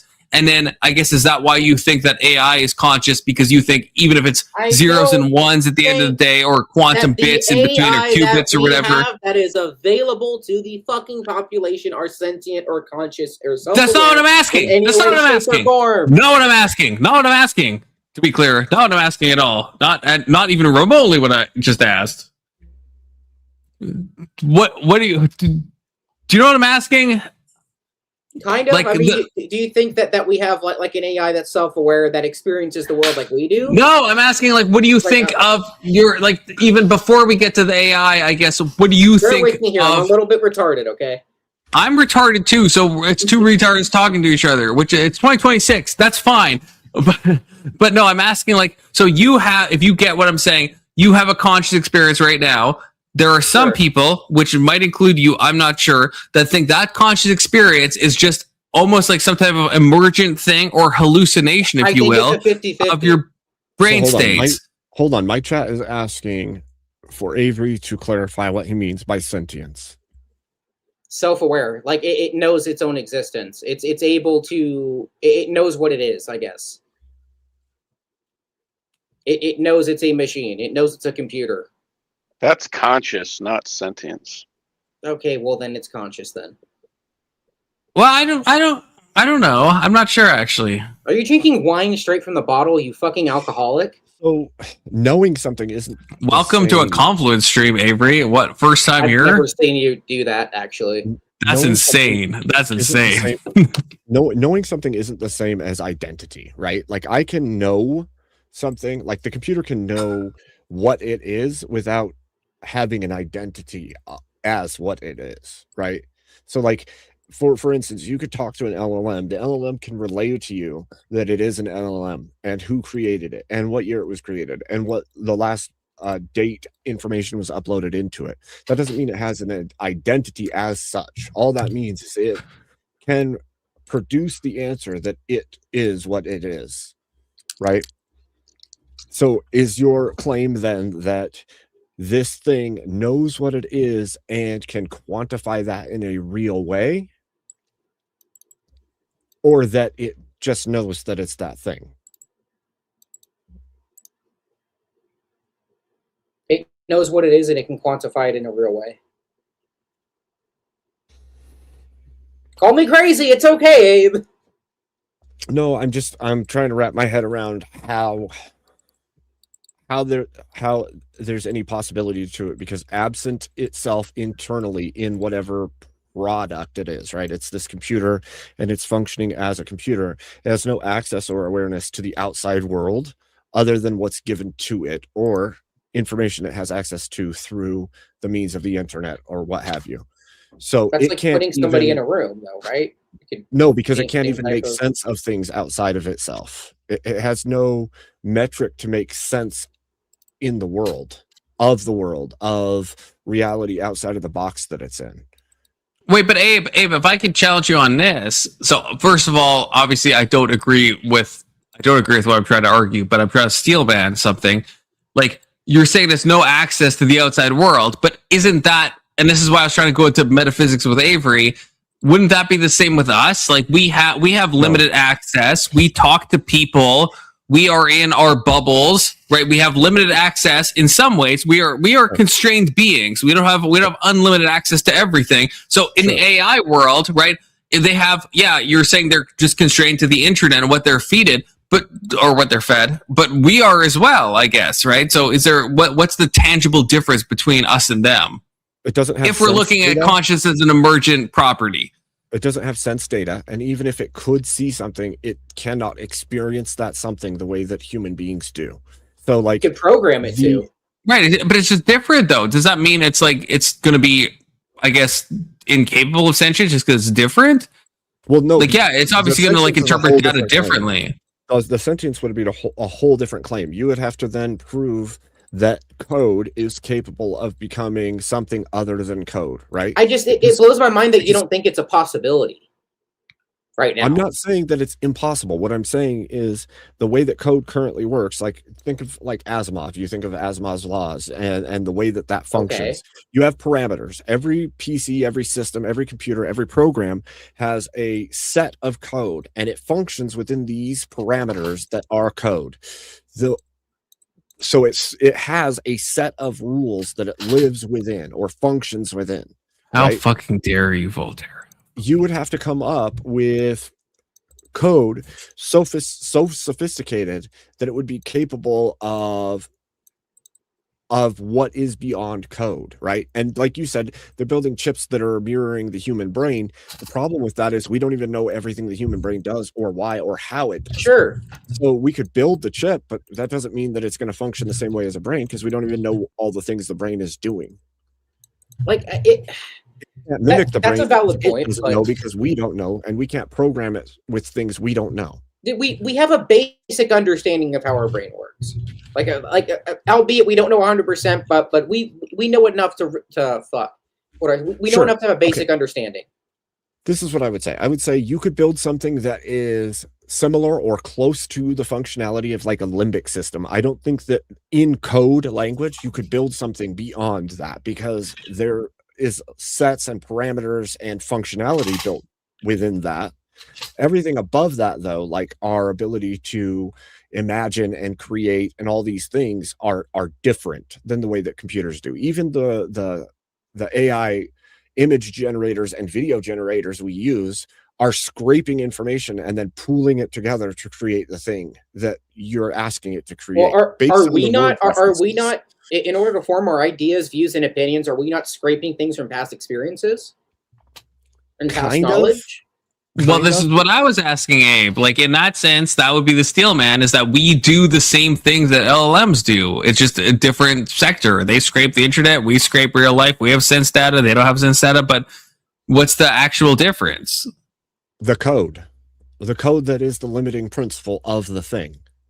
But okay, and if again, I don't agree with this, but the steelman, I think, would be the code is our genes, right? We're running on code, we're running on biological hardware, but we think that we're somehow unique, that we have something that's a soul or something that is an emergent property, something that we call consciousness, right? But we're still running on hardware. Our brain is obviously affecting our phenomenological views, right? And so why can't we extrapolate this to the AI world? That, hey, they're running on ones and zeros. Sure, it's code, but they're still experiencing something that is something adjacent to qualia, right? And then also, I would like to add to this, like, we can hook up algorithms, or not algorithms, sorry, fucking LLMs to they put these things in basically robots. Now, I know they function not like they do in the movies. It's very surface level. But they have cameras, they have sensors, and they're actively extrapolating that data that they get to make sense to them, right? Avery, can you read the chat? Can you read the chat, Avery? I feel like you're not reading the chat that I have on screen. We're trying to have a conversation. I'm sorry, Avery. I'm sorry. There's a chat on the screen from Rage Page. Oh, shut up! I'm answering her. To answer your question, Rage Page, Confluence. What wine is that? Oh, I'm glad you asked. Wine actually, are you drinking? You want to know the name of it? That's what you're asking. That's fine. No, Thank you, Avery. Rage Page wants to know the name of it, not me. I don't give a fuck. And you muted. You're muted. Oh, you're muted. My God. That's of course. fucking funny. Of course. Confluence is a racist confirmed. Oh my gosh. Am I still muted? Am I still muted? I'm not sure. No, I'm not muted. Now you're not. Mine. Now we can hear your gay voice. Now we can hear your gay voice. In my chat, it was brought up, for sentience, 3 base conditions must be met. A self-physiological basis, the ability to recognize subjective experiences in itself, and consciousness with understanding of its actions and of those actions and the consequences for those actions. What I'm saying is the ones that are available to us, no. The ones that these companies may have behind closed doors, as Confluence put it, it's a 50-50 coin flip. I think within the next 10 to 15 years, that's going to be almost a definitive possibility. Okay, so when you say this, all I'm saying is, with the absence of enough evidence to make the claim, I could also say we have food replicators, we have starships that already go to Pluto and back, we have time travel, and we have teleportation right now. We just don't know it. I mean, they have teleported an atom. They have teleported an atom. Well, they didn't teleport it. They used quantum physics for tunneling effects, which was basically quantum entanglement. So they got one to copy another at a distance. I don't know if that would quantify as teleportation, but fair enough. I don't know. Fair enough. But if you, I mean, I'm not. I mean, look, Abe, I don't know how to debate like you or Confluence or a lot of the other people that come up on these channels. Okay, I think that's pretty evident. You know what I mean? What I'm saying is just based on my interaction with these things, based on some things that have happened in the news, based on shit that's coming out, like they're trying to design chipsets specifically for these things. I think NVIDIA is releasing a new fucking type of laptop this year or next year that's designed for fucking AI effectively. So I'm putting all these things together, and I'm just making an assumption. It isn't like I know it's not a good enough explanation for you, but I mean, it is for me. I'm saying it's a 50-50 chance that we already have these things. The 50-50 thing is the thing I balk at personally. I think that's the thing that's crazy. You can do that. Opinions are like assholes. Everyone has them. Well, then I'm going to claim that I'm actually an AI in human skin, and I came from the future, and you should bow. Cool. Abe, I would say that's like a 50-50 coin flip, in my opinion. You know? Definitely. Because opinions are like assholes, you know? So yeah. Yeah. Yeah, most of them are dark and stinky. That is true. That is true. Avery, see, I don't think you believe it's 50-50. I don't think you actually do, unless you Here we devalue. go with you and your drunkenness telling me what I believe and what I don't fucking believe. You fucking asshole. I do tend to do that. I do tend to do that. Avery, do you function in the world as if that is true? Because if you were to function as let's go. True, that It's would mean testy. that every government in the world that has access to AI probably has a sentient AI and can predict all things and has access. Just because to an all the AI information. sentient doesn't mean it can predict the future.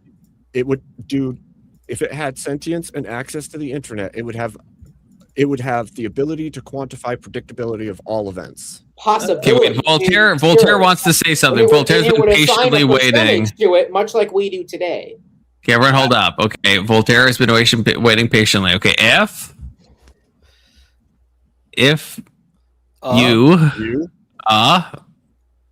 you haven't realized Abe Oh God. needs a better. You're gonna hit us with the N-word at the end, aren't you? Dark Abe. Oh, you want me to do blackface? Is that what you're saying? Is that what you want us all to do, Voltaire? That's what you're asking us? Not if you want us to do blackface. Yeah, don't threaten us with a good time, Voltaire, okay? What is I don't know what he's saying that you're. I mean, Abe, but much like Abe doesn't like it. But Abe, He doesn't like Dark Abe. Like we do that ourselves, right? We assign percentages to things that are likely to occur based on past data. I wanted to. For instance, the weather prompt. Yeah, you're Go ahead, Dusty. Oh well, on the prompt, I think that much like AI Jesus, praise be. I think that, fuck him for real. But go ahead. This is not too far out of the realm of possibility. I think in the future we may see like a religion form specifically around. They've already started. Well, there you go. And I think that like, imagine, if you will, like some sort of LLM. It's all mystical, like a Joseph Smith situation where it's like this machine is from the future and has seen all things, and the same kind of rhetoric. People want to believe that stuff. I don't think it's that far fetched that there'll be I mean, I don't doubt the Avery. I'm sure there's some like fringe groups and stuff but I think like maybe in a more mainstream type of way. I think that's a possibility. That's what's a possibility? I agree with you on that. There's going to be like a AI centered like religion, but they're not going to call it AI. They're going to be like this is divine or something. Well, yeah, I agree with that. I think that's to me that's the obvious. To me, that I would say that's even obvious, or at least eventually that's gonna. But Avery thinks that it's a 50-50 coin flip that AI companies already have an AI that's sentient. Right. So to that's the insane part to me. I call it AGI. Yeah. So if it were to happen, it wouldn't be in the hands of governments. It would be discovered or created by one of these companies. And I mean, there's a massive incentive for something. They don't have to give it to the government if they don't want to. Right. And I guess in terms of the predictability or sort of what Abe touched on, I do think that like something, because one of the things that's maybe not LLMs, but like these, I guess I think it is, but they've been using it for parts of like genetic testing and like parts of the Human Genome Project. And it's what it's really good at is when you give it a specific task and you put specific parameters to it, it is really good at like running different permutations and stuff. This is why we've seen like, the chess engines have exploded exponentially, but there's even like for some medical applications, they're like, rather than testing a particular strain of virus or whatever, like it can give you these permutations and be like, okay, this is where we should focus our research. So I think it's going to be very useful, and we're going to see advances in that regard once it's specialized. And I think just sort of extrapolating, I think we are going to start to like lean on them more and more heavily as a society, not just on like an individual basis. So I don't think I'm saying anything profound, but I do think that is like the future that we're going to see. Do you think it's going to replace? I know you said some will. Do you think, in a broad sense, it will replace religiosity? No, They'll always be a fan of analog, you know? Like, just because vaping doesn't mean people won't smoke cigarettes. So That's true, yeah. There'll always be a place for you, for your religion, for your God. Good. I'm glad. Yeah. They'll, if anything, what do they call the Luddites? There's going to be people who outright reject it. Yeah. There's going to be like, they're going to be like, technology is evil. It takes us further from God. Like, that's already a thing. Yeah. And they're not wrong in a way. I feel like now they're at least less wrong than they ever have been with the advent of AI. Okay, the Hutterites, the fucking Amish. Well, Hutterites I think use tech, but the Amish, they had a point. The Amish, it's the Antichrist if you think about it. I got a question for y'all. What's up? But then again, maybe I have an answer for you, Avery. I have a question for the whole panel. All right, how far do y'all think that we are from AGI and walking, talking robots that are almost indistinguishable to human beings? 30 probably years. thinks it's never going to happen. I think we're about 50. Two separate things. To the first one, I would say 10 to 20 years. To the second one, maybe closer to 30. Like for the implementation to like be able to fool humans. And like you're talking like I don't know what the right term is, but like an avatar or like a simulation of a human. No, like I'm talking about like from fucking what's it? God damn it! What's it called? Blade Runner. Blade Runner. That's what I'm talking about. Yeah, so like an automaton or whatever you want to call it. Sure. Yeah, I think 30 years, but I think AGI is. I think 30 is a little bit too far. Maybe you might be right. But you think it might be sooner than that? Crazy thing. No. I'm thinking within 30 to 50 years. Look, the groundwork for a lot of this stuff has already been laid. However, it's and I haven't looked into this in like 5 years. So about 15 years ago, IBM created it, and it wasn't self-sustaining. Okay, there are problems. There's issues with they called it liquid blood or fuck, I can't remember what it was called, but it was literally a self-sustaining loop of coolant and power for a computer. It couldn't fully power a computer, right? But it could still give the computer some level of power. Now, if they can perfect that, and this was 15 years ago, who knows where the fuck it's at now? Or if they stopped the project, if they continued it, that would be. Oh, dude, and then they've actually been able to store data on living tissue. Except the problem with that is that when the tissue decays, the data decays. Right. Well, I've postulated. I think that do you guys know what the singularity is? It's like a fairly famous concept in philosophy. The singularity, we could think of it almost as like a hive mind. Yeah, like let's say theoretically we could upload our brains into a computer and we would all become the machine essentially. I've always thought that is an inevitability of civilization. If you ever seen the TV show Dark Matter? I know what that is. It's a great fucking show. It's a common, not trope, but like a common theme of a lot of sci-fi. But I think that here's my caveat. This might sound dark. I think that future is inevitable, except I just don't think humans are going to get there. I think we're going to fall short, or we're going to blow ourselves up. We're going to blow each other up before regression of society. But I think the technology on its current trajectory, I feel like the singularity is essentially inevitable. And you don't think that puts us closer to it, even if it did occur? Even if we did get the singularity, what's to stop humanity from utilizing that to do exactly that anyway? Well, it would.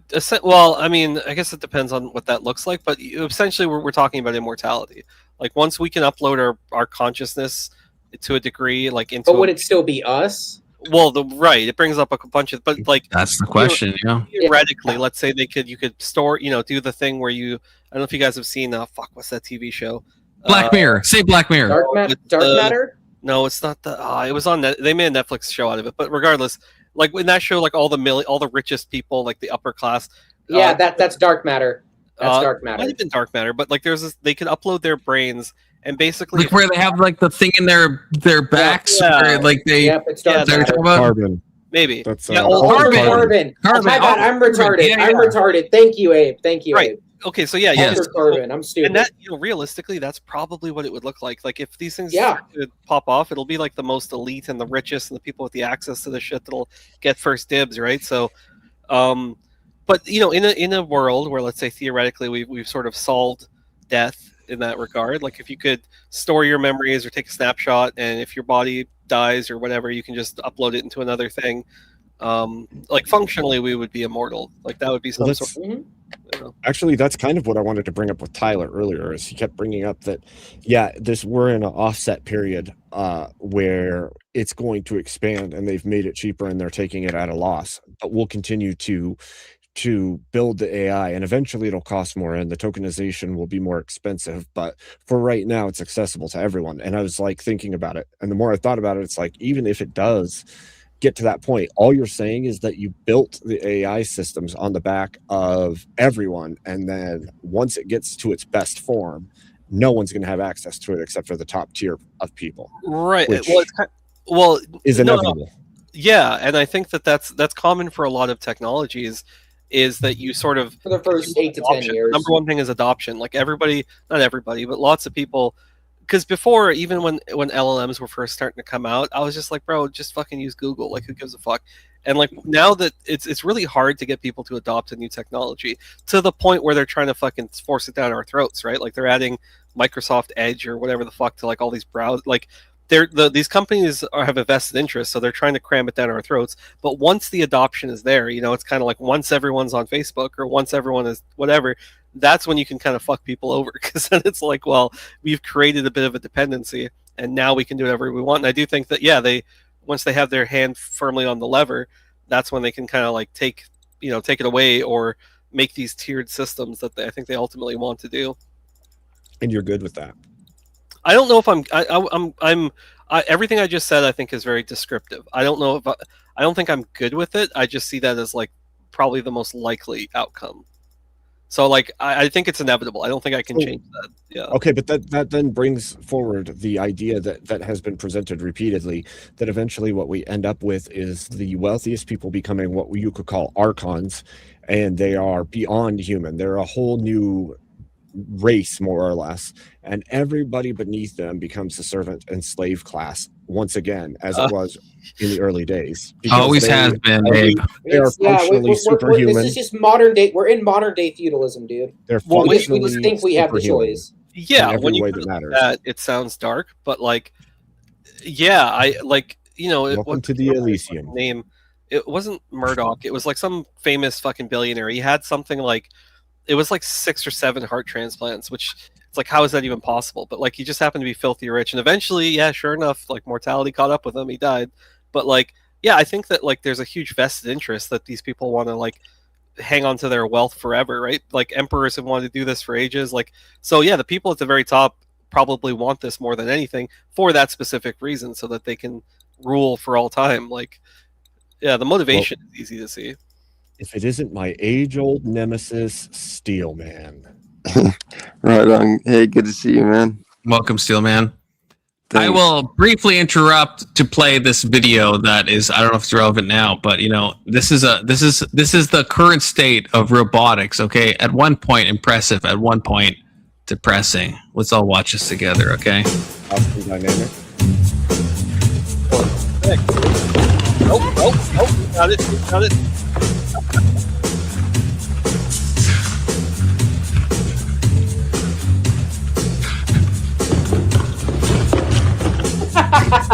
I mean, that was pretty good. That's still pretty good. That's still pretty good. It is good, but it's also sad. I mean, he just gave up. Sad. Game over. Dragged off in shame. No, because Khan's an asshole, that's why. But that's not. But impressive, impressive dancing. To be clear, that's still pretty good, Abe. That's still really pretty not fucking the best. good. That's It's not still the best pretty we've good. got. Still pretty good. Well, it's not the best we've got. Do you have a video? No, it's not. We have a robot way dancing more better fucking to crazy. Michael Jackson, Abe. It doesn't have to be Michael Jackson, but It has to be Michael Jackson. No, it doesn't. Or it has to be one of those Boston Dynamics robots that are gonna like kill people and eat them and stuff in the Black Mirror episode, you know? Motorhead. Wait, which one? I haven't seen that one. Oh, also, Abe, I'll forget to say this. I think that you look, because I just always assume when someone wears a hat that they're like bald, right? But you have like a good head of hair, man. You should show that thing off more often. Just throwing that out there. That's true. This dark Abe look is kind of snazzy. I'm not gonna lie. You know, it's kind of a vibe. Yeah. You're gay. Why is Khan so much louder than everyone else? This is because everyone tries to cuck me and talk over me, okay? And so I have to fucking cuck everyone else. It's an And actually, Wait, I actually have no. I don't know how to volume correct. Is the real answer. I don't know how to do that. It's my panel. I'm going to be the loudest. Said this many times. I wish it was OBS where I could see everyone's volume, but I can't. So I actually have no idea like how loud my volume is. To be honest with you. We could amp it up. We could amp it way up. Yeah, I could be louder, Mo. You want me to be louder? I could do it. We could do this. Nobody wants to hear your knockoff Tony Heathcliff voice, buddy. See? How dare you try to cuck me like that, Avery? That's not even his name. What the fuck did you say? I don't know his name. I can't. Tony Hinchcliffe. That's his fucking name. Whatever. You just call him. That's his fucking name. I did. Yeah. What the fuck? What the? I almost let that slide. I'm so drunk. I almost let that slide. I was like, wait, that's not right. It works. It's a knockoff. Not that funny. But you're a knockoff. Knockoff of what? That's true. I think you're What am I a knockoff of a of? knockoff. But what's the original? What's You're the a copy of original? a copy, We gotta Avery. source that. I'm sorry. We gotta source the original. We gotta You source don't the want me to original. say it. You don't want me to say it. Type it in the back chat. You're a knockoff of a Belushi brother, okay? What the fuck's a Belushi brother? Ooh, that's an insult. It sounds like an insult. I know. I've heard the term Belushi brother, but I'm not. John Belushi, that's a person. That's a person. I don't know who it is, but that's a name I have in my head. Dude, I don't know who he is, but it's a name I have. Brother? Abe, you're kind of Possibly. What? One of the Blues Brothers or something? Yeah. Blues Brothers. Was a good movie. I don't know. Not to see how accurate this insult is. No, everyone's looking it up. The I like Ellen Beluga, You're an asshole, Beluga Abe. brothers. I mean, but he's not like totally wrong. It's also not really an insult. Like, you know. Which one? Okay, so there's Billy, Jim, Can someone type this? who I don't know how to we spell plug this. I'm retarded. Oh, it's Someone a put this in the back BLU chat. or BELUSHI. Oh, I'm cracking myself up over here. Hey, Ghost, good to see you, man. Good night. Are you out of here? All right, later, man. Oh, I just thought Ghosty was heading out, or Ghost, so I was just telling him peace. Oh, fair enough. Oh, Ghost leaving? Oh, yeah, it's been real. Yeah, he said that. Oh, 7's Ghost. That dude's Take been in care. God knows how many Yeah, fucking okay. movies. You have to So play which it. one? Oh, I guess Avery is the guy on... Overdosing with the Oh, mixture of he cocaine is. and heroin. Holy shit. No, that's so accurate. This guy, I don't know if you can see my mouse. Heroin. Fuck. This guy right here. Yeah, absolutely. The guy on the right. Oh. Okay, as you have your cursor over the left one, but okay. No, but I can't enhance more. But not the weird guy in the left. But He yeah, was in a lot of fucking on the right. movies. Yeah. He was a producer. Hold on, let me see. Oh, my thing's fucked. That's why you're seeing it wrong. I opened a new tab. The guy on the right here. That is so Avery. That is so Avery. That's crazy. But a copy Fuck of it, a I'll take copy it. of this Fuck it, guy. I'll take it. I do look a little bit alike him, dude. Holy Like, shit, if we that's sketchy. Go to this. Do his little smirk that he's doing, Avery. I don't Take know off how your to do that. glasses. Take off your glasses and then Take give off that the like glasses, I little. can't fucking see shit, jackass. That's fine, but we can Fucking see it. blind, Do dude. that. Do the little do that little smile thing, okay? And we'll compare. Okay, do the smile he's I doing. fucking hate you, dude. You're Close fucking- mouth smile, Avery. Hold Close on, mouth hold smile. Hold on, all right. Confluence wants this. Okay, lock in. Fucking lock in. I Okay. can't. You shut the fuck up. I can't Lock see in, shit, brother. dude. You don't Hold on, have to show see. the picture again. Show the picture again. I have to be I know able you to see the can't. picture. You can't see. You If I can't. squint, you asshole, I can. Oh, well, you didn't specify. Hold on. Also, he's Japanese. Do it, you fucking dick. No, it was good. Okay, here we go. That is similar. That is similar. Good spot. There's something there. Yeah, there's something there. Uh, Avery is somehow more like Asian coded. I didn't know your eyes were so like squinty like that, Avery. Not like a Because I bad way. can't see shit without these. No, but you're actually like a bit Asian. I'm realizing. I know you say you're Lebanese, but there's like something else in there. I think realistically, I think the Lebanese has been watered down, so I'm thinking like 20%. Everything else is just a mixture of fucking Italian, Oh, he is a Irish, knockoff of a German. knockoff. There's some Chinese in there for real, Avery. There's some Chinese in there. Really? Is Okay? it? Is it? A Is it little so I can bit, make fun of yeah. Asian people? So I can make fun of Asian Absolutely. people? Yeah, I Moderate. give you the pass. As TJ, aren't you Asian? as a son of a Taiwanese family, yeah, I give you the pass. You can do it. You're TJ, the son of a aren't you Taiwanese Asian? family? I'm You're technically. adopted. Yeah, I'm like technically. I'm like You're East technically Indian. Asian? Well, East Okay, Indian. so like, can I- which is South Can I get the pass to make fun of Asian people then? Do you- I look you- like you? Yeah, you always Do I had look it. like you? I'm not that. Oh, sweet. Let's go. Yeah, fuck it. You can make I fun don't of think whoever. I don't think traditionally they care that much. Actually, They don't. They really Yeah. don't. Do you know how fucking racist China is? It's insane. It's insane. I saw a video. That's true. Recently of a Chinese girl telling off a black couple in a restaurant. It was pretty. It was Oh pretty yeah, intense. dude. There's a video. So when the basketball season for the United States is over, some of our players go and play in the Chinese series, and there's a video of a fucking Chinese dude saying the N-word, N-word, N-word, get the fuck out of China. Like it's I've so seen it. bad over there, dude. Like holy shit. Wait, have you guys seen the China commercial for laundry detergent? Have you guys seen this? No, Is it- can you is show it- it? I want to see this. I want to see this. freaking Show Have it. you not seen this? Have you guys not seen No, I this? haven't. Show it. Oh my god. Okay, It's Testy, you amazing. must have seen this, right? I have, yeah. Oh no, I have. I know exactly the one you're talking. It's amazing. Yeah. I do. Oh god, how do I find What, this? Confluence? It's amazing. Oh, I think this is it. It's one of the Let me best just commercials check. I've ever seen in my life. It's great. It's fucking great. They don't give a fuck at all. They really don't. Oh, this is the They no. don't There's care someone about talking anything. over it. No, I want to find the This- original ad. This is the reason why I No. find it so funny why liberals say America is the most racist country in the world. Bro, you're fucking retarded if you think that. Holy shit. Yeah, I agree. That's the thing. Like other countries are so like not like they don't give a fuck. No, I wouldn't say the most race, but like America has like very uniquely dumb views on race compared to the rest. I would say we are like I mean Oh, here we everyone's go. fucking prejudiced to a certain extent. Here we though. go. Oh yeah, everyone's prejudiced. God. Okay. Here we go. Let's fucking go. Oh my god.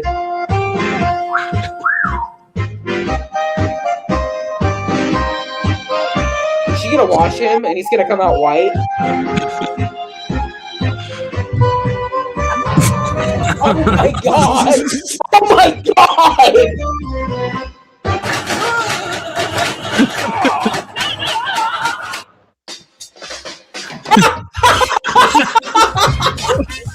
Holy shit! That's marketing. That's fucking great! Oh my god! 改变是一颗 That's 俏皮洗浴 fucking amazing! Holy shit! Zero shits given. Oh my god! They don't give a fuck over there, man. They don't give a fuck. Well, I Is mean, that it real? is true. Yes, no, because This is- Chinese yeah, it's a people think real- that it's a black people real- are black real because ad they're that was dirty. played. That's literally what they think. That's not like, I mean- that's hyperbole. That's Yeah. seriously. What was they on think that dude's because they're face? dirty. Uh, Oh god. my chat says my chat says they added too much bleach. It was yellow. That's true. Oh, What was on that That's the dude's thing, face? Oh, white. yeah, I don't know. I think it was paint. I think it was supposed to be a painter. I think he had paint on his face. That's how I, I don't read think this that's what he's commercial. asking. Confluence. I don't think that's what he's asking. Oh, he's being in an untoward fashion. No, I know. I Too was pure curious. for He had that. like white Okay. spots on his face, and then, but he had like blood on his shirt. Like what the fuck? Or No, it was Tyrone. He's a painter. He's a painter. He's a contractor. I wrote You know? it straight real quick. Brand is so fun. Oh, now you guys got to ask Steelman about AI because he has a completely different tack on this. Okay, I want to hear Steelman. All right. What's your take on Go AI? ahead, What's your Steelman. take- Yeah, let's hear this. Oh, well, Just set them up.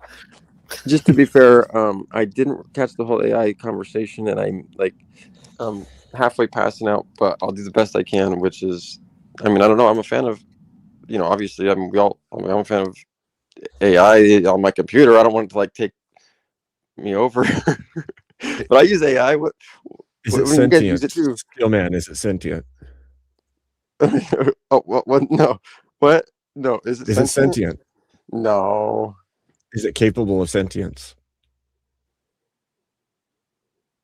No. It's just a machine. It's just like running a computer program. Sounds like still on its very base, Abe. I don't know. I don't know if you have him confused with someone else. Yeah. Yeah, that's pretty. Can it be conscious? I think it can be. I think it'll get there. No, well, see, when How? I first, like, I think everyone, when they first Yeah, use AI, Well, ahead. well, I don't want to cut Stillman off. no, go ahead.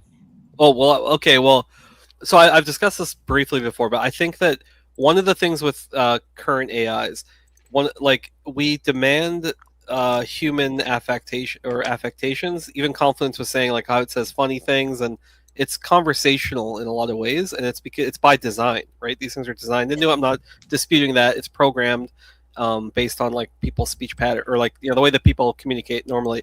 So I think that if we just wanted like brute compute power, I think it's like it could be so much more, I guess, powerful and direct. So I think that in that regard, I think that if it were to gain either sentience or like some level of consciousness, I don't even necessarily know if we would be able to recognize that, because we will always put parameters, like human limitations on that to say why it's like not good enough. It's not like, because we're the baseline, like we're comparing it to humans, right? So we would constantly say, well, oh, it can do this thing now, but like it's not really like a human. It's not really. So I think it could just take on a form that we just wouldn't recognize as like sentience or consciousness. Like, how would we be able to discern that? I guess because we can only view it through a human lens. So that's kind of my like a more of an argument. Like, I think we would miss a lot of the signs of it, and we would dismiss it, or we would add other tests and parameters on it, because we don't really want like a conscious machine. We want something. We want to see ourselves in it. We want to like hold up a mirror, essentially. Like, that's what we would consider. Yeah. Well, to that point, then, yeah, that's like a good. That helps me to segue. Is that first of all, I noticed you guys were differentiating between sentient and consciousness, and you know, and I get that there is obviously a clear difference, but I'm kind of like loose on the term of sentient. How are we defining that, or how's it that exactly defined? And then my other point would be that I've realized, you know, and we can obviously bring it back to the mushrooms if you want, or whatever, which is that like most people are not conscious or sentient in themselves, like even human beings. And then we get into this animal, and then people think animals aren't even sentient, and it's like and so where I'm going with this is there are levels to consciousness or sentientness or whatever. Like, I actually believe that like consciousness is God in any form, like, right? So yeah, so you know, I've seen a bug have consciousness. I think, you know, I like when I was tripping one time in the woods, a bug came and actually observed me, and it was like looking at me like I was an alien and like trying to like figure me out, you know, like and it was like an intelligent bug. But now but like most ants and shit, for the most part, like are not. I don't see them as like very conscious. You know what I mean?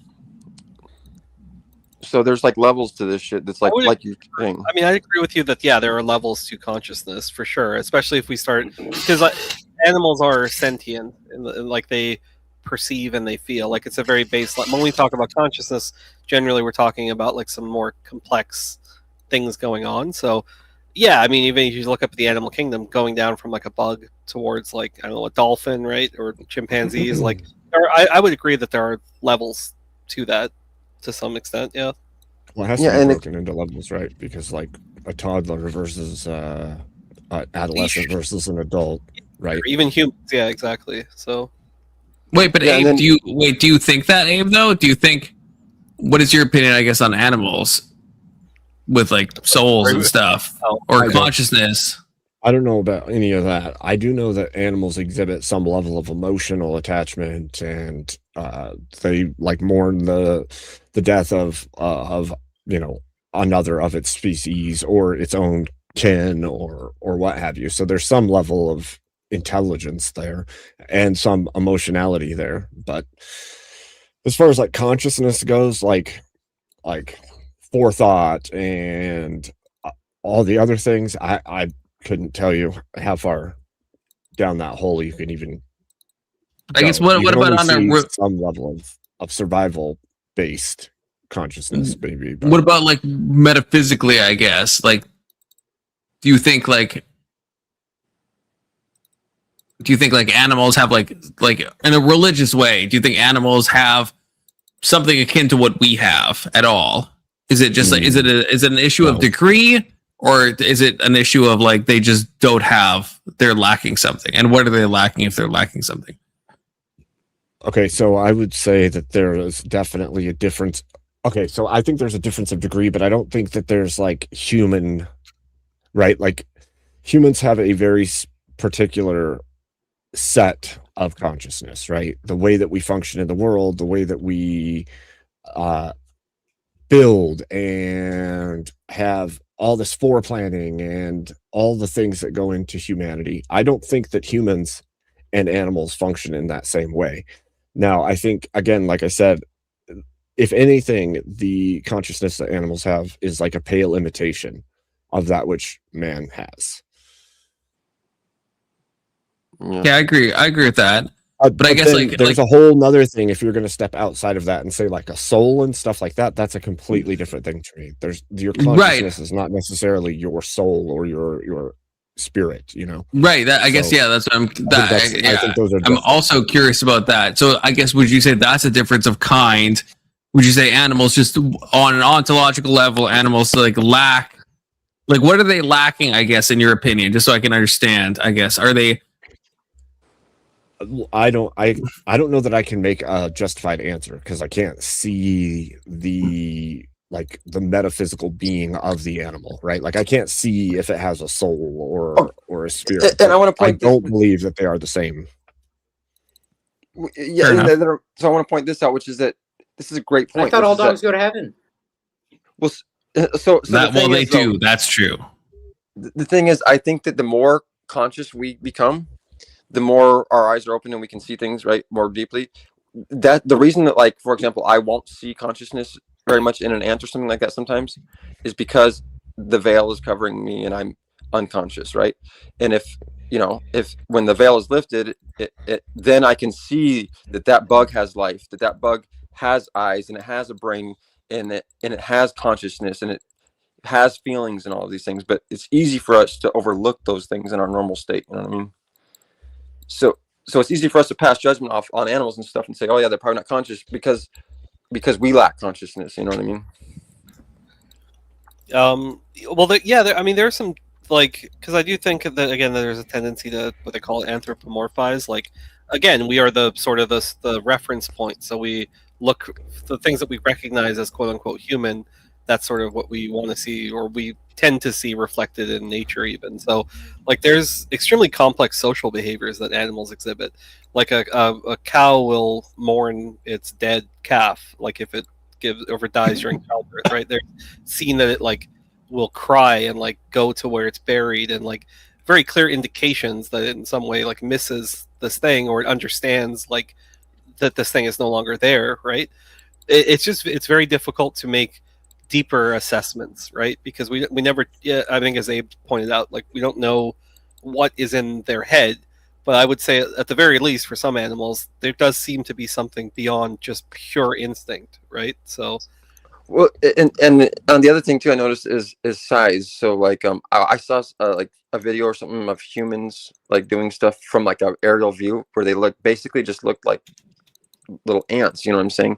And I realized that, like, you know what I mean, that to a larger creature we would just be like unconscious ants. If I love those symmetries, like if you see a city and how it looks like a circuit board, like that kind of the macro mimics the micro and all that shit. But yeah, go on. You can say that, but the problem is when you miniaturize anything, like if you miniaturized a human being, for instance, there isn't the ability to compactify the cell tissue to make the brain function at the same level as a human brain does. So the problem is that there's a huge issue between the mass and the overall size of the object. So if you take a human's brain and you shrunk it down to the size of an ant's brain, for instance, it wouldn't be able to function at all. The cells wouldn't fit in the space given. So there isn't even the ability for something smaller than us to function the way we function because of Okay, size. I hear what you're saying, but let me flip that for a second and just say the better technology gets, the smaller it gets. And I can make the argument that our bigger brains are a size that we're actually outdated. And that they may even be smarter than us. And that's one of the, because I was with you on that for a while. Like, because, like, I mean, before, like, because I, don't like killing things, obviously. And, but like, if there's an ant in my house or something like that, I'll like tend to like, just like, flush it down the toilet or something like that. Right. Because, what I'm trying to say is that I feel bad about, but because I don't realize like something, because I'm battling because I'm like, it's easy for me to just disregard it because I'm thinking it has a small brain. But in fact, God is so like amazing that it can make these creatures with these brains the size of a freaking, pinhead, and still have this probably infinite amount of, DNA strands or whatever code. You know what I'm saying? Like the fact that that you can even have a brain inside a little mite or whatever, like we can't even fathom how, what I'm saying, the miracles of this universe. So this idea that, what I'm saying, like that the brain size, whatever, might even impact our consciousness, that could. But still, man, you can say that, but the problem is when we have done experimentation to see what's inside of the dome of things like ants or cockroaches, we see that they're extremely simplified brains, very, very in tune with just instinctual motion and things like that. That's why we can literally hook them up to transceivers and control the insect, because their brain is like motion centers and instinct centers, and they do not have the like frontal lobe thought processing. They don't have any of the stuff that we do. Theirs is all an instinct based micro set of instinct and drive, right?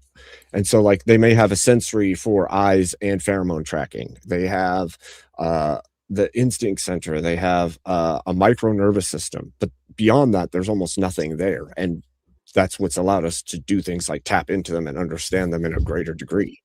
And we still don't understand how the human mind or the mind of larger animals function or what's going on within them. Yeah, I hear what you're saying.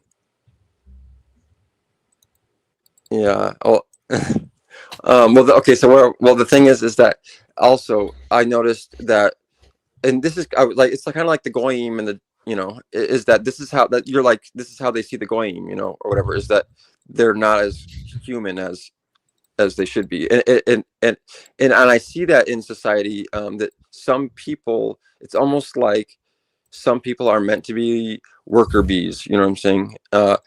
And you see that, especially when you get into the psychedelic realm.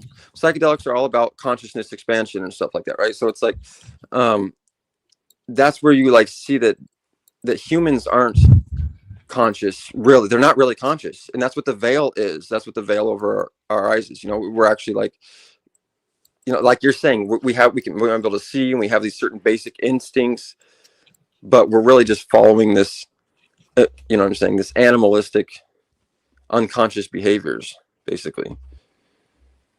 So I think we're giving humans too much credit. And then the other thing is, it's very few humans who actually make these significant breakthroughs. You know what I mean?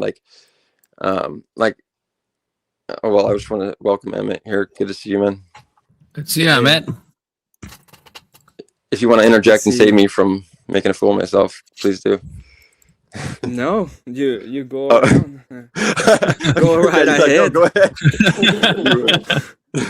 Go right ahead. But like, even like I was like driving my car just the other day, seeing all the cars. Everybody's got a car, and I'm thinking there was like one guy who like came up with this shit and was like, he didn't even know what he was making. He was like on the cusp of this shit, just like Thomas Edison or whatever, like who made the electricity. We use this every day. We don't know how to use it, and it's like very few people are inventing these extremely significant pieces of technology that we all use, but like we take for granted. We don't understand it. It's like, you know what I mean? It's is that consciousness or is that intellect? Well, I mean, I think they would kind of, they would kind of rub against each other, Well, technology it increases at like what's it called, like an exponential rate. If you look at like technological development from, say, the printing press. So like technology has advanced extremely rapidly in comparison to, I guess, basically anything else. Wait, can I hit you guys with a question? Okay, this is a video I watched from Drag. Okay, who I enjoy. His argument, and I want to hear what you guys think. Okay, his argument is that.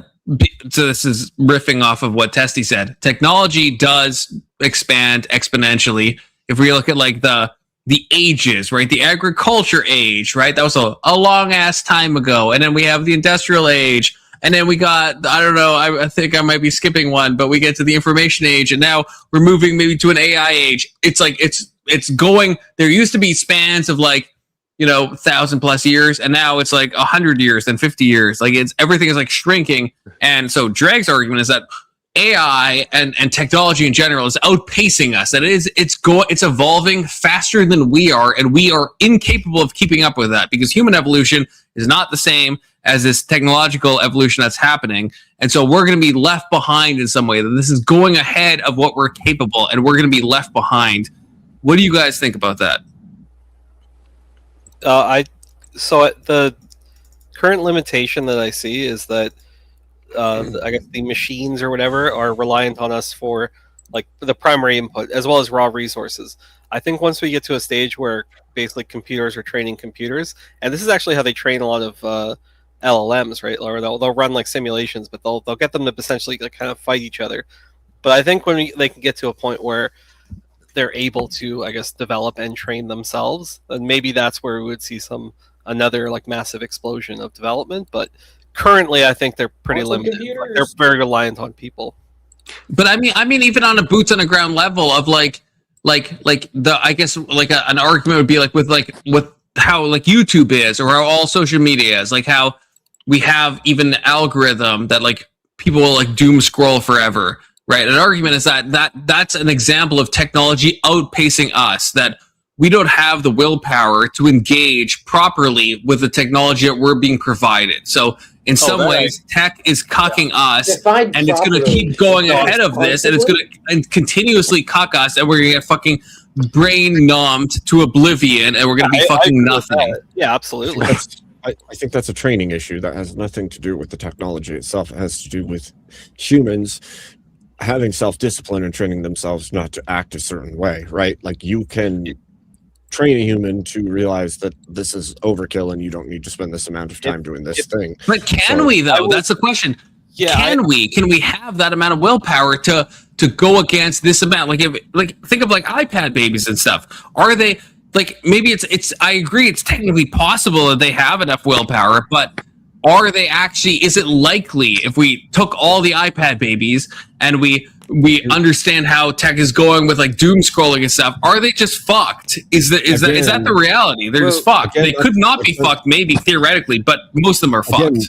That's what I'm saying. I'm saying that it's about the training of the human being. If you don't want human beings to doom scroll all day long, you don't put them on a tablet or a device for huge amounts of time in their formative years. Instead, you train them that this is used sparingly for certain reasons, and this is when you use it, and this is how you use it, and you train them ahead of time. Like I said, it's not an issue with the human ability. It's a problem with the human training. We are skill acquisition machines. Human beings can be trained to develop things like self-discipline. I think we are lambs to the slaughter, and I think that, like, I heard it phrased once by some. We're all just lambs to the cosmic slaughter. Really, like he said, it was like, imagine like what you're up against. What you're staring at is a supercomputer. Like you're staring at like the raw compute power, and I would kind of agree with like you are Abe in more so isolation. But if you look at just even generationally, like even our parents who didn't grow up on these technologies are all fucking addicted to Facebook. And so like for me, it's almost like once I guess you're exposed to this, like I agree with Confluence in the broader sense that I don't think the human brain has evolved or developed to be able to cope with this amount of stimulation and like the dopamine addictions and all the rest of it. So like in principle, I agree with you, but we have seen every generation, even the people who didn't grow up on technology, have now kind of succumbed to it. So it's like, I don't know how you responsibly fight against that. Or how you I think we'll see a secondary emergence. That's what I think. I think we'll see a secondary emergence where people have realized that this thing is consuming them, and we're already starting to see that with some of the younger generations who are putting those things away. Who That's are fair. like you even see Zoomers who are getting flip phones instead of smartphones because they realize that it's eating their time. Okay. Hold on. How can you agree with this? You're saying that we're going to just abandon technology. That's not going to happen. And not abandon. No, he's not arguing that. Like figure out where the guardrails are. Engage with it more responsibly. Like we kind of were given a new toy and nobody knew exactly how to play with it. Like, so I see what Abe is saying, and I do agree. The younger generations do seem to be a little bit more hesitant with these things. But the thing is, when AI first came out, it was the same, and it still is the same thing. But when it first came out, even it's just like all these other technologies that first came out. You know, like when the radio first came out, and they thought like it was the end of the world, and like when the sewing machine came out, and when the car came out, when you know what I'm saying. I got a super chat. I have to do this real quick. For the Emperor. Thank you. But yeah, and the thing is that like when the radio came out, you'd have groups of people like this arguing that, oh, these kids are listening to the radio too much, and they're realizing that it's too much radio, and then no, they're just going to get off. He's going to rot their brain. Exactly, and no, they didn't get off the radio. It just becomes more and more advanced, and then people start getting headphones and they start listening to music all the time, and then they have it in their car, and it's like in like the sewing machine. It's like this isn't gonna go away. It's just going to amplify. Right, but that amplification, like. I guess I think of it even in the sense of something more pedestrian, what we'd consider now, like something like VR chat. Like humans are very good at creating like the simulacra or like the simulation of our surroundings. That shit is fucking dangerous. But I'm saying we're really incredibly dangerous. Right. That's what I'm saying. We are very good at fooling our own senses, and so that is only going to get better, like graphical and compute power. And so we'll reach a stage where I think that the digital fantasy is more appealing than reality, and not in like a dystopian, like I don't think it's going to be some like dystopian like takeover of the machines like Skynet type of shit. I think it'll be like a very slow erosion, and people will just tend to just choose comfort over discomfort, and that's kind of I see that more as I guess the risk. Like it's difficult to fight against our baser instincts in that way. Well, and the other thing is like when you guys are talking about doom scrolling and all this stuff and how that's supposed to be like some form of brain rot or something like that. And it's like, so say the person who goes and gets up every day and works at Dunkin' Donuts or something like that every day. I could argue that that's just as much of a form of brain rot as sitting there just doom scrolling all day. Like what I'm getting at is until you like get like it is about consciousness, right? It's about raising consciousness. Because no matter what you're doing, you could argue that it's basically equal to doom scrolling, depending on your level of consciousness.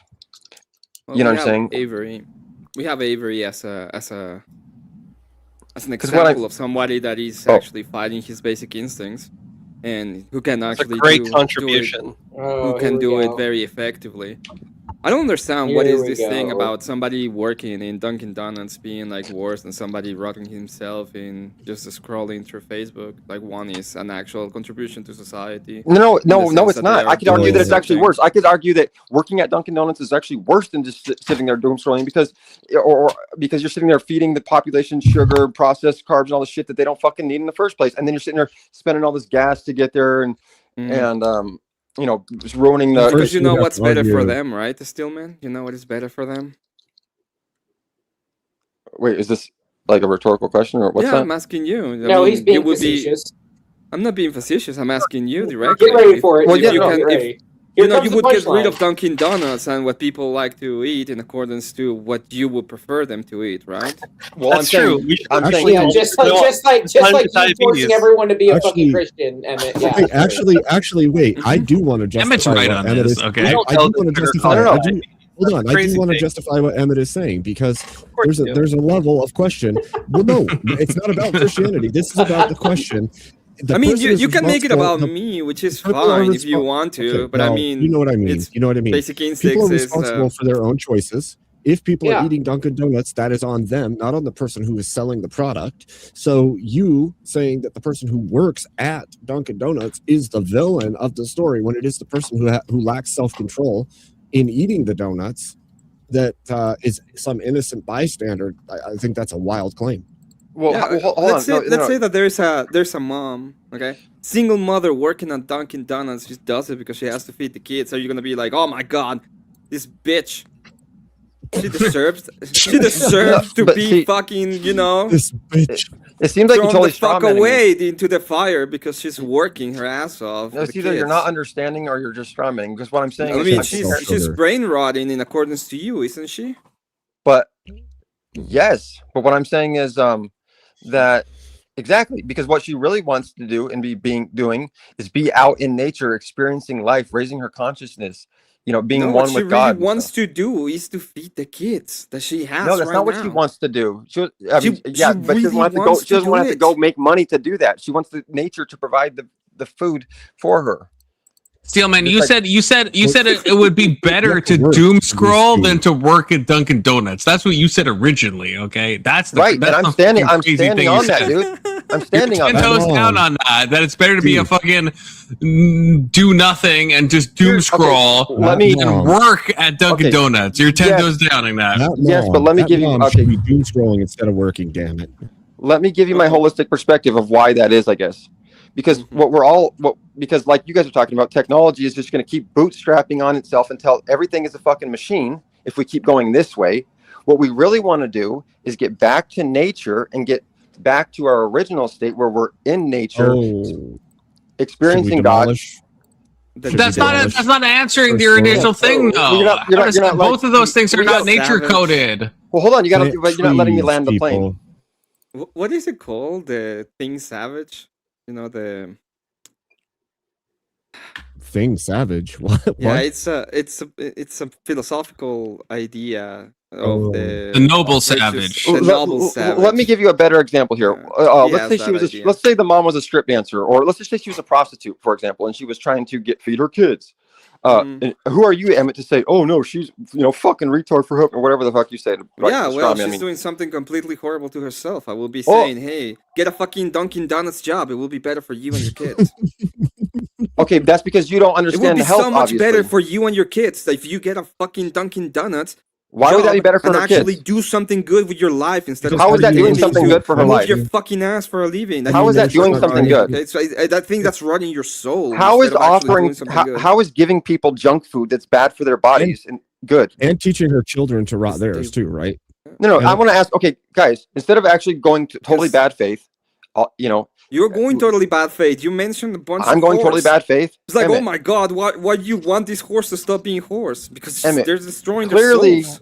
Emmett, all you do is come in with bad faith, and I'm hoping that you can Oh just Lord, nip can this you in the bud right please? now. I am actually. I don't answering you I don't think directly. Eminence The actually fuck with is bad wrong faith. with I you? actually Dude, don't think he he's has been to. manipulated, Bad dude. faith mean exactly. He won't even let me. He won't even let me answer these questions. He's just attacking me with a bunch of like.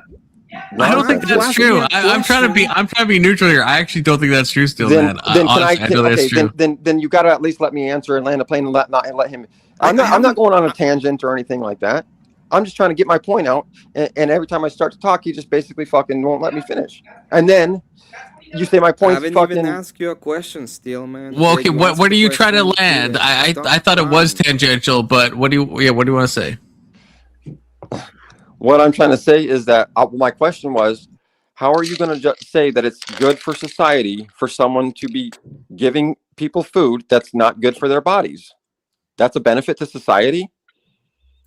Yes, I say that. How is that a benefit to for society? How Because is giving people junk food a benefit to society? In the grand scheme of things, when it comes to Exactly. the capacity. You see how this is bad faith on your end. In the That's my grand question. scheme of you do Then to you didn't people, allow me Emmett. to fucking That's do what it. you grand do to scheme of people. things. That's the No, I same thing don't. that you do to. Yes, That's you do. not what I do, Avery. Yes, you do. No. Yes, you That's do. not what I do. It's the same Okay. shit. That's not It's what I the do. same What I do fucking is shit.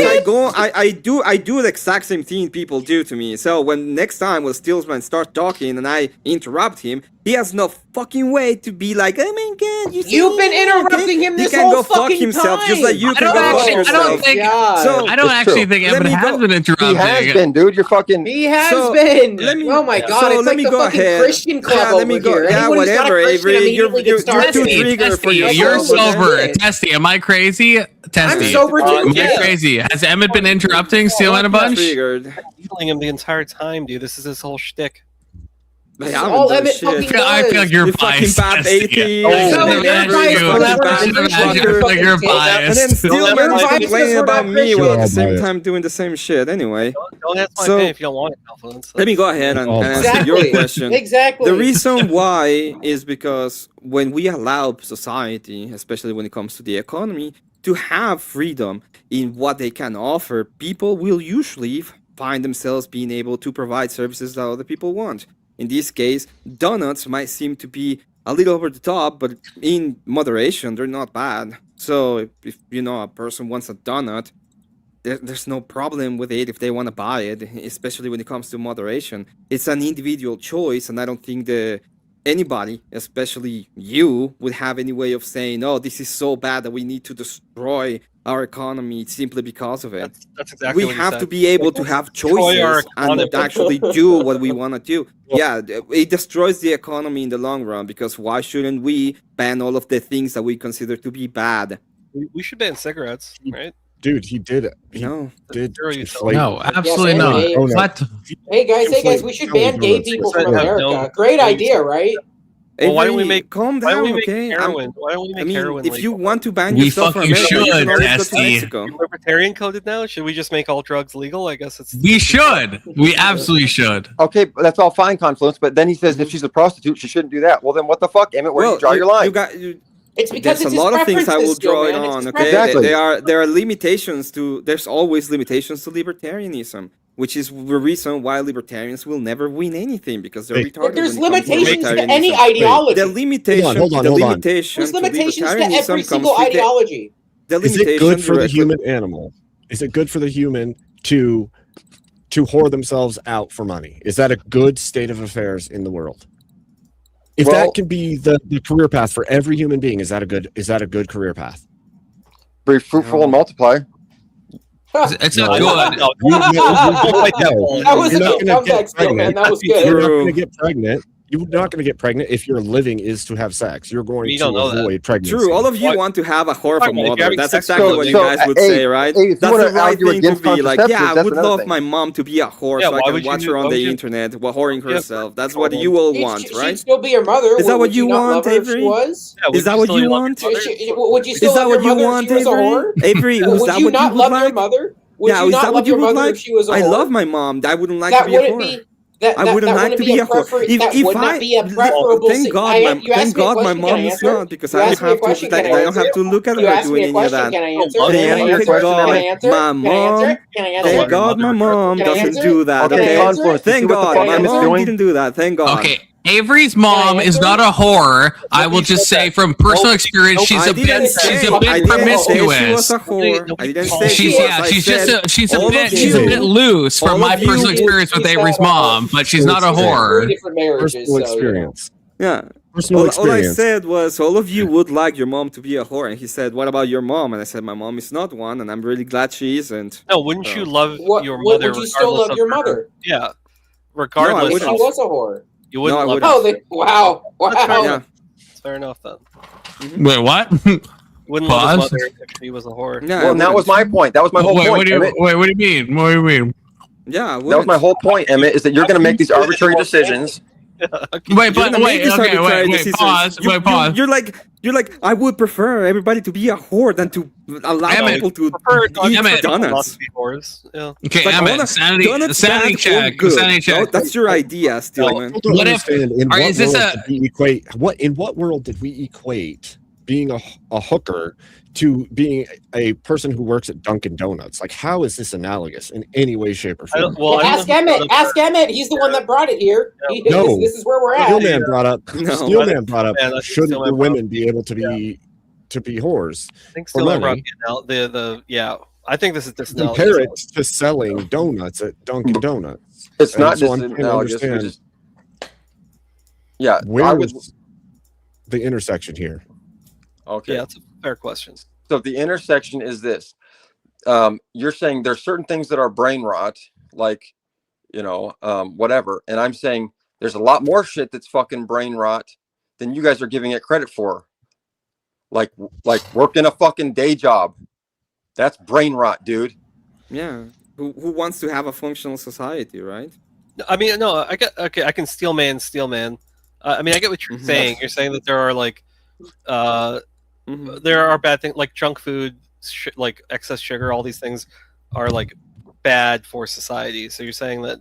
Well, no, I'm saying that what we do with our lives, right? If someone goes to work every day and at a job that they fucking hate or whatever, or they're not doing what they love, 80% of society.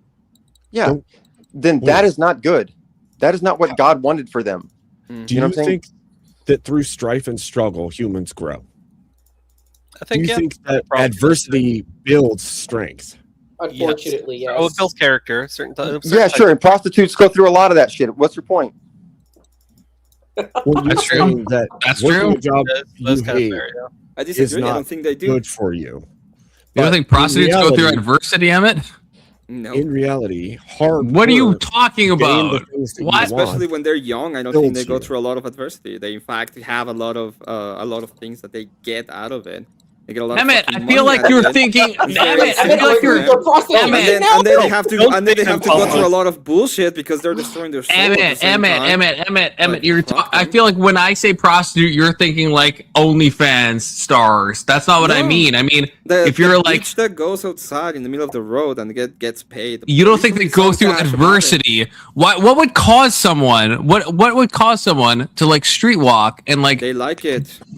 They like it. That's you think You're insane. You don't. You You're don't think that, insane Emmett. You don't think you they don't like think it? There that. may think be one of them some would be that like, do, yeah, but you're we'll fucking insane like if you it. think they all do.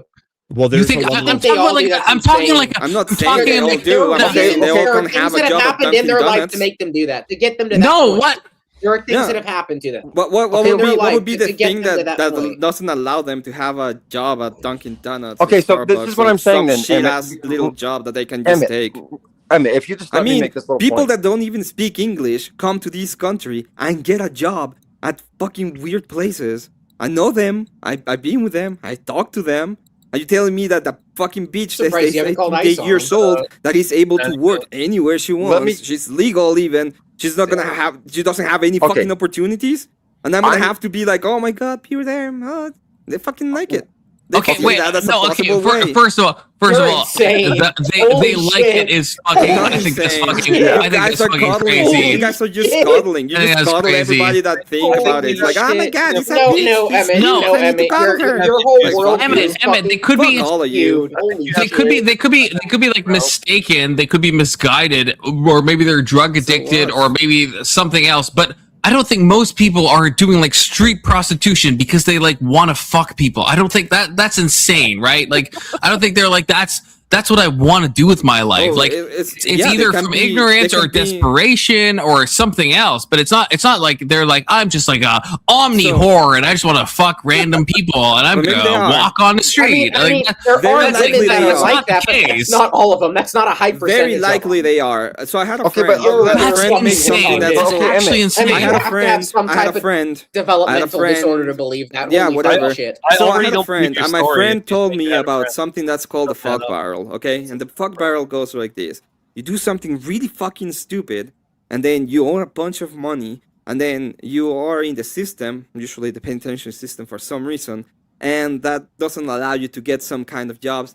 And then you owe more money, and you end up in what he called the fuck barrel, right? What are you? You're in a No, cycle no, hold on. of I'm going to fuckery. correct you on this. So no, when stop, when stop, I stop. when I see stop, people stop. like Shut up, these, shut up. like You don't know like what the Avery, fuck let- you're talking right? about when it No, comes let to like Emmett Avery let that is Emmett so go. fucking- Let Let No, Emmett fuck go, no, like dude. Avery Emmett hasn't Emmett shut the was fuck up. talking trigger first. because he can't Emmett's fuck a been woman talking. He to hasn't save fucking his stopped life. talking. He hasn't let anybody fucking So talk, dude. Fuck when- Emmett. just when you let see- Emmett go. Emmett's saying stuff that's It's fair not, so because he has far. no idea what the So fuck. when he has when no you idea see what the fuck people he's like talking that, about. so No, so you when you see don't. people No, like you don't. so when you see Emmett, people like Emmett, you have that, no idea what I the can fuck have a you're little bit talking more. about. People So when you owe see people people- money in the penitentiary, so So- what happens is they get So fucking when you see extorted through people sexual like favors. that, That's what happens. you They can don't have want a to do little that bit shit, more you of an fucking dumbass. idea of No, that makes there's, sense. You are there might so be a little bit fucking of grays. stupid. You are so There might be fucking okay, reasons one stupid. at why a they're time. just Avery, I don't fucking think stupid. Avery, I think agree you're with jumping. Avery, You're jumping on what you think his conclusion is going to be. But so far, what Emma said, to my mind, is fair. People end up in the what do you call it? The fuck barrel. The fuck barrel, People end yeah. up that way. That like to me, that's incontrovertible. I think you're jumping to what you think Emmett's going to say, which he might say what you're going to think he's saying. Avery, that's fair. But so far, he's described something that's true. People end up in cycles of debt where they feel like they owe money. Now they're fucked and maybe they can't get certain jobs. Everything Emmett said so far, we would all agree with this. So let's let him continue, in my opinion.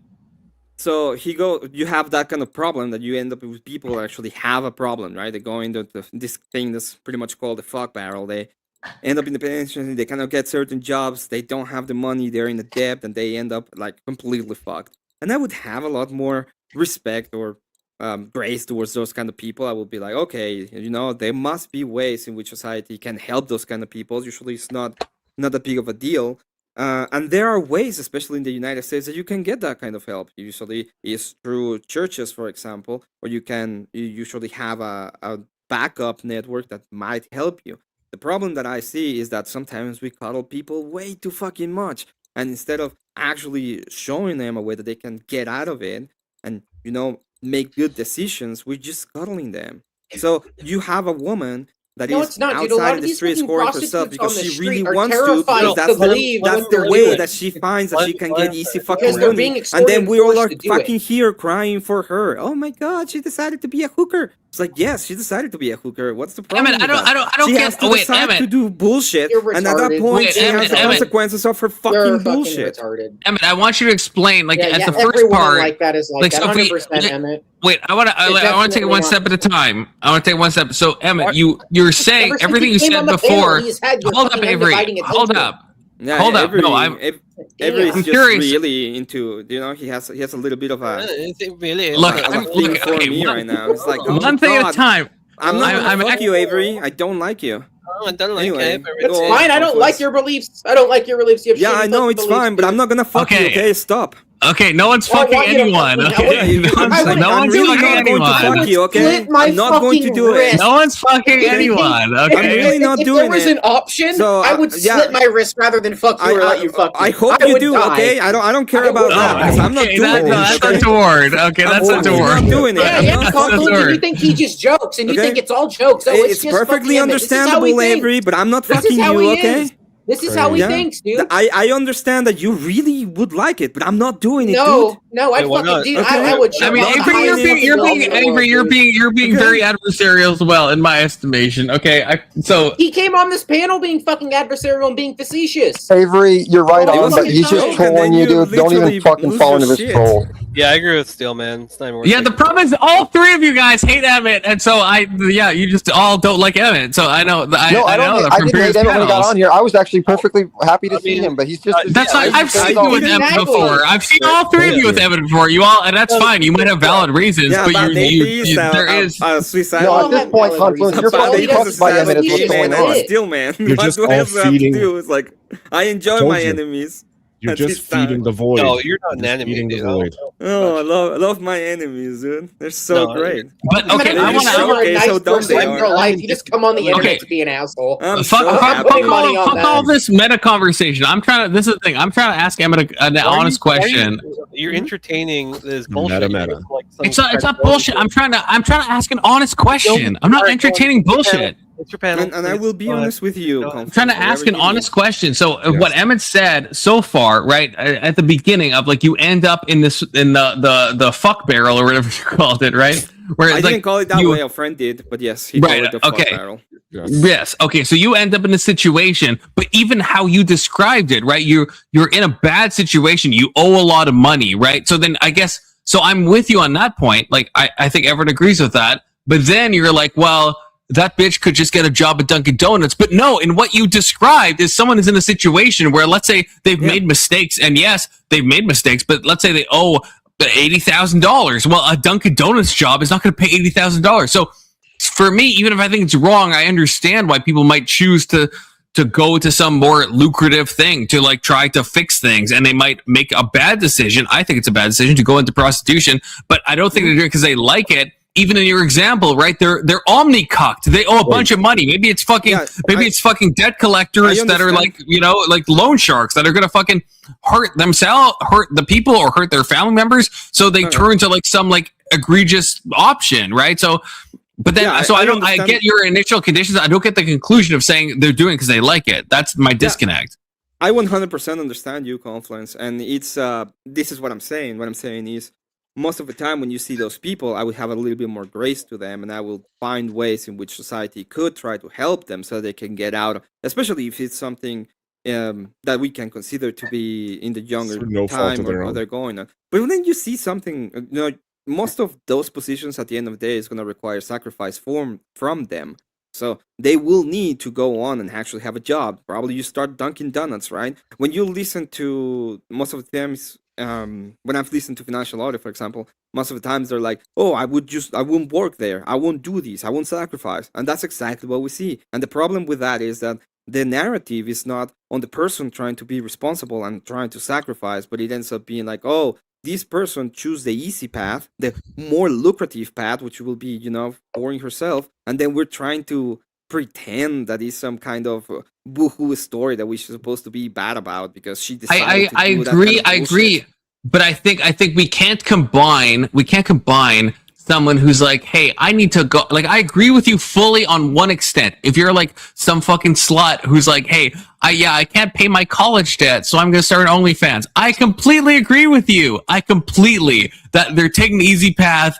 Like, I'm 10 toes down on that, right? But that I think that the dangerous conflation is the person who's in the fuck barrel, and they're making a choice like Les Miserables coded, where they're like trying to do something to like save their kid or whatever. However, they ended up in this bad situation, right? That it might still be a bad option to pick, but I feel like it's a mistake to make that the same as the person who's like lives a normal life and they're just like, hey, yeah, I'm just gonna like become an OF star. I'm gonna just like start selling pics of myself. Like, those things to me are like incredibly different.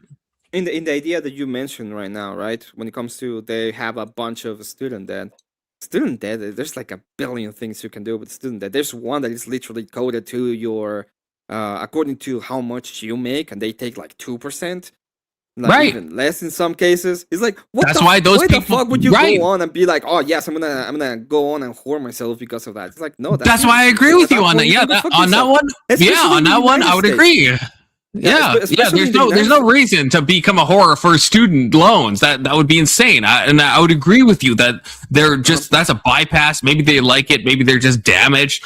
But there's no need to do that. But I don't want to conflate that with someone in your fuck barrel example. Well, those two people are not the same in my mind. The generalization that I see most of the time is like everybody thinks it's this sub story, right?